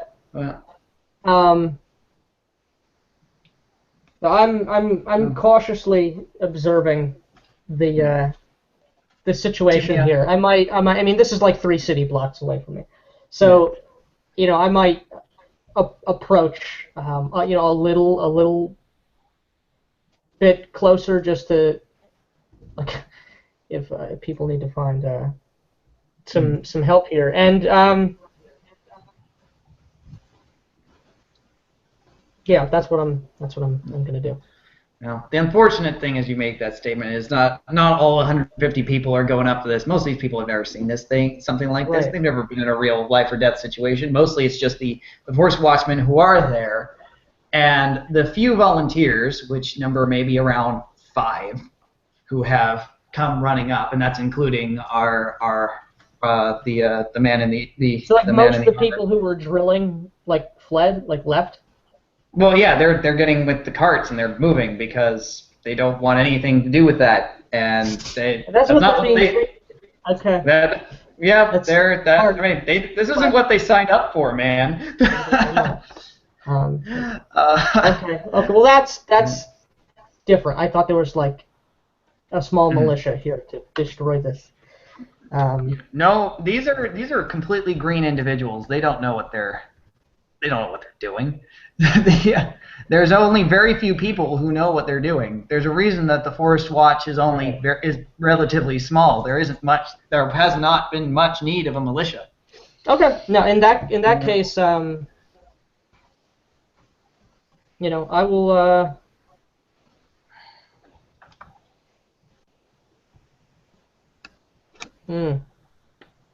Yeah. I will still proceed as these. With a lot less people, perhaps they should be warned exactly what this thing is, an abomination of darkness. This is not some blighted creature. It is something far worse. Mm-hmm. For Rizzle. Anyway. So, Rakondu. I'm assuming you're continuing to move into position. Yeah, I'm not. Yeah, again, I am portraying my mantra quite well. Just continuing moving, and like the thing stopped, so like we're taking that advantage. So like it stopped. Like I'm thinking like it's confused. Like it's an animal. Like there's this weird creature that lives down below, and so I move quicker, with the others, and in this movement, like I'm not looking at it a lot, like I'm trying not to look directly at the thing, at its face, But I keep pushing myself to move and continue to change positions with like the other pack that I'm with and working with the others best of my ability to close in and try to prevent it to essentially just flank it from all sides kind of deal. And my heart is pumping. Or something is pumping within me. Maybe it's a heart, but it's not adrenaline that's shooting through me. But my body is very, nevertheless, very sort of tense and reactionary.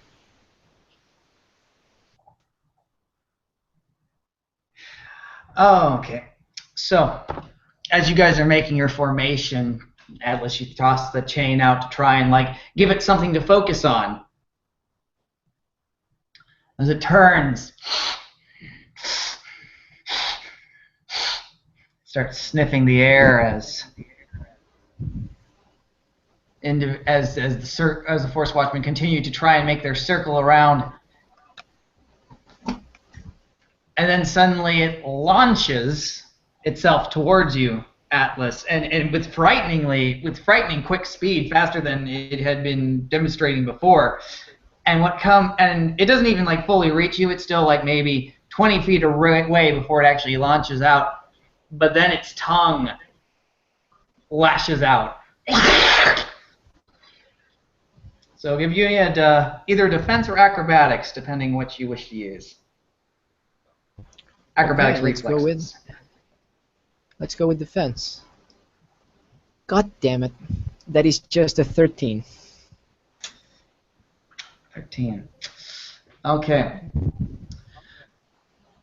The tongue grabs onto you, and next thing you know, it's like you're at this moment. It's like it coils itself around, and it starts dragging you, and you're digging your heels into the ground, but you feel it like but that tongue, despite how thin it should be, has wrapped itself around you, around your waist, and around like one of your arms. Actually, it's got it pinned down.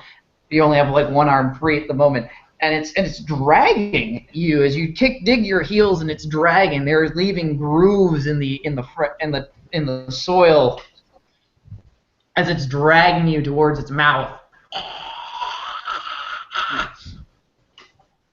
It's not going to bite you this turn, luckily. And the Forest Watchmen start to finish their turn of formation.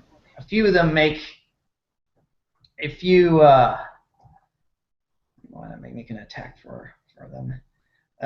So, Obi loses an arrow, and it just reflects, and it's a bad shot, unfortunately. It dings off the hide, that crocodilian hide of it. Oh, Zanzik tries to get to it, but the motion of the tendrils and stuff as it lurches out of the way as he tries to bring his claymore down on it doesn't seem to work, and now he begins to realize to his horror he's way too close to this thing. Zargo holds his big ogre iron, and he's at the ready, like he's waiting for his moment to get in as everyone's starting to take their position and try to take pot shots, but no one's really landed a distinct blow at the moment. So Atlas, it's back to you as this thing is trying to drag you into its mouth. How do you wish to either escape from it or... Given the way I'm being dragged, I assume it's relatively easy to go and chop that. I mean, maybe not by strength. I haven't struck it yet. I don't know, but for aim, it should, like, I'm wrapped with the thing with my free arm. Maybe I could chop that thing. Would I get a bonus for the hold or unmodified or? What are you going to chop it with? I remember Meteor Hammer has two ends. You see the metallic ball one and the kind of knifey one. All right. Well, so it could depend on what arm he has me. So it's up to you. He has your left. He has your left end. So. Oh, that's good. Yeah. So okay. It's the sharp end. Okay. So go for it. Okay. Go ahead and make Okay, your then. make your attack. You are. It's the force of the motion and the weirdness of the sensation and stuff. You're going to take a -2 penalty to the motion, but Given you that, should if you do hit it, you can probably cut clean through. So all you need to do is just hit. You need to hit a to be 10. fair, given You need to hit a 10. it's my. Oh, okay. Well, okay. Then okay. Let's roll first. Okay, that's a total of 14. So to describe the full of it, like the thing gets me by the tongue gets around my waist, and I see how again I'm dragged through the earth how many times this day, and I'm getting all closer to its mouth, and I have my eyes ever wider, and I'm flinging the mirror hammer in one hand, and the other hand is restrained by one of its tongues, and I managed to start flinging, and again I remember like patience. I close my eyes for a second. I just start swinging the chain, the part of the knife, because it's not easy. Like I'm not in an angle to directly cut it with the knife, but I can swirl it. So I swirl it, and then like like I swirl it like 3 rounds as I am being dragged. And then just like on the 4th one, I make a very quick of the wrist, and if you blink, you miss it. I almost tumble back as I go three steps back, and the tongue of the thing squirrels all in my waist as if it was a belt, and it just falls to the ground as I am well grounded now, and lowering my stance with the eyes the legs wide.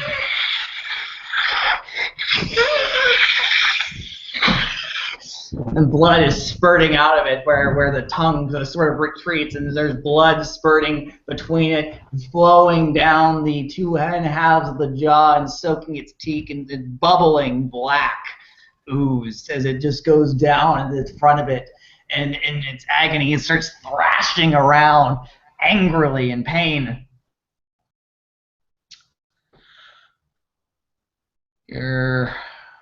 You have 2 more tongues, you have 2 more tries. Come on. I say, and I'm daring it with my tongue, but my body language is like, oh shit.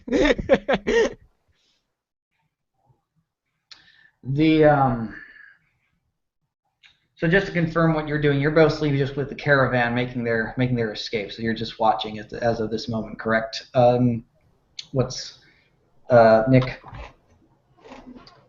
Yeah. Or are you trying to make your way? Okay, so yeah, you're watching this going by. Once people are gone, once people are away, I'll get closer. But until then, I don't have an action. Yeah. Yep. Yeah. Well, okay. People are starting to make they're starting to move, and it's pretty sure as long as the Force Watchmen are distracting them, they should be relatively safe. So I'm going to say you can start making your approach at this point. Right. It's going to be real slow going for you, but that's fine. I don't want to get up in there. Just close enough for my voice to carry. Yeah. It's going to take, maybe it'll take you a few rounds, but you'll get there. Rakandu, your go. All right. So I see the tongue. Had gotten the man, and he just broke free. But then you said 2 more came out. No, not 2 tongues. It only had the 1. So the thing is wounded at that point. But I keep sort of watching it, and I continue moving, and once I see a signal, whether it be from Hansa Kuhn or well, actually just from Hansa Kuhn, and I look, and he's I look, and in the moment I don't see him. Then I look back at the creature, and I run by to do a drive, sort of a hit and run sort of tactic. As Obi is he's trying to shoot arrows at the thing. Some others perhaps are trying to sling the thing or throwing all sorts of things at it. But yeah, I do have a speed of 20, so I'm effectively trying to go from one end of the circle, run by, To the other. attack, and then get to the other. Yeah. So trying to do sort of a run by effect. A flyby. I'm yeah. trying to think how to rule that here at this point. Yeah, I can say you can get at least to the other side of it. You're not going to make it all the way across though. You're basically going to do your hit. You'll attack. You'll make it just to the other side. It still may have a chance to hit you though if you. But I'm going to run in do this. So. and attack at him. Yeah. All right, go for it. Make 20 your on my attack. attack roll. Okay, let me roll its defense. Because it's a monster. Oh, shit. That one. So, maybe it's just the way the thing, maybe it's thrashing about and the way it moves is just so weird. But you swing the blow and it just bends just right out of the way. You know, as that copper blade flings over it. But as I sort of cut at the thing, it's the size of 2 cows. I continue. Yeah, I know. To the other side, as I sort of run by, and I try to come at it, not where okay, it's looking at Atlas, right? Its attention is there, and I try to hit it where its blind spot is. And I miss, and I continue making my way to the other side of the circle. Rakandu, okay. Odds or evens, Lou? Even. Okay. As the creature thrashes about in absolute anger and pain and agony, one of the tendrils reaches out to grab Zanzik with those clawed suckling mouths like suckers, just wraps all the way around, down around, like the way it gets it. It's more than just around the neck, but around the neck, the waist, around one of the legs and up, and just twists and pulls.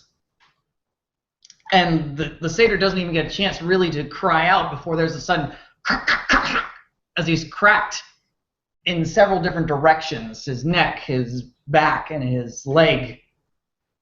And the thing hurls it, this crumpled corpse of a body that was once Zanzik, towards you, Atlas. So please roll me a defense.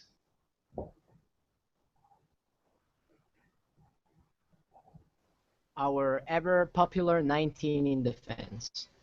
Okay, you just barely missed this crushed corpse. How does the corpse look like? Who was Zanzik? It was a satyr. It's a satyr. The satyr So body was flung at you. Yeah, The satyr's body is flung at you. Duck! This happened just seconds after I cut the thing, and I went some steps back. I see Rakandu going with his slash and retreat tactic, and then I see like a whip with a crazy strength as it goes out, flings it to the air, and I dexterously dodge, and I feel the horns of the satyr just passed. I feel like the pull of my hair as the horns basically gave me a bit of a tad of a barber treatment there as it fell, and I just turn my body and I look at the creature.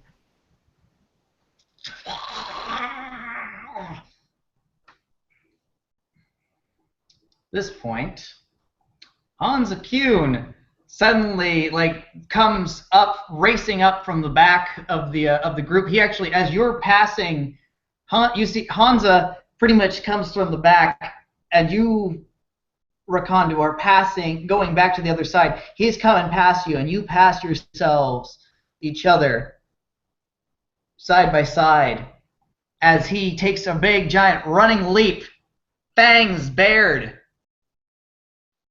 as he launches himself onto the back of this thing and bites down hard onto the back of its neck. The thing starts shrieking anew now as it starts thrashing about, trying to understand where the source of the pain is. And Hansa's just got like this death grip onto the back of its neck as it's just holding onto it. At this point, a few other Force watchmen, Zargo actually gives out a yell in anguish and anger as he runs over with his ogre iron and takes it down onto the creature, just barely missing. Well, not barely missing, but getting a section where Hansa is not actually at, and just gives in a nice dig through the hide, just barely enough into it, which it's actually got maybe like barely like a foot into the flesh. And the thing's just screaming and shrieking. A few others give a few. Obi gives another pot shot, and there's this sound of his bow snapping as the string just suddenly snaps, and his son like shit.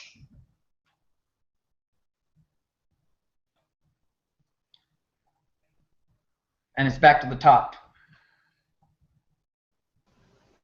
Okay, so now I'm gonna try to attack it with the meteor part of the hammer. Mm-hmm. See how that Go for goes. it. God damn it! I just got a 10. It's 10. Well, you hit it. Nice. Okay. You don't boost, but you hit it. So that's your base damage. Awesome. So after I just touched the satyr, I'm like, and the meteor goes extremely fast. Like I just take that extra time. I just like the flick of the wrist that was very strong. And now I'm using it in my other wrist, and you can see it's almost like a machine, and you cannot see the ball, but just this, as if it was a chakram going next to my hand. And it goes, the chain goes in between my middle and index finger. It slides, and it goes towards the chest of the thing. It just makes that thud sound, and I yank it back. Then comes back. I take it. And how much damage did you do? 9. 9? Okay. Yes. As the hammer goes and it hits into the thing, you actually see it. It definitely makes an impact into like the scaly parts of the body. You actually do hear a bit of a crack. But even then, the thickness of the hide, you realize, has a lot more resilience than you initially expected. Despite the crushing force of the blow, it doesn't seem to have taken the amount of impact that it should have. That hide is thick, and it's just like, and it's screaming out in that unholy agony that sounds like, as the more you hear it, it sounds almost eerie, like between an animal and a mortal being, just mingled together. The owl, good old Muahal. This is exhausting going, to say the least, as you're making your way towards them. Yeah, if I'm about how far am I at this point from the Fracka? From the capability to attempt to at least shout at them. Yeah. Probably at least one more round. If you right. Make your effort, you can get there.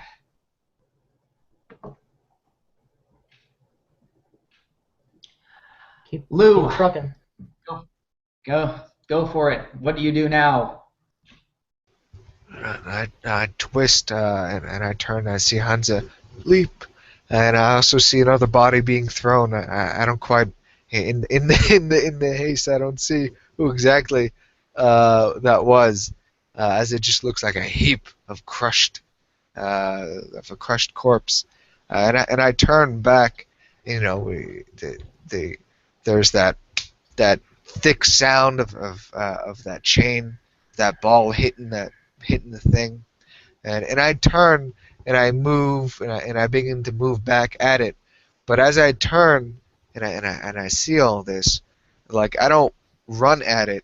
I first sort of fall into a walk, and as I walk, I sort of flick my sword out, and as I flick the sword out, there's this sun misty sort of quality that begins, like dry ice, that coats it, and I bring it up like a scorpion's tail, and then I sort of at that point I sort of fall into a jug and try to strike at it, and All right.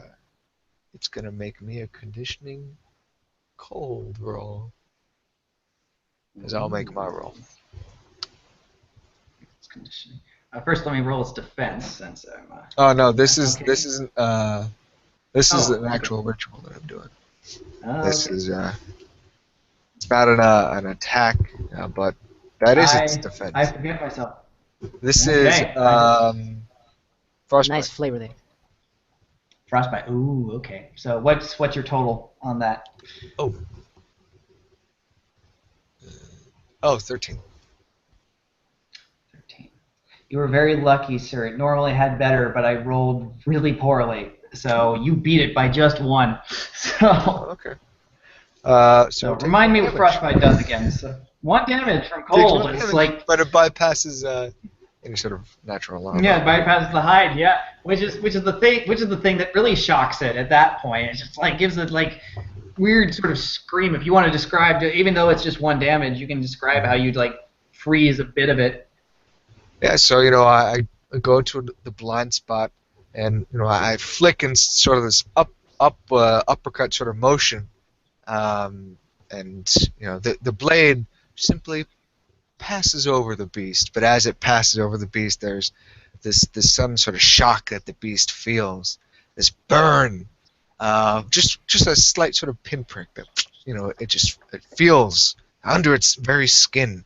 I'm sort of positioning myself, so I'm kind of, in my idea, I'm away from its head. I always want to be sort of behind it, comparing to its head and keeping in mind of its tendril.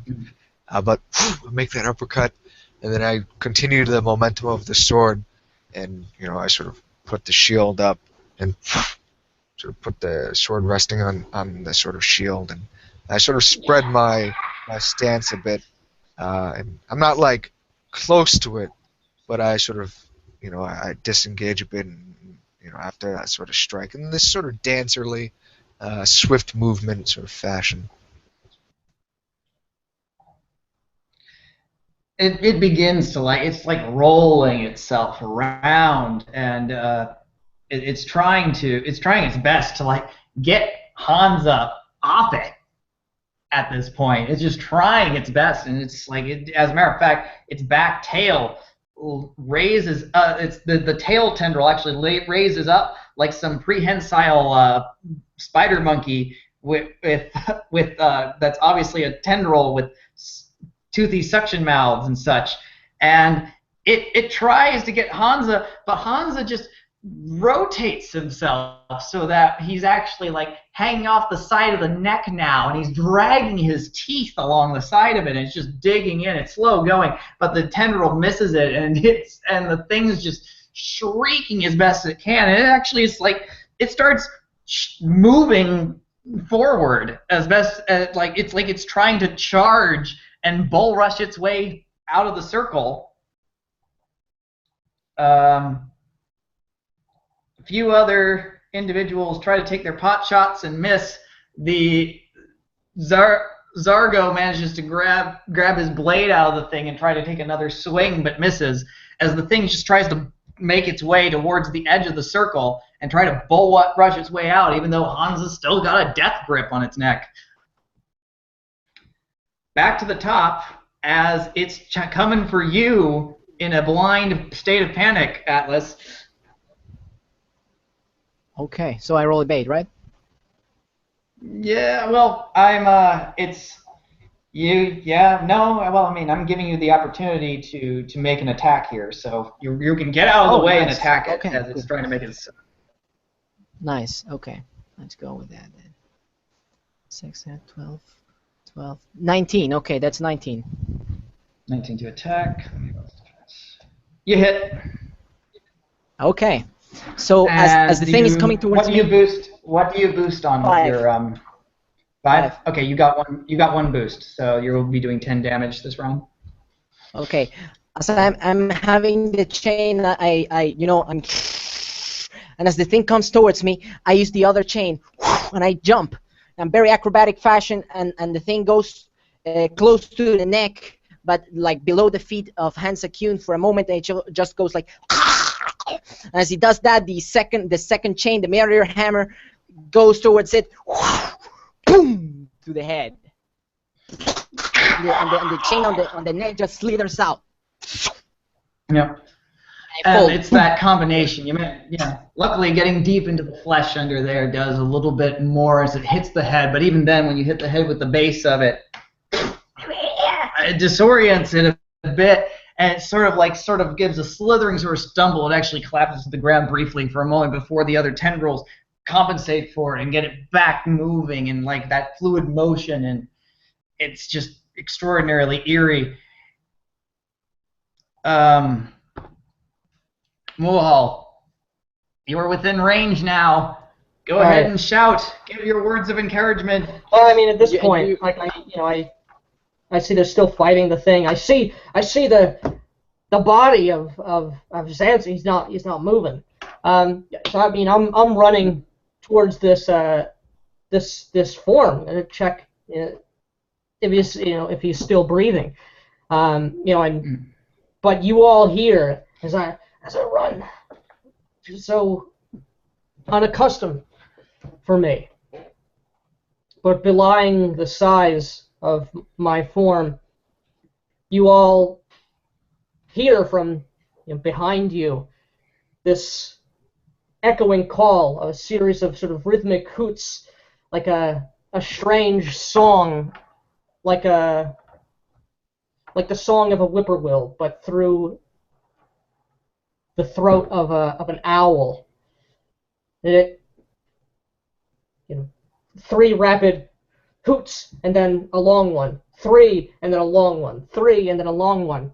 That sort of reverberates in your eardrum, and those who hear the song for an instant, as those reverberating sounds of this bird song hit your ears. It's subtle. The world, things get more vivid for a second, and then dull, and then vivid again, and then it stays with you as the final echoing call ceases, and you all have a +2 to attack and defense for the next round. But I continue to run towards Zanzik with the intent to see if there's anything I can do for him. Awesome. So I'm assuming you're doing that thing where you give everyone a +2 to their attack and defense until the next turn. Yeah. Okay. I'll assume the main character names get it along with a few others. Okay. So Rakondu. Yep. Rakondu. It's your deal. Your move. As this thing is starting to try and break away from the crowd, carrying Hansa with it. Or Hansa's attached to it, where it's really uncertain. I'll make another attack at it. This is going to be another sort of normal attack here against his defense. I got a 15 in my roll. You beat it. What do you boost on? I boost on 6. Boost on 6. You missed boosting just by 1. So I do. I just remembered something. We'll have a +. Well, not me, but everyone else has a +1 for everyone that has previously attacked that thing. Right. So actually. On their attacks. Yeah. But you're at the stop of the round, so let me see. So actually, you have an additional +1. And did you incorporate Mulhall's +2 into that roll? So that would be an 18. to the attack. Okay, so you definitely boost once. Alright, so that'll be 8 damage with 1 armor surpass. And let me. Okay, no, that's it. But that's my sort of attack. Let me know how does that damage the creature, or if at all. Okay, it's still got a decent amount of health gauge yet. You're not putting it in the quick, but Okay. so the so basically you're at least doing another relatively light blow onto it. The hide is resisting the it stab. starts writhing. It starts moving like it's trying to turn and escape, moving quite quickly.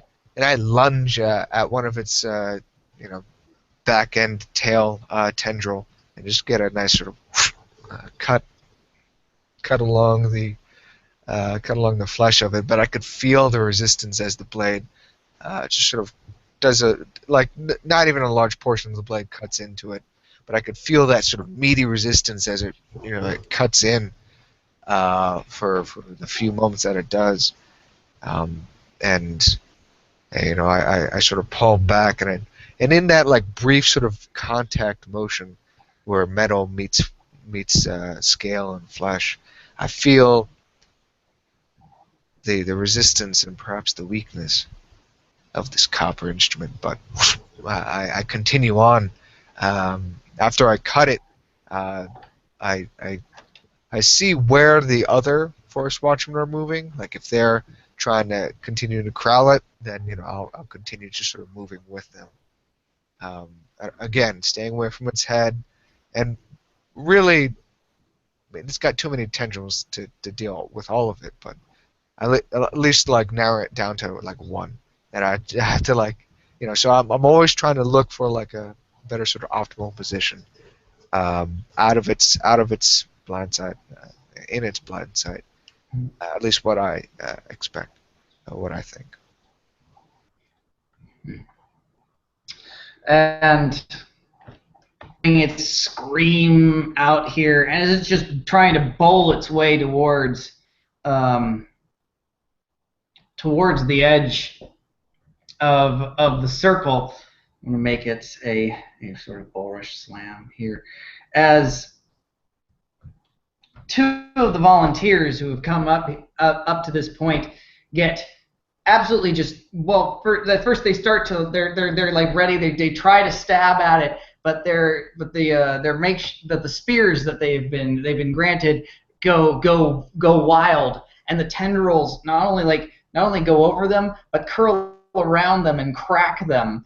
And what's even eerier as they their bodies are pretty much wrapped and twisted and pulled into it is that the tendrils keep a curl around these particular bodies, and it still continues its motion, carrying off the corpses of these two volunteers within the tendrils that it just used to trample them, like some weird, horrifying net of its own limbs, and it tries to keep moving.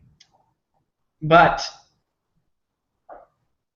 the white-haired man moves up, and he pulls his broadsword and he flicks it. And he brings it with almost like the blade had never left him. It sings through the air, and one of the tendrils goes lobbing off and it starts twisting and twirling on the ground. It gives another shriek as it just keeps limping off, as gouts of black blood just goes pouring into the ground like oil and muck and sinew. As it just keeps trying to get away, but now at a slightly decreased pace, as it's missing one of its 5 limbs, as it's just trying to make its way. Hans is still biting onto it, and it's still going. This thing is extraordinarily tough, even with the loss of a limb, even with all the blades and the stabbing that has gone onto it. Atlas, it's your go. And I shall go. Another attack with the Meteor Hammer. And that's going to be 15. Okay. Let me roll its.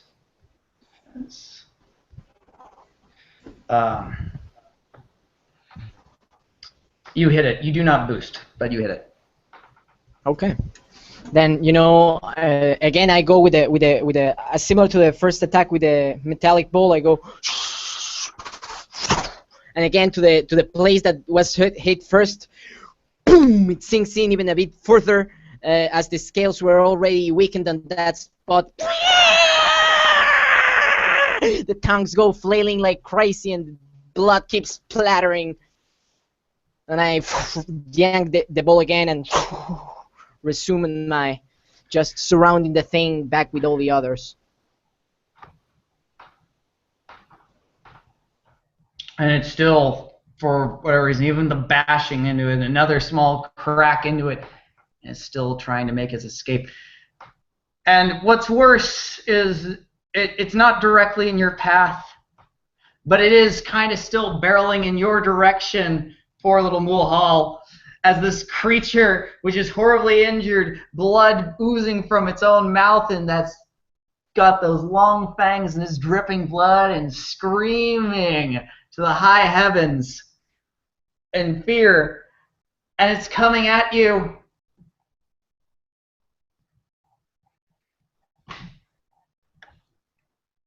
And then,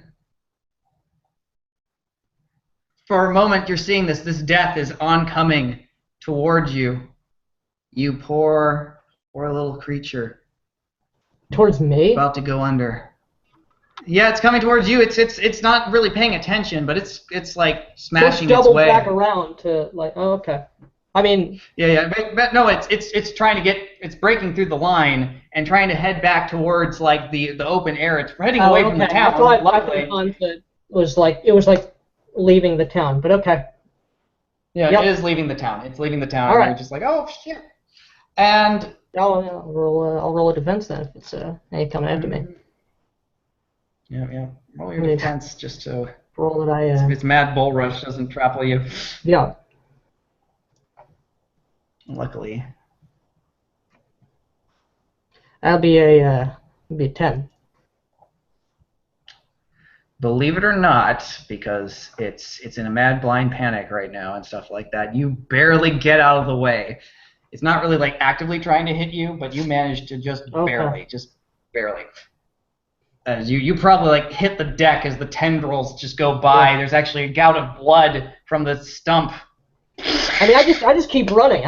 My eyes are on Zanzig. This poor soul.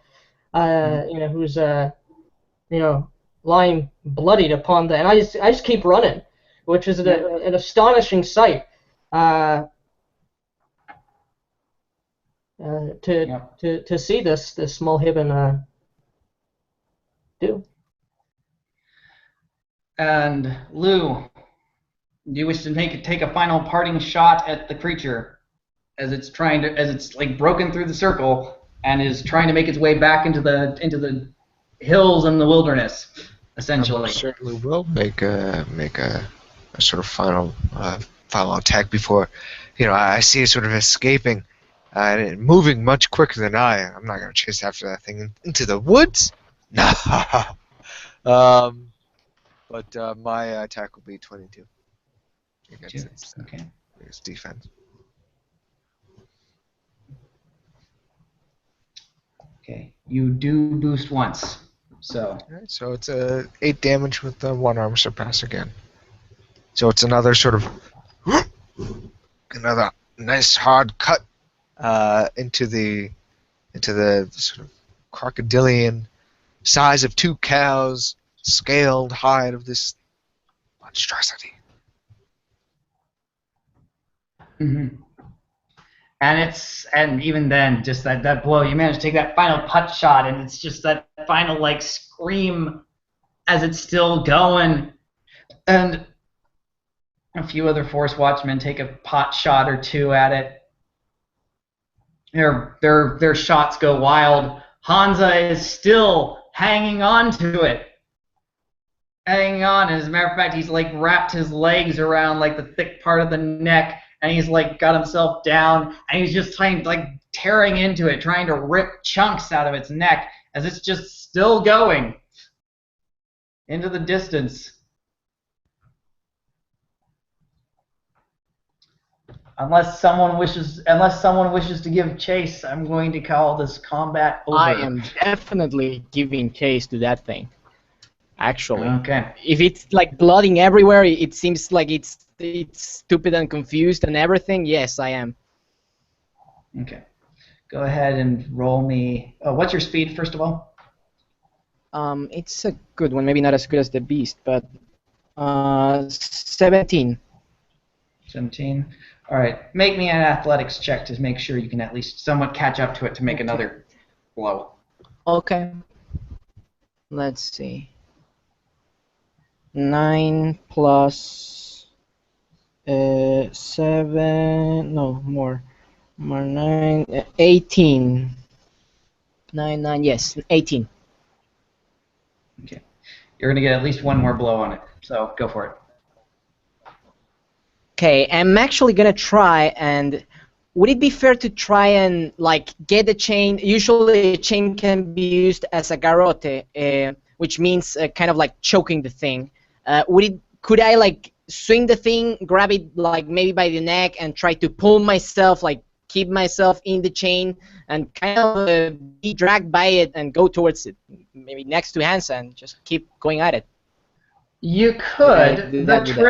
You could. The trick is, of course, not catching Hansa in the chain, if that's your concern. Okay.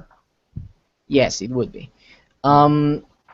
Okay, so that would be unusual. Usually garrote is brawl with double the grapple bonus, but given the way I'm doing it, I think it would be Meteor Hammer. That's up to you.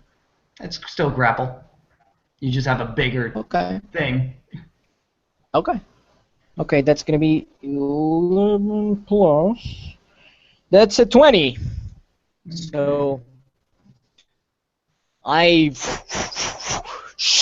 and given that it is fleeing, and the positioning is described as being very important, given that it is fleeing, I am probably gonna blood chap to its back, and the thing goes to the neck, and it's the meteor, like the ball part of the thing, and I jank, and I go crazily this incredible, like jump with the chain and the athletics, and I even kicked like the chain and part of the way, and I just further propel myself and end on the back of the thing and keep at choking at it while Hansa is on the other side, and right now I think we're both on its back.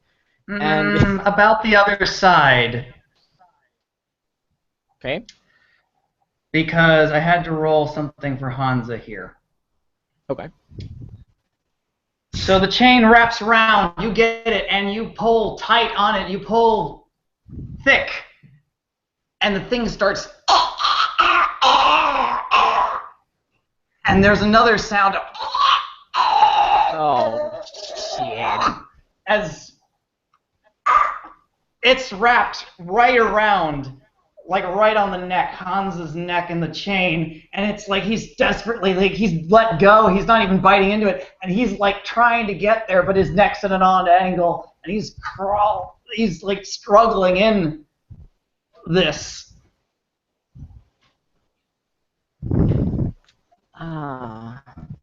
Okay. But I still like could make it to be. He's wrapped up in it. He's wrapped up in it. You've got him tied around it. You got the thing. The thing is choking. Hans is also choking. You've got him wrapped around. Fuck! I am so dead. Anyways, so I can leap to the thing's back while I have both of them choked right now with the chain. Yes, I assume that you were. Okay, then I do. But just after I do that, I will like just try to let go of the chain at that moment and grab with my arm. So you're trying to grab it on. So you're going to let go of the chain and let the chain drop. Yes, because of Hansa. I don't want to Yeah, unfortunately, I don't want to kill Hans. Like, I'm not dropping it from my hands, but like unraveling from the neck. Or at the very least, like basically, letting Hansa leave, but I know that at the same breath, I am kind of leaving the pressure of both of the necks, but I'm still like on hold of the thing. As you let go of the chains, and Hansa drops, and he drops into the ground, and underneath the creature, and the tendril wraps around, and then there's a cracking sound.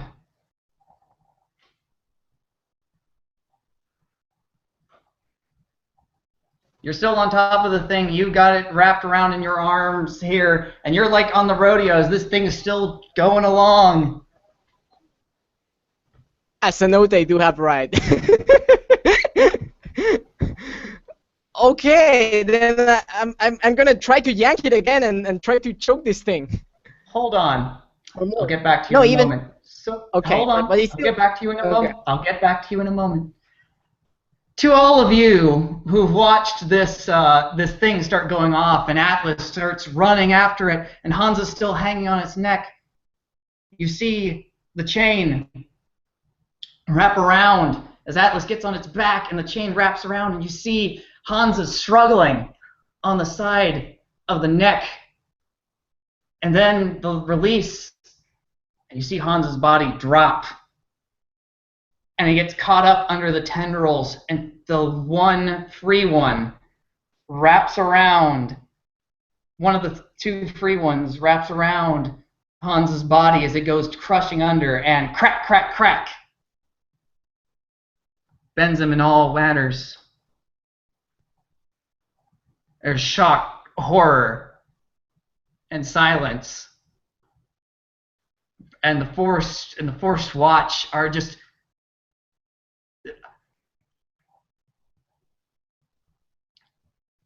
Zargo gives out a horrendous yell. And he starts charging. He's not going to catch up. But he starts charging after it. And one or the other, a few of the others sort of sit down in horror, unable to think. Bracondu, Mulhall. Well, Mulhall, I don't know if you're worried about Zanzik or at this point. I can't see that. I reach, or whenever I reach Zanzik, the only body I see on the floor, I rush over, completely out of breath. My small form, these feathers are puffed out to an incredible degree with the exertion and the stress of running such a distance at breakneck speed for me. As much strain as I can. I fall to my knees on this broken individual. Clearly, there are limbs that are broken. There are lacerations from falling upon the dirt, little rocks have cut into the skin. But I look over this this man. Is there any? I don't know if you want me to roll to see if if he's alive. You have 3 braids and barber as you're looking at this body. This body is bending in ways it shouldn't bend, and there's no breath. That neck has twisted almost completely around. He's dead. There's nothing like.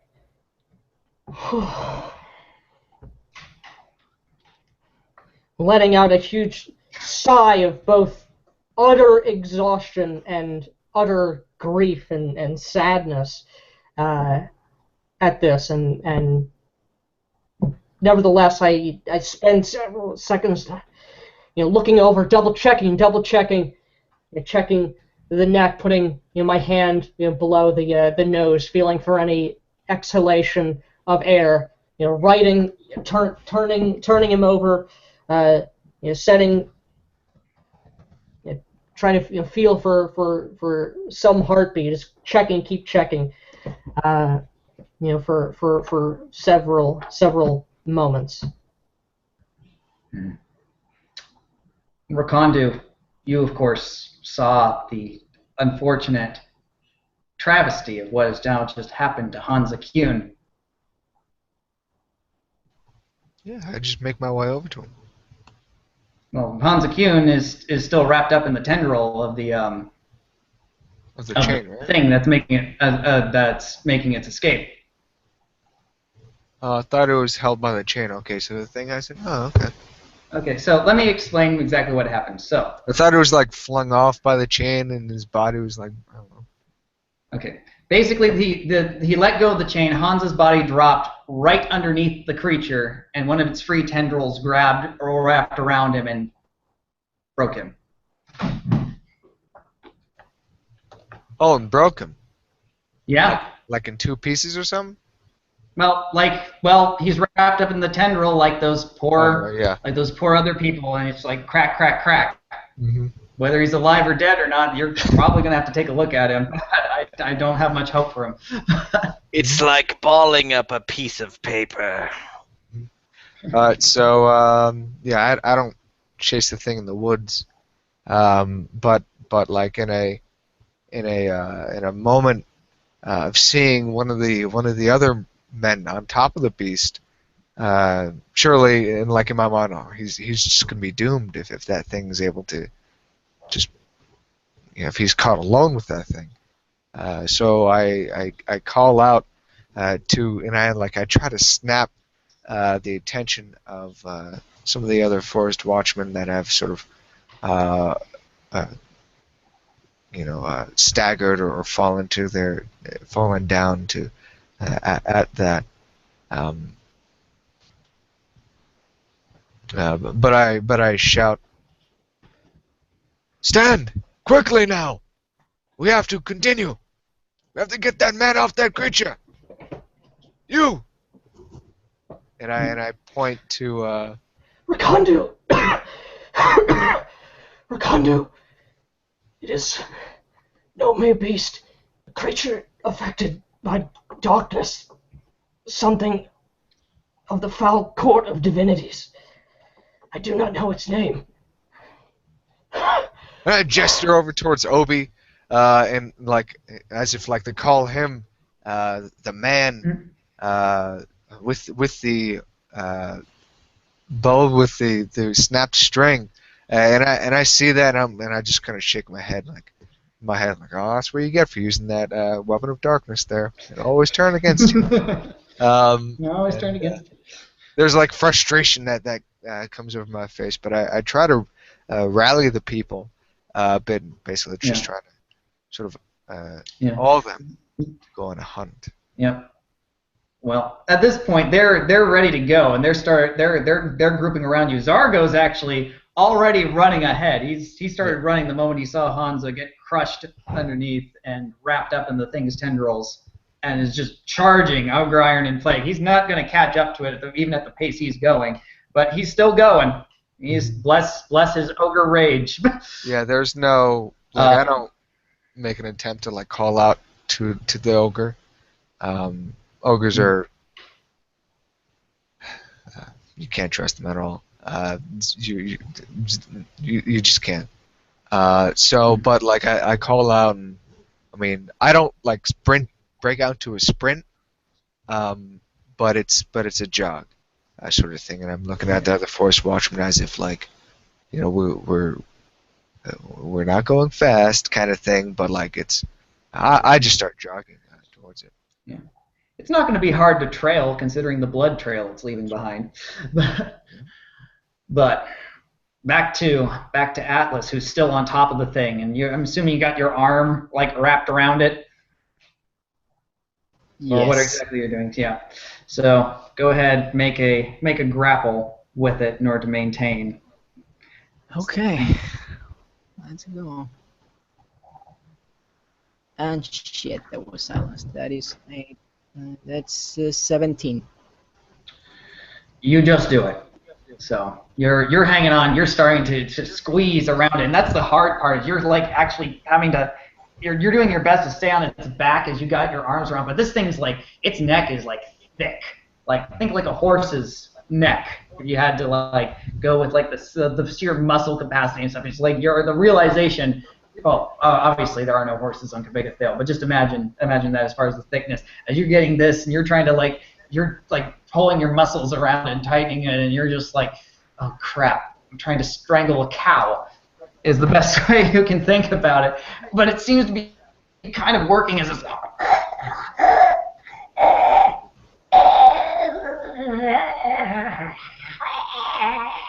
And it's still just trying to make its escape. It's like confused and hurt, and it's trying to make sense, and it can't think, it can't breathe. It's not even trying to defend itself, and eventually, given time, as you're still holding on to this thing and holding on to it, eventually it starts slowing.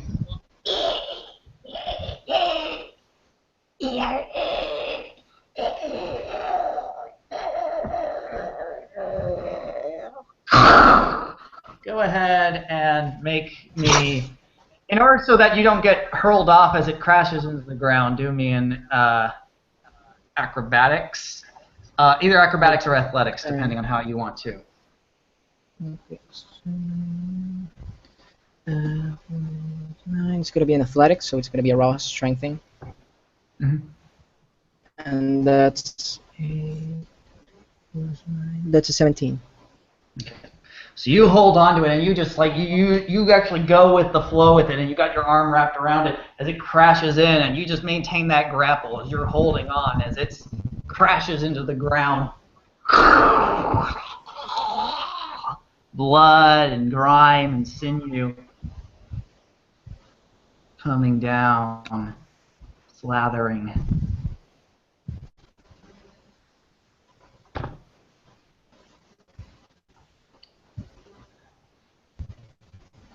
And you hold on long enough to make sure that this thing is dead. You don't want it getting back up, or you actually hold it longer than you probably should, just to make sure it's dead. Before finally letting go. Actually, if I think we're gonna go to soliloquy soon, maybe. Oh, we are, but we just wait till I give the signal. We're going there soon.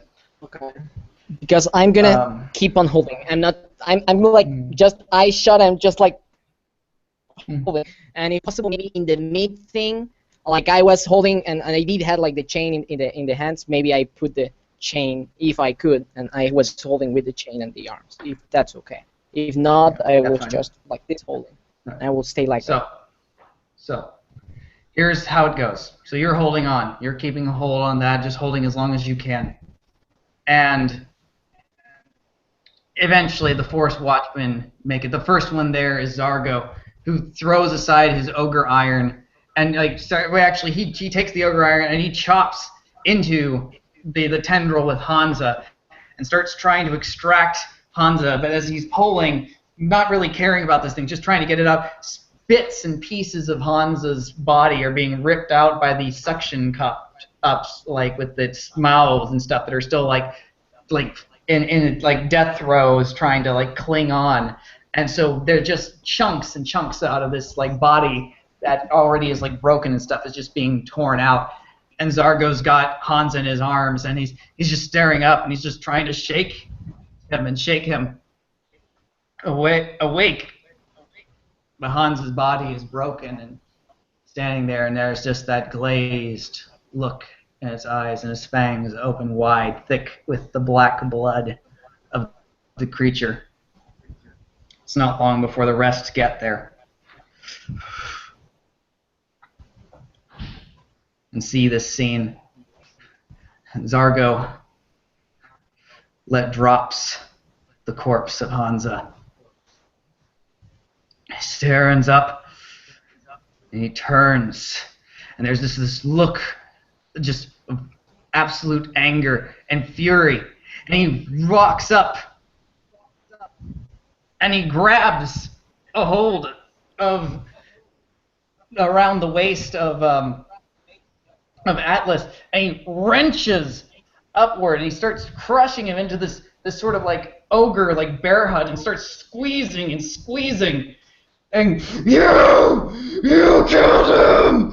You killed him!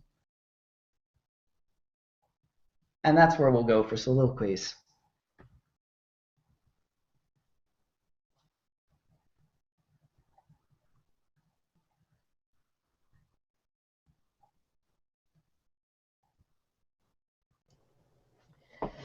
I'm there, kneeling over this ruined body of what once was a satyr.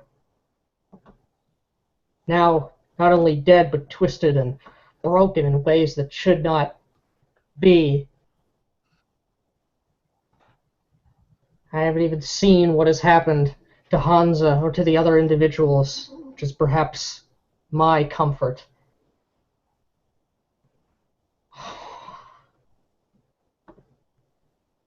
What nightmare has cast its shadow upon this dream today?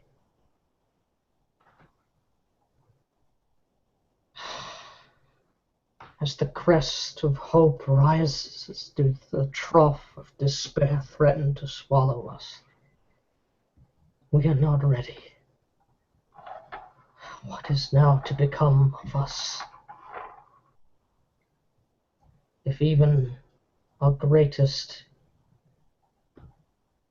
And I put my hands over, I sort of close the eyes of Zanzig. Oh, so easily broken.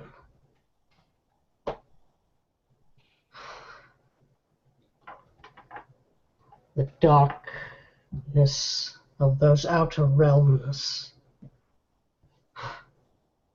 Truly, we have only begun to face the horrors that this new, derelict world has in store. I get up. Nothing to be done. I look at the chaos of the torn up earth and the grass. And I slowly, with no hurry now, walk back to the town. The king must be told.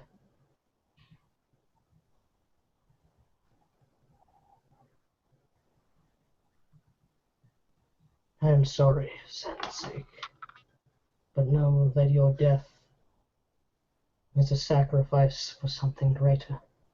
I mourn you will not live to see it.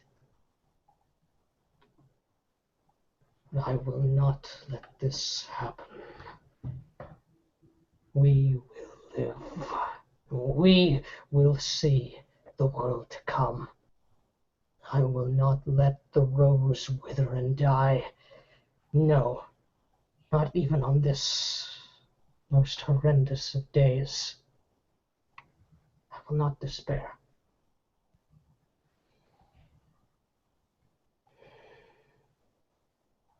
I will not despair.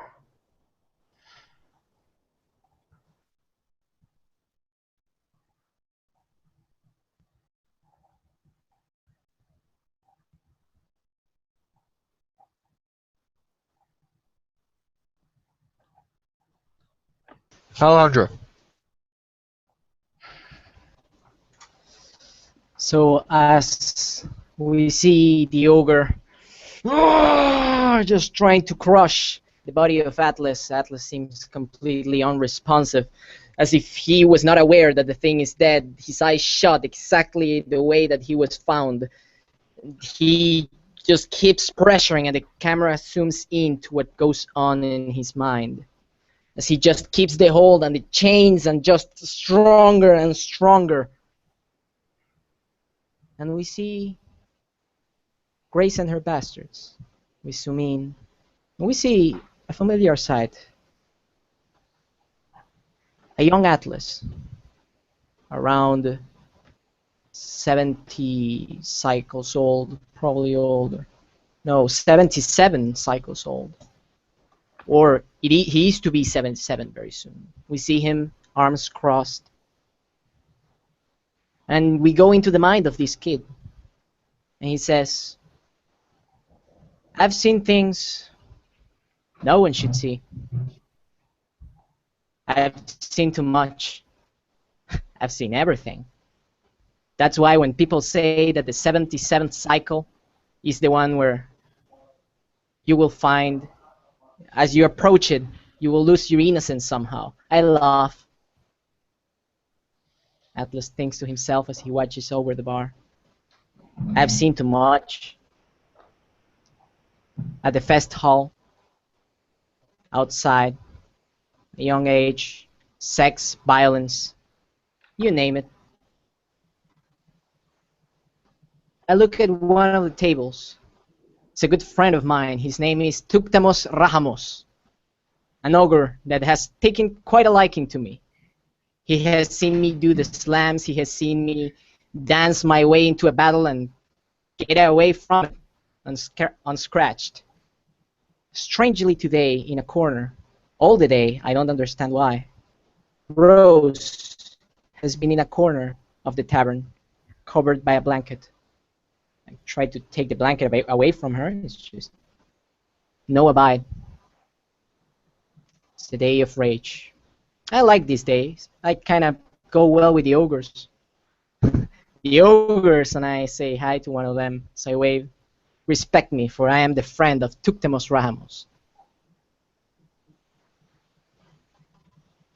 Someone tries to make troubles. I approach them. They just stop. Intimidated by me. They should be. Already a man. The man of the house. I hear a loud laughter. And then it fell off to the floor. That will show him. I rule in flame dance. And the fatty finger taps in the table strongly. And I go towards him because it's my friend Tuktamos. Hey Tuktamos, I rule in this bar. Just keep it down, right? You little thing. No, you're fun for a while. But you know who else is fun for a while? Looks elsewhere. Tending the tables. My mother. What's he doing? What's that look? He gets up. All the table, the bases all trembling the table. Come on, you're good for a while. He takes it. No! What are you doing? Hey, stop! Hey, stop! Tuktamos, stop! Seriously! Boom! Slams her to the part where the drinks are served. Yes, you're fun for a while. In a second, she's stripped of the lower part of her clothing. The bar is in silence. They're in the door of the bar. I am just there. Tuktamos, what are you doing? Stop! I'm the bodyguard here. Stop! I take out my chain. Yes. He takes her head and he starts doing it in front of me, like when I was a kid and I couldn't do anything. When I was a kid and this was done on the outskirts of the fest hall by those who would be slaughtered later. But now, my man, I must be able to take care of it. I take the hammer. I swing it. I run. They're stomping on the wood. She shouts, "No, stop!" She's been bruised. He shuts me off. Boom! Goes to the floor, the body of the kid. I'm a kid. No one says anything. The stomping cannot stop. Stop! I go towards him. I take the knife part of the meteor hammer. I take it and I chop to his leg. Hey! He lifts me up by the neck. She, my mother, she caresses her cheek. Stop. I'm liking it. She starts to be good to him. Stop.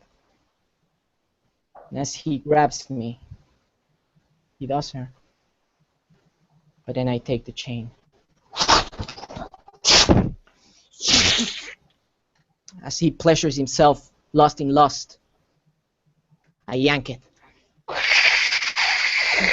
I go to his back. The humping doesn't stop. The humping doesn't stop.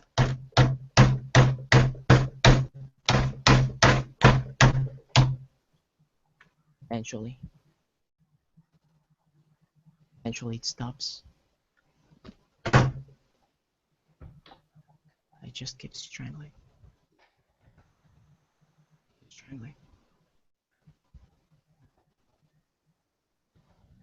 Keep strangling.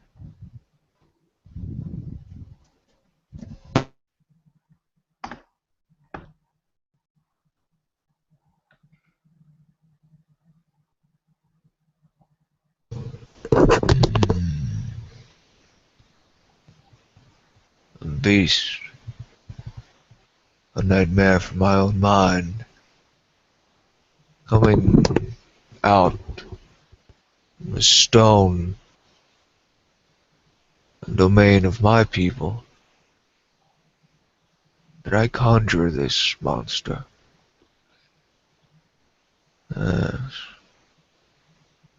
The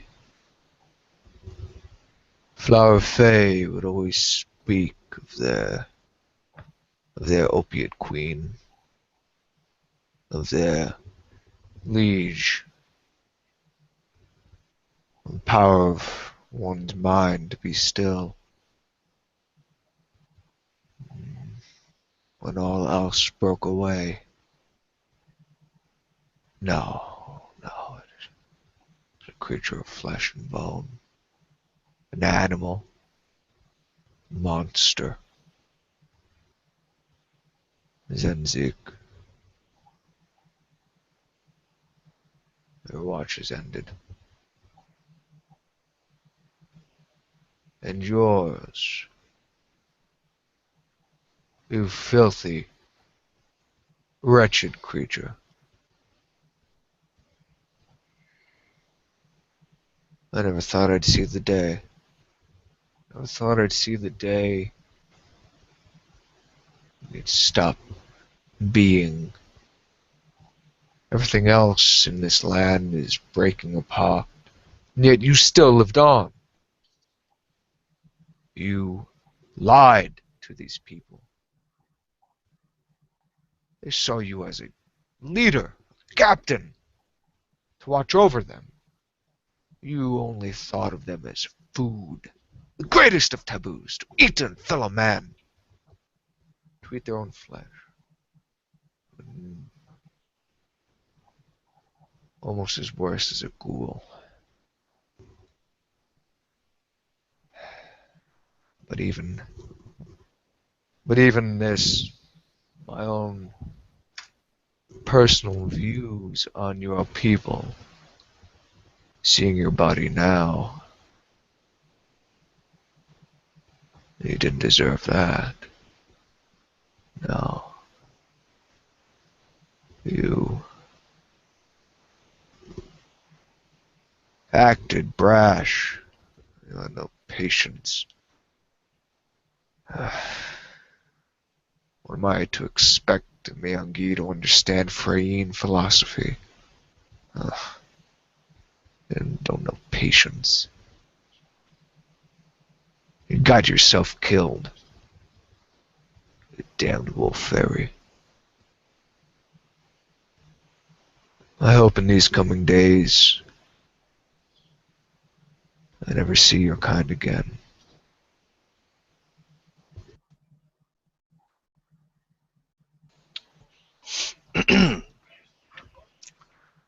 This city is afraid of me. I have seen its true face. The streets are extended gutters, and the gutters are full of blood, and when the drains finally scab over, all the vermin will drown. The accumulated filth of all their sex and murder will foam up about their waists, and all the whores and politicians will look up and shout, "Save us!" And all whisper, "No."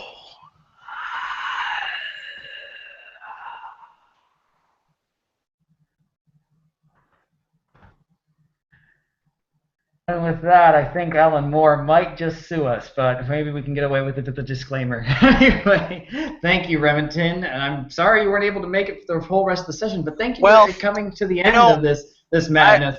I was there in spirit. Yeah, that is true. That is true.